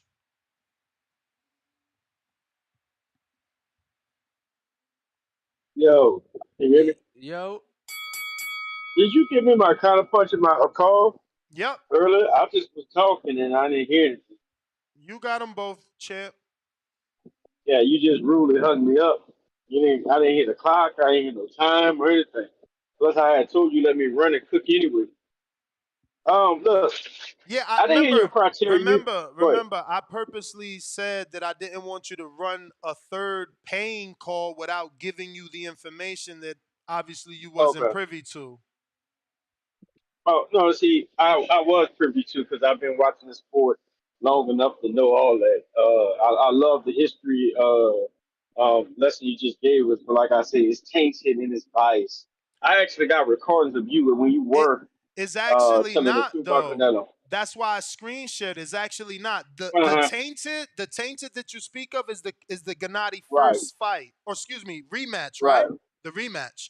So Canelo. the tainted that you Yes, no. Canelo. You see, this is why I gotta Go ahead. interrupt your call because you can't I don't want you to lie. So the tainted that Hey, you yes, specifically speak of yes, is the yes, clenbuterol. yes, Yes or yes, no? Yes or no? The tainted yes. that you speak of hmm is the clenbuterol. Yes or no? I speak on him fighting older fighters too, past their prime. Okay, the tainted that you hmm speak on, are you referring to the clenbuterol when you use the word That's tainted? when I'm trolling a No, Canelo fan like yourself. not when you Yes, but trolling, I'm when you're actually using speaking the on word tainted. his resume and them names, all them great names you gave him. Oh, okay. They have So we're a gonna we're date gonna we're behind gonna them, like they refuse normally to old ignore. past their All right. prime, because he ain't fighting no guy that's younger than his prime. But hey, I carry on. Hey man, look, you never took my. I asked you, you said that he would knock Crawford out or something. I thought I heard you, and I said I put $500 that he won't if Canelo took the fight. I don't want to make bets like that, but I will oblige you for that bet just to prove a point. They had another caller that said he'll break Crawford face. I don't think Canelo flat-footed ass was gonna do that neither. I don't think he's gonna get in the ring with Crawford, to be honest. I don't think this the small guy he's gonna pull up. He's going to continue doing this, making the excuses he do normally when it's a guy he don't want to fight. Like if he has showed us in consistency with guys that he don't want to fight, he make up excuses for them saying they haven't done this and all that. But he'll fight a Caleb Smith or the other names I don't remember or care to remember, and say them guys are more deserving than the other guys that's actually been around his weight class and have done quite enough to get a fight with him. But look, man, I've been hating on Canelo for years. It is what it is. You can't save me or win me. I'm not trying to be saved. The history will forever be known. What As is great feel as like it's your Canelo turn? on his What is your biggest fight to That's the date, bell, he champ. got caught. That's the bell. That's the bell, man. You know what's funny in that history lesson that people claim to know? I purposely waited to see would someone like him at least say that, right? But no one, is saying that Canelo fought Gennady and Laura. Laura been calling out Gennady Golovkin before Canelo fought him. I don't know if people know that, but it's a Google search away. Just gotta put Laura versus Gennady, you know. Um, but somehow the dude that fought both of them is gets zero credit. It's pretty hilarious, man. Boxing Patron, what's up? It do be like that though sometimes, champ. You know, I feel like far too often people just don't get the credit till it's too late till they done, right? Because you get Yep. to sit back and you get to assess and really look and analyze and be like, wow, not only the great ones did those things, or not too many can say that they have done this and that. So That is probably the most truest comment ever, and it's free. RD said Trout, Mayweather, Laura, top 154 pounds fighters. Cotto, GGG, Jacobs, top 160-pound fighters. Smith, Saunders, Plant, top 168-pound fighters. Bivol, Kovalev, top 175. No, he is. The only other top is fucking Better Beef. Come yeah, on, man. yeah. Come on. Who the fuck But does that? no. Somehow these No, dudes yeah. find a way to hate on that. I ain't hating. That's sad. Bro, not to mention earlier, my man said, you brought up Callum. You see how they dig a hole? which was crazy because Callum won the World Boxing Super Series. Like, he beat Groves. No. But you see, this is what I'm saying. Then a guy like him who's a super fan of Bud, he don't want you to do to Bud what he's doing to Canelo. But if Callum's no good, I wonder what he thinks about Beltran and Ndongo and Victor Postal, you know? And this is why we shouldn't tear down people's resume. Because all champions ain't created equal, and some champions did more than other champions. So when you start laughing at one champion, I think you should make sure what them champions on your boy's resume be looking like. Because y'all sound silly. It's just sad. But certainly a dude like that should not be talking resume when we talking about, you feel me? Resume. Boxing Patron, what up? Because all I'm saying, how many Hall of Fame fighters did motherfuckers fight? How many active fighters right now for Hall of Fame fighters? Shout out to Ugas. Shout out to Keith Thurman. Shout out to Canelo Alvarez. You understand? Who fought Hall of Fame fighters? Like, y'all just talk, man, because you got a hole in your face. Loma Hall of Fame, right? Loma's a Hall of Famer. So, shit, you can say ain't Tio and Dev did. Ain't nobody going to get all the accomplishments that Loma did in 16, 17 fights and not get into the Hall of Fame. I'm just confirming. Who we got, though? I'm waiting for Boxing Patron. You might have to hang up and come back in, champ. Tu tá aí, pero no tá aí. Say it don't work. Try again, my friend. In the meantime, we will get some more callers to the spaces. CYP on the counter. Oh man, look. No matter how you slice it, how you dice it, man, you can't sit here and tell us that the one time Canelo loses decisively, right? That we know that was Bivol. Do y'all know that Bivol is the same age as Canelo? He's 6 foot tall with a 72-inch reach. Do y'all know that Charlo is the same age as Canelo, 6 foot tall with a 73-inch reach? Do y'all know that? It's like, do y'all remember when I told you that he's probably going to pick Beterbiev because Beterbiev is the one who was 36 at the time. Now he's like 38, I believe. I said, that's who he should pick. He went against what CYP's wishes and picked Bivol, and he lost because Bivol is the prime fighter, right? Beterbiev is a great fighter, but he's also older. He picked the prime fighter, and he fucking lost. Then what he do is he want the prime fighter to come down to his advantage. This man has an issue with fair fucking fights. He bringing up a dude from 2 divisions, and we supposed to pretend like it's not 2 divisions because it's Charlo. I'm confused here. This is a 2-division move up, just like it was for Khan, right? We have to give credit where credit is due and take credit where credit is due. It's simple. He literally was fighting at 155, and for you guys who don't know this, anything above 154 is middleweight. 154 and a quarter, 154 and 3/4, 155, that is 160, dummies. So all those fights he fought at quote unquote catch weights were in Triple G's division. And for the dummies who want to talk about who Triple G was fighting, wasn't Triple G pound for pound during that time? See, the pound for pound list matters a lot on TBV, depending on who the fuck is arguing. But when Triple G is the culprit for pound, now all of a sudden it don't matter. Now we're going to talk about something else. Triple G was on the pound for pound list like a motherfucker back in 2014, 15, and 16. And notice Ness had to go to 2013 when that wasn't the time frame. The time frame was 2014, 15, 16. Stick to those fighters. He didn't fight Gabe Rosado in 2014, 15, 16. That was 13. He tried to water down his resume to make you think that Canelo was doing so much. And lastly, if Canelo's a pay-per-view star who does $1 million, if he do 800, he's cool with that. If he do 300, he's not cool with that. So we're going to base his worst ever pay-per-view based off of Laura and ask you, why would that be the fight that people wanted if Canelo fights all these dudes that we want? If Canelo fights all the dudes we want, then why the fuck was Laura his lowest grossing pay-per-view if that's the dude we wanted him to fight? None of that shit makes sense that he says. If it takes you an hour to combat a comment from one dude who spoke for 2 minutes, you probably saying some bullshit. CYP out to the next episode. I'm gone.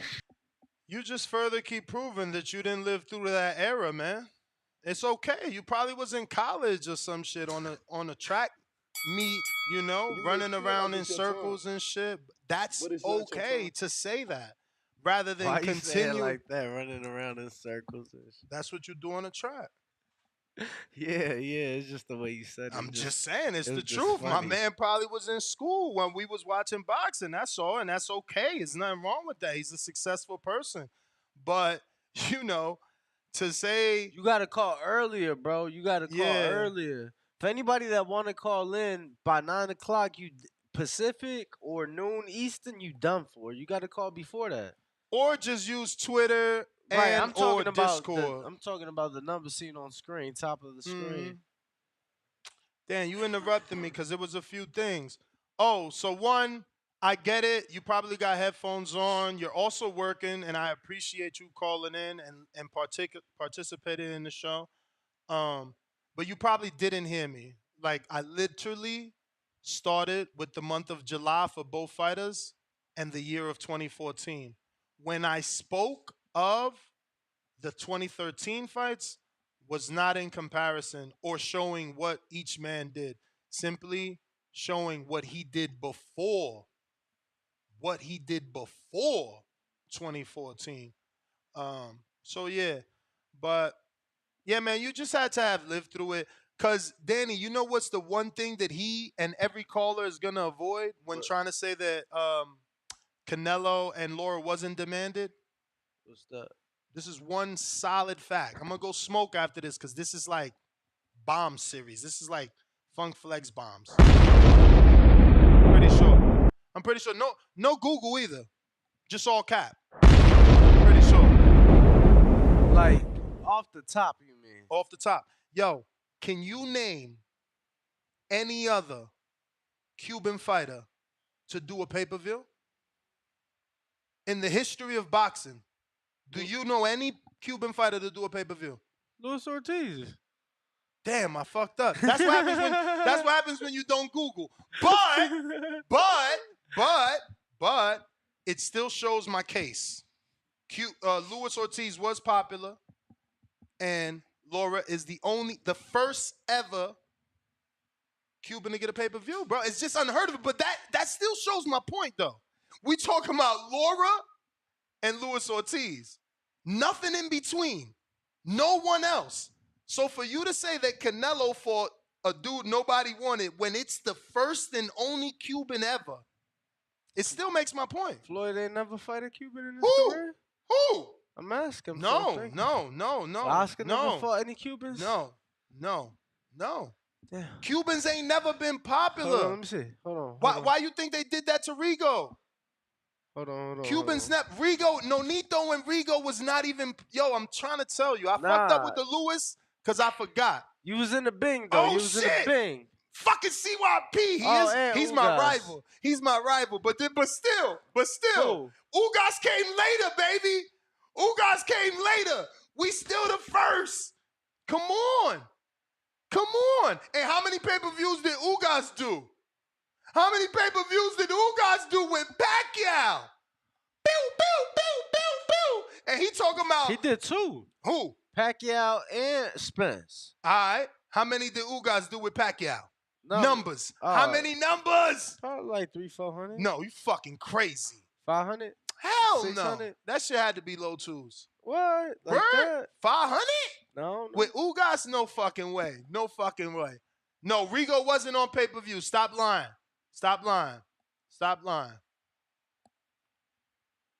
Nah. But that's I forgot you Ugas. wrong, though. I forgot Ugas. But still, look. We talking about 4, bro. How many black fighters been on pay-per-view? Go ahead, I'll wait. Oh. What? How many Puerto Ricans been on pay-per-view? Go ahead, I'll wait. Gamboa never been on pay-per-view. Oh shit, wait, was Gamboa Tank pay-per-view? You know it. Get the fuck out of here. But still, that came way later. Oh, no, it wasn't. It was free? Yeah, no, that wasn't pay-per-view. That was free. Free. Yeah. Free. Yo, ain't a lot of Cubans. And still, he the first, man. Don't take that from him, man.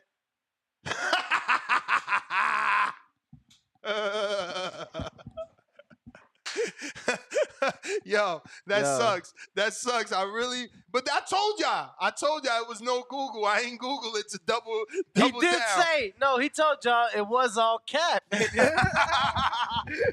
not said it all cap. Off cap. Nah. Off cap. Let me see if we got any super chats. Damn. But still, come on, y'all gotta give me that. Do a new poll, Danny. Do a new poll. For what? Do a new poll. Bro. You was wrong, bro. So it wasn't demanded? How old were you when Laura was there? Bro. Did your family want him to kick that dude's ass or what? Fuck no. Laura was an unknown in my family. This fucker's a liar, bro. You ain't shit, bro. I see what he did. Switch sides on me. Damn, Slim. Right hand up. Thought you would die for me. MD, 22 months. He thought I would lie for him.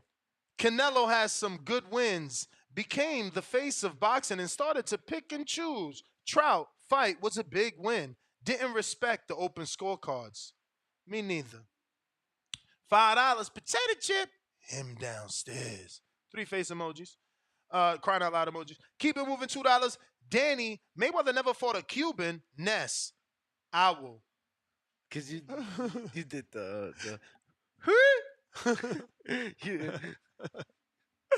Yo, but y'all hating on Canelo, trying to act like there ain't nobody want that Laura fight. Get out of here. Counter punch J-Mac.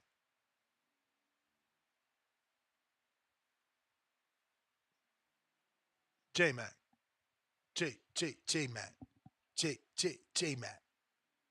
Yo, can you hear me? We hear you now. Hey man, look. I can't hear you when you get out one of my callers, so I don't know what's going on and shit like that. I be talking and then I just realized I'm talking to myself. You didn't already hung me up. Look, man, I'm not doing this Canelo shit. I've been doing this shit for years. Canelo, my opinion was still my opinion. I wanted the Lowry. That was fighting on Spinal Lowry. So I actually did. So I'm not gonna say like everybody I definitely respect the fight Lowry. J-Mac, can you take off the Bluetooth? You ain't sounding really good. Right, no, fuck you. Don't worry about it. All right. What'd he say? I don't know. I can't hear him. He was on Discord, right? Yes, he was. All right. We got a couple callers on Twitter Spaces in the meantime, in between he time. absolutely dropped off. C-Dub, what up? C-Dub, hardcore shit. He ain't gonna come with that bullshit.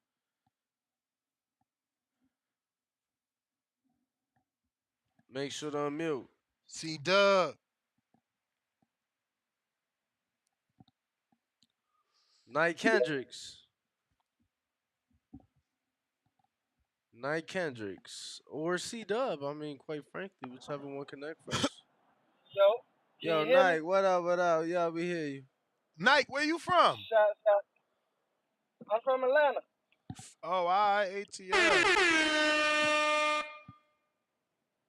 Shout out to the boxing voice, man, Danny Ness. Appreciate I don't know why a lot of people hate on Canelo. I don't know. If you ain't got no haters, you ain't popping. I mean, cause it's crazy. Canelo a good ass fighter. I mean, I stand on what I say though. Like, cause only thing I say about Canelo is I mean, he's a Hall of Famer, but I don't give it to him because of the steroid shit. But other than the steroids, altercation, and all that other shit, is Evander a Hall of Famer? Is Evander Holyfield a Hall of Famer? Yeah, I mean, yeah, he is, but I don't like that's just me, Ness. I mean, didn't he test positive? I'm sorry. Yeah, that's what I'm saying. He tests positive, so I don't think he should be in there. That's what I'm saying about me. Yeah, but Evander's in there. That's why I said I don't think he should be in there. Oh, that's okay. what I'm saying. He is, but he don't think he should. Oh, wow. Yeah, but other than that, like, Canelo's whooping ass in that ring, man. Like, left, right, up, down, Grand Theft Auto cheat code. He whooping ass in there. And that Laura fight, I wanted that. Word. CYP might been wanting it, Man, but he I wasn't wanted watching that fight boxing back Canelo then. He wasn't watching boxing back then. because I was like, I want to see what Canelo's skills really lie at, and I feel like he lost the Laura fight, but hey, judges gave it to him. You know, he got the win. So he with Laura was a good ass fighter. And shit, thinking about the Cuban thing, I feel like Andy might get him a pay per view. You know? Andy who? Cruz? Or yeah, Andy Ruiz? No, you talking about Cruz. Ruiz not Cuban. Yeah, you right. Ruiz I'm Mexican, ain't he? my bad. Yeah, man, I feel like Cruz would get one. I don't know about all that. Cruz can't even get an opponent. See, motherfuckers don't want to fight. I mean, you gotta understand. You gotta understand if you a manager and they talking about, yo, we want your guy who's like 5-0, 7-0 to fight this Cuban Olympic medalist who's 1-0 in a 10-round fight. Like, man, ain't nobody taking that shit. They want to get paid. But see, that's my time. But yeah, man, Cubans, they slick boxers. That's why a lot of folks don't want to fight Cubans. They real good ass boxers. Bruh, Nike. How many times did Gennady say he would fight Laura? How many times? But did he? Never. Not once. Not fucking never. Not I one bet you time. could find a million-time Lawfer quote somehow. Well, if he really wants to fight, why doesn't he move up? Meanwhile, fast forward to this generation or this era, everybody just move up. I don't see Canelo telling Charlo to move up and show me you are really a 68-pounder. Crawford, move up, show me you're really a 68-pounder. Like, nah. But we gonna act like we ain't lived through that shit. We gonna act like Gennady ain't ducked the motherfucking whole fuck out of the Cuban who was already on pay-per-view. Meanwhile, you trying to get a Canelo fight. Well, fight the dude he fought on pay-per-view, motherfucker. Wasn't motherfucking HBO all backing his ass? They put him and David Lemieux from Canada on pay-per-view. Come on. And that shit did 170. Meanwhile, he said, come on. Meanwhile, Triple G want to laugh at 300. Hey, yo, Danny. What up, outside that Ryan fight, how many times Tank did 300? Or why? What about the Charlos? They ever did 300? He didn't do 300 with Leo? Oh, what? Santa Cruz? Stop bumping your head. Stop bumping your head, boy. What? You know that you did. You bumped your head, boy. Yo, who next? C-Dub back. C-Dub. See if it worked Hardcore this time. shit. Hardcore shit. I know I could rely on him.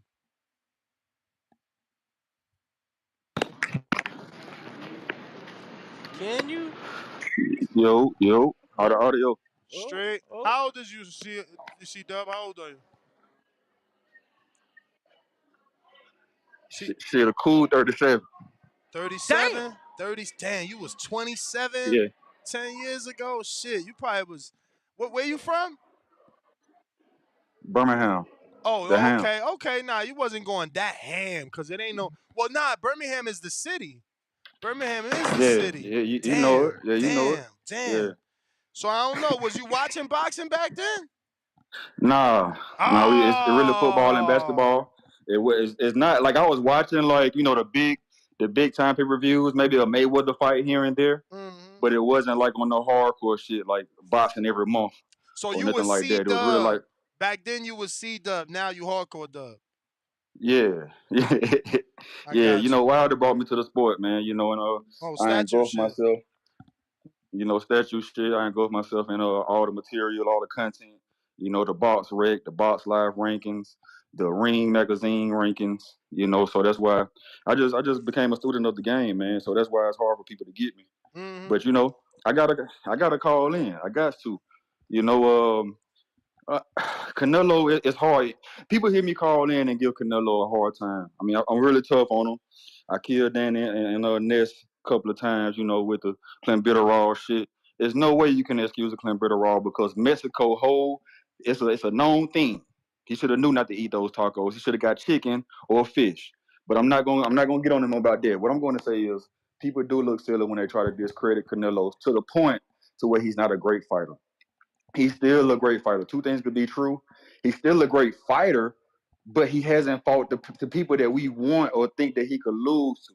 That's the thing, and then that's when I had to take a step back and say, hey, even though Canelo ain't fought the people that I want him to fight, he's still moving up in weight and fighting champions. He's still fighting champions. Who else? Why nobody else ain't did it? So I started asking myself why nobody else ain't went up. Some people got the WBC, some people got the WBO. They could use that belt and move up and get an automatic mandatory challenge to the champion. Why they not doing that more often? So what's the answer? You know, when Gary Russell, some people would say that they don't got the opportunities. I would just say, hey, maybe it's another fight in their division that's bigger or it's better. I don't know. I mean, when Canelo, we can say it's opinionated, it's relative.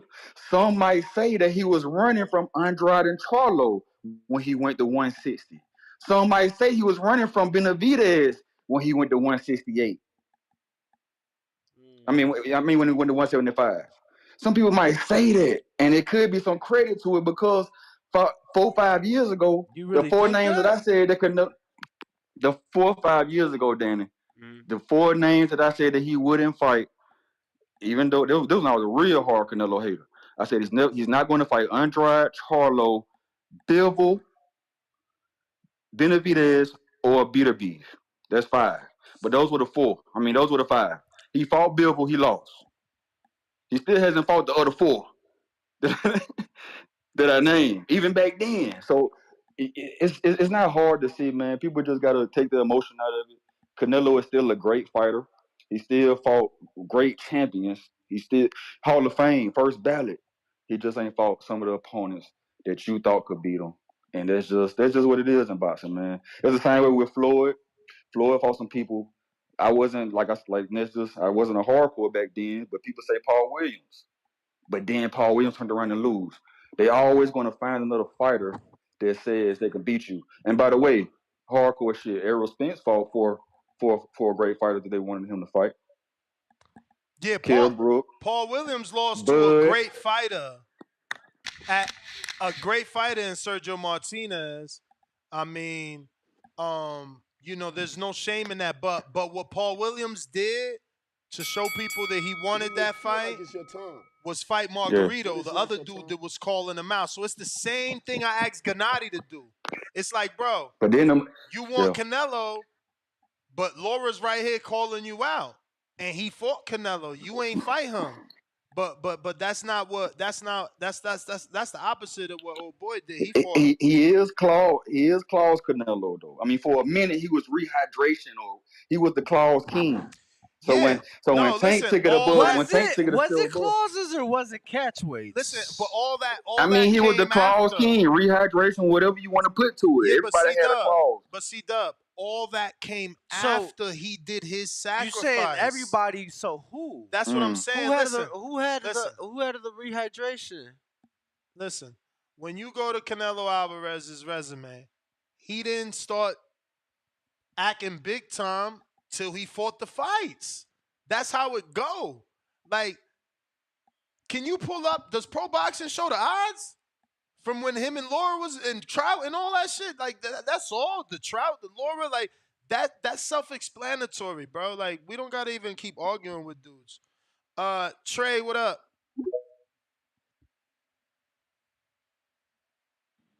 Yo. What's up? Yo.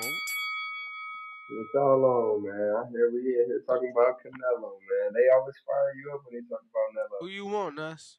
What fight? I mean, go back to the first fight, Trout. No, I don't go back that far. Damn, whack.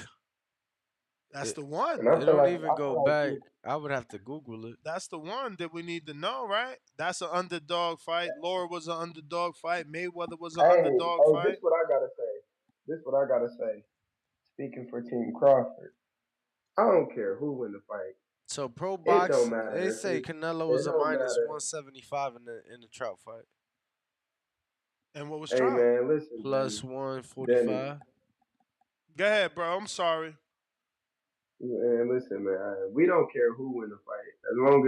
As long as the winner want to sign the contract with us, we don't care who win the fight. We don't care what the weight at. We don't care about none of that. We just want the fight, man. I don't know. I think you We need to fight for talk to Crawford before you say all that, Champ, because if Charlo win, man. he do care. Because if Charlo win, Canelo got a rematch, which pushes the timeline back, which means, Crawford would stay out the ring even longer than what he expected. Minus I 170 mean, but versus bro, Lara, we plus 140 for Lara. it's also other options open. We can still keep our titles at 147 and take Said Zoo. We Coda? could, you know what I mean?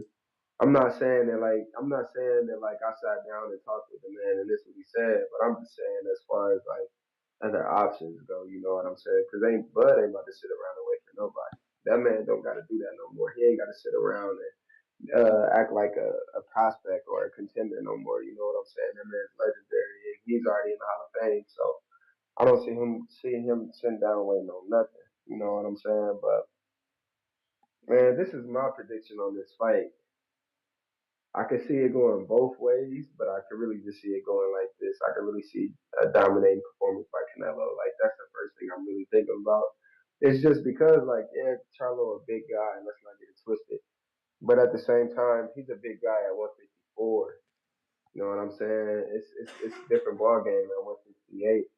And just in my opinion, I don't know. I just feel like if Canelo fight his fight and not Charlo fight and not try to look like this pretty awesome, amazing fighter, you know what I'm saying? It just be Canelo, then it should be a dominating performance. I mean, if you really pay attention to study Charlo, his flaws are open as day, sloppy boxing, punches too wide. He had to, like, if you pay attention to the Castano fight, he was having a bang out with a dude. He could have kept the distance on him with just a jab. Feel me? So I don't know, man. I just want to see a dominating performance by Canelo so we can knock him off and really get our label as the greatest, as one of the best fighters to, you know what I'm saying, of this era. Because truth be told, that's Bud, that's Shakur, that's Tank. You know, I'm not gonna say Devin. I'm not being biased, but Devin got to do just a little bit more. You know what I'm saying? Like I can't wait to see him at 140 against like the guys Pro Gray and T.O. Like Tune you in and December Timo. 9th, man. Tune in December 9th, I, man. I am, but at the same time, him and Tio that had a back and forth feud, so he do need to win this belt so they can unify, have a unification belt. Tio ain't That got would no be a belt, man. fucking. You may Tio ain't got feel no like it's your belt. time, Tio but it's ain't not your 140 time. champion. Nah, Tio ain't got no belt. He got to go activate that status, get that belt back. He already did that. Nah, he just got super champion status. That ain't no belt. That's just a status. No, they actually clarified and said it ain't separate belts. It's just a status. No, it's the belt with the status. So how, if someone can fight for their belt? What you mean somebody can fight for their own? Someone, Barboza, why you think they sent out the Barboza and Ramirez shit? It's to fight for the belt. Pretty sure that's a different sanctioning body. WBO. The only reason that hasn't been vocal and public is because the same manager has both fighters. Does he really want to put both his fighters in a title shot against each other and poof, shoot both of his fucking money? No, he want Barboza undefeated to go lose to Tio, and then Ramirez rebuilding to go win and keep winning because he's Mexican. Barboza's over 30, no disrespect. He whatever he's gonna do, he's got to do it now. So when I say lose to Tio, I mean, you're getting a title shot, but you're gonna be an underdog. But yeah, what it says, I'm pretty sure, bro. So it's no different than champion emeritus. It's like he activated, which means he could fight at 47 now. And if he decides to come back, he gets his belt at 35 or 40, whatever the fuck it is. But he got to fight somebody for it. It ain't just like, here goes a belt magically. And nah, he can't hold it. Look, I'm telling you, I just talked to Vic Green. The same situation is happening with Navarrete. Navarrete just petitioned for super champion status as well because he want to fight Shakur. His goal is to fight Shakur, so he's going to fight Robinson Cano on Shakur's card. Get the fuck out of here. Yo, you've been slacking, bro. What? It's sad. What? We gonna miss the WBO convention in your country because you. I mean, damn. When is it? It's like 2 weeks. Yeah, we can't do that. You know how they wild and you know how expensive it is. I mean, 3 weeks. Yeah. Right now, this is. I just happen to be on their website to look at the rankings because This said that the belt would only be vacant if Teofimo decided that he would stay retired. If not, that he would have the belt and have 12 months to defend it.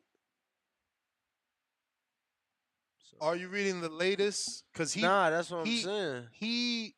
I mean, as long as it says that in that article that he has super champion status or that he petitioned and was granted or approved. You know, I could look for the WBO sent me the stuff anyway. I could look for it and send it to you. Majid, what up?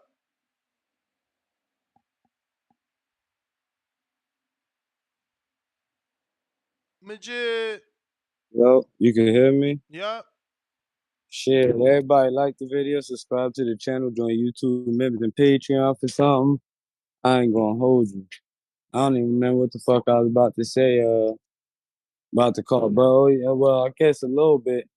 You know, I've been a hater of Canelo and everything, you know what I'm saying? So I understand, but I understand certain shit. Like when he was at 160, he said that he wanted to become undisputed, but then Oscar De La Hoya had some fucked up contract deal and turned down the motherfucking fight, you know what I'm saying? Canelo got mad. That was part of the reason they split up, you know what I'm saying? So even though I was a hater, I couldn't be mad at that move, you know what I'm saying? I always wanted him to fight Demetrius Andrade. I always wanted him to fight Charlo. You know, but then one day I sat back and I thought about it like, these niggas ain't fight each other.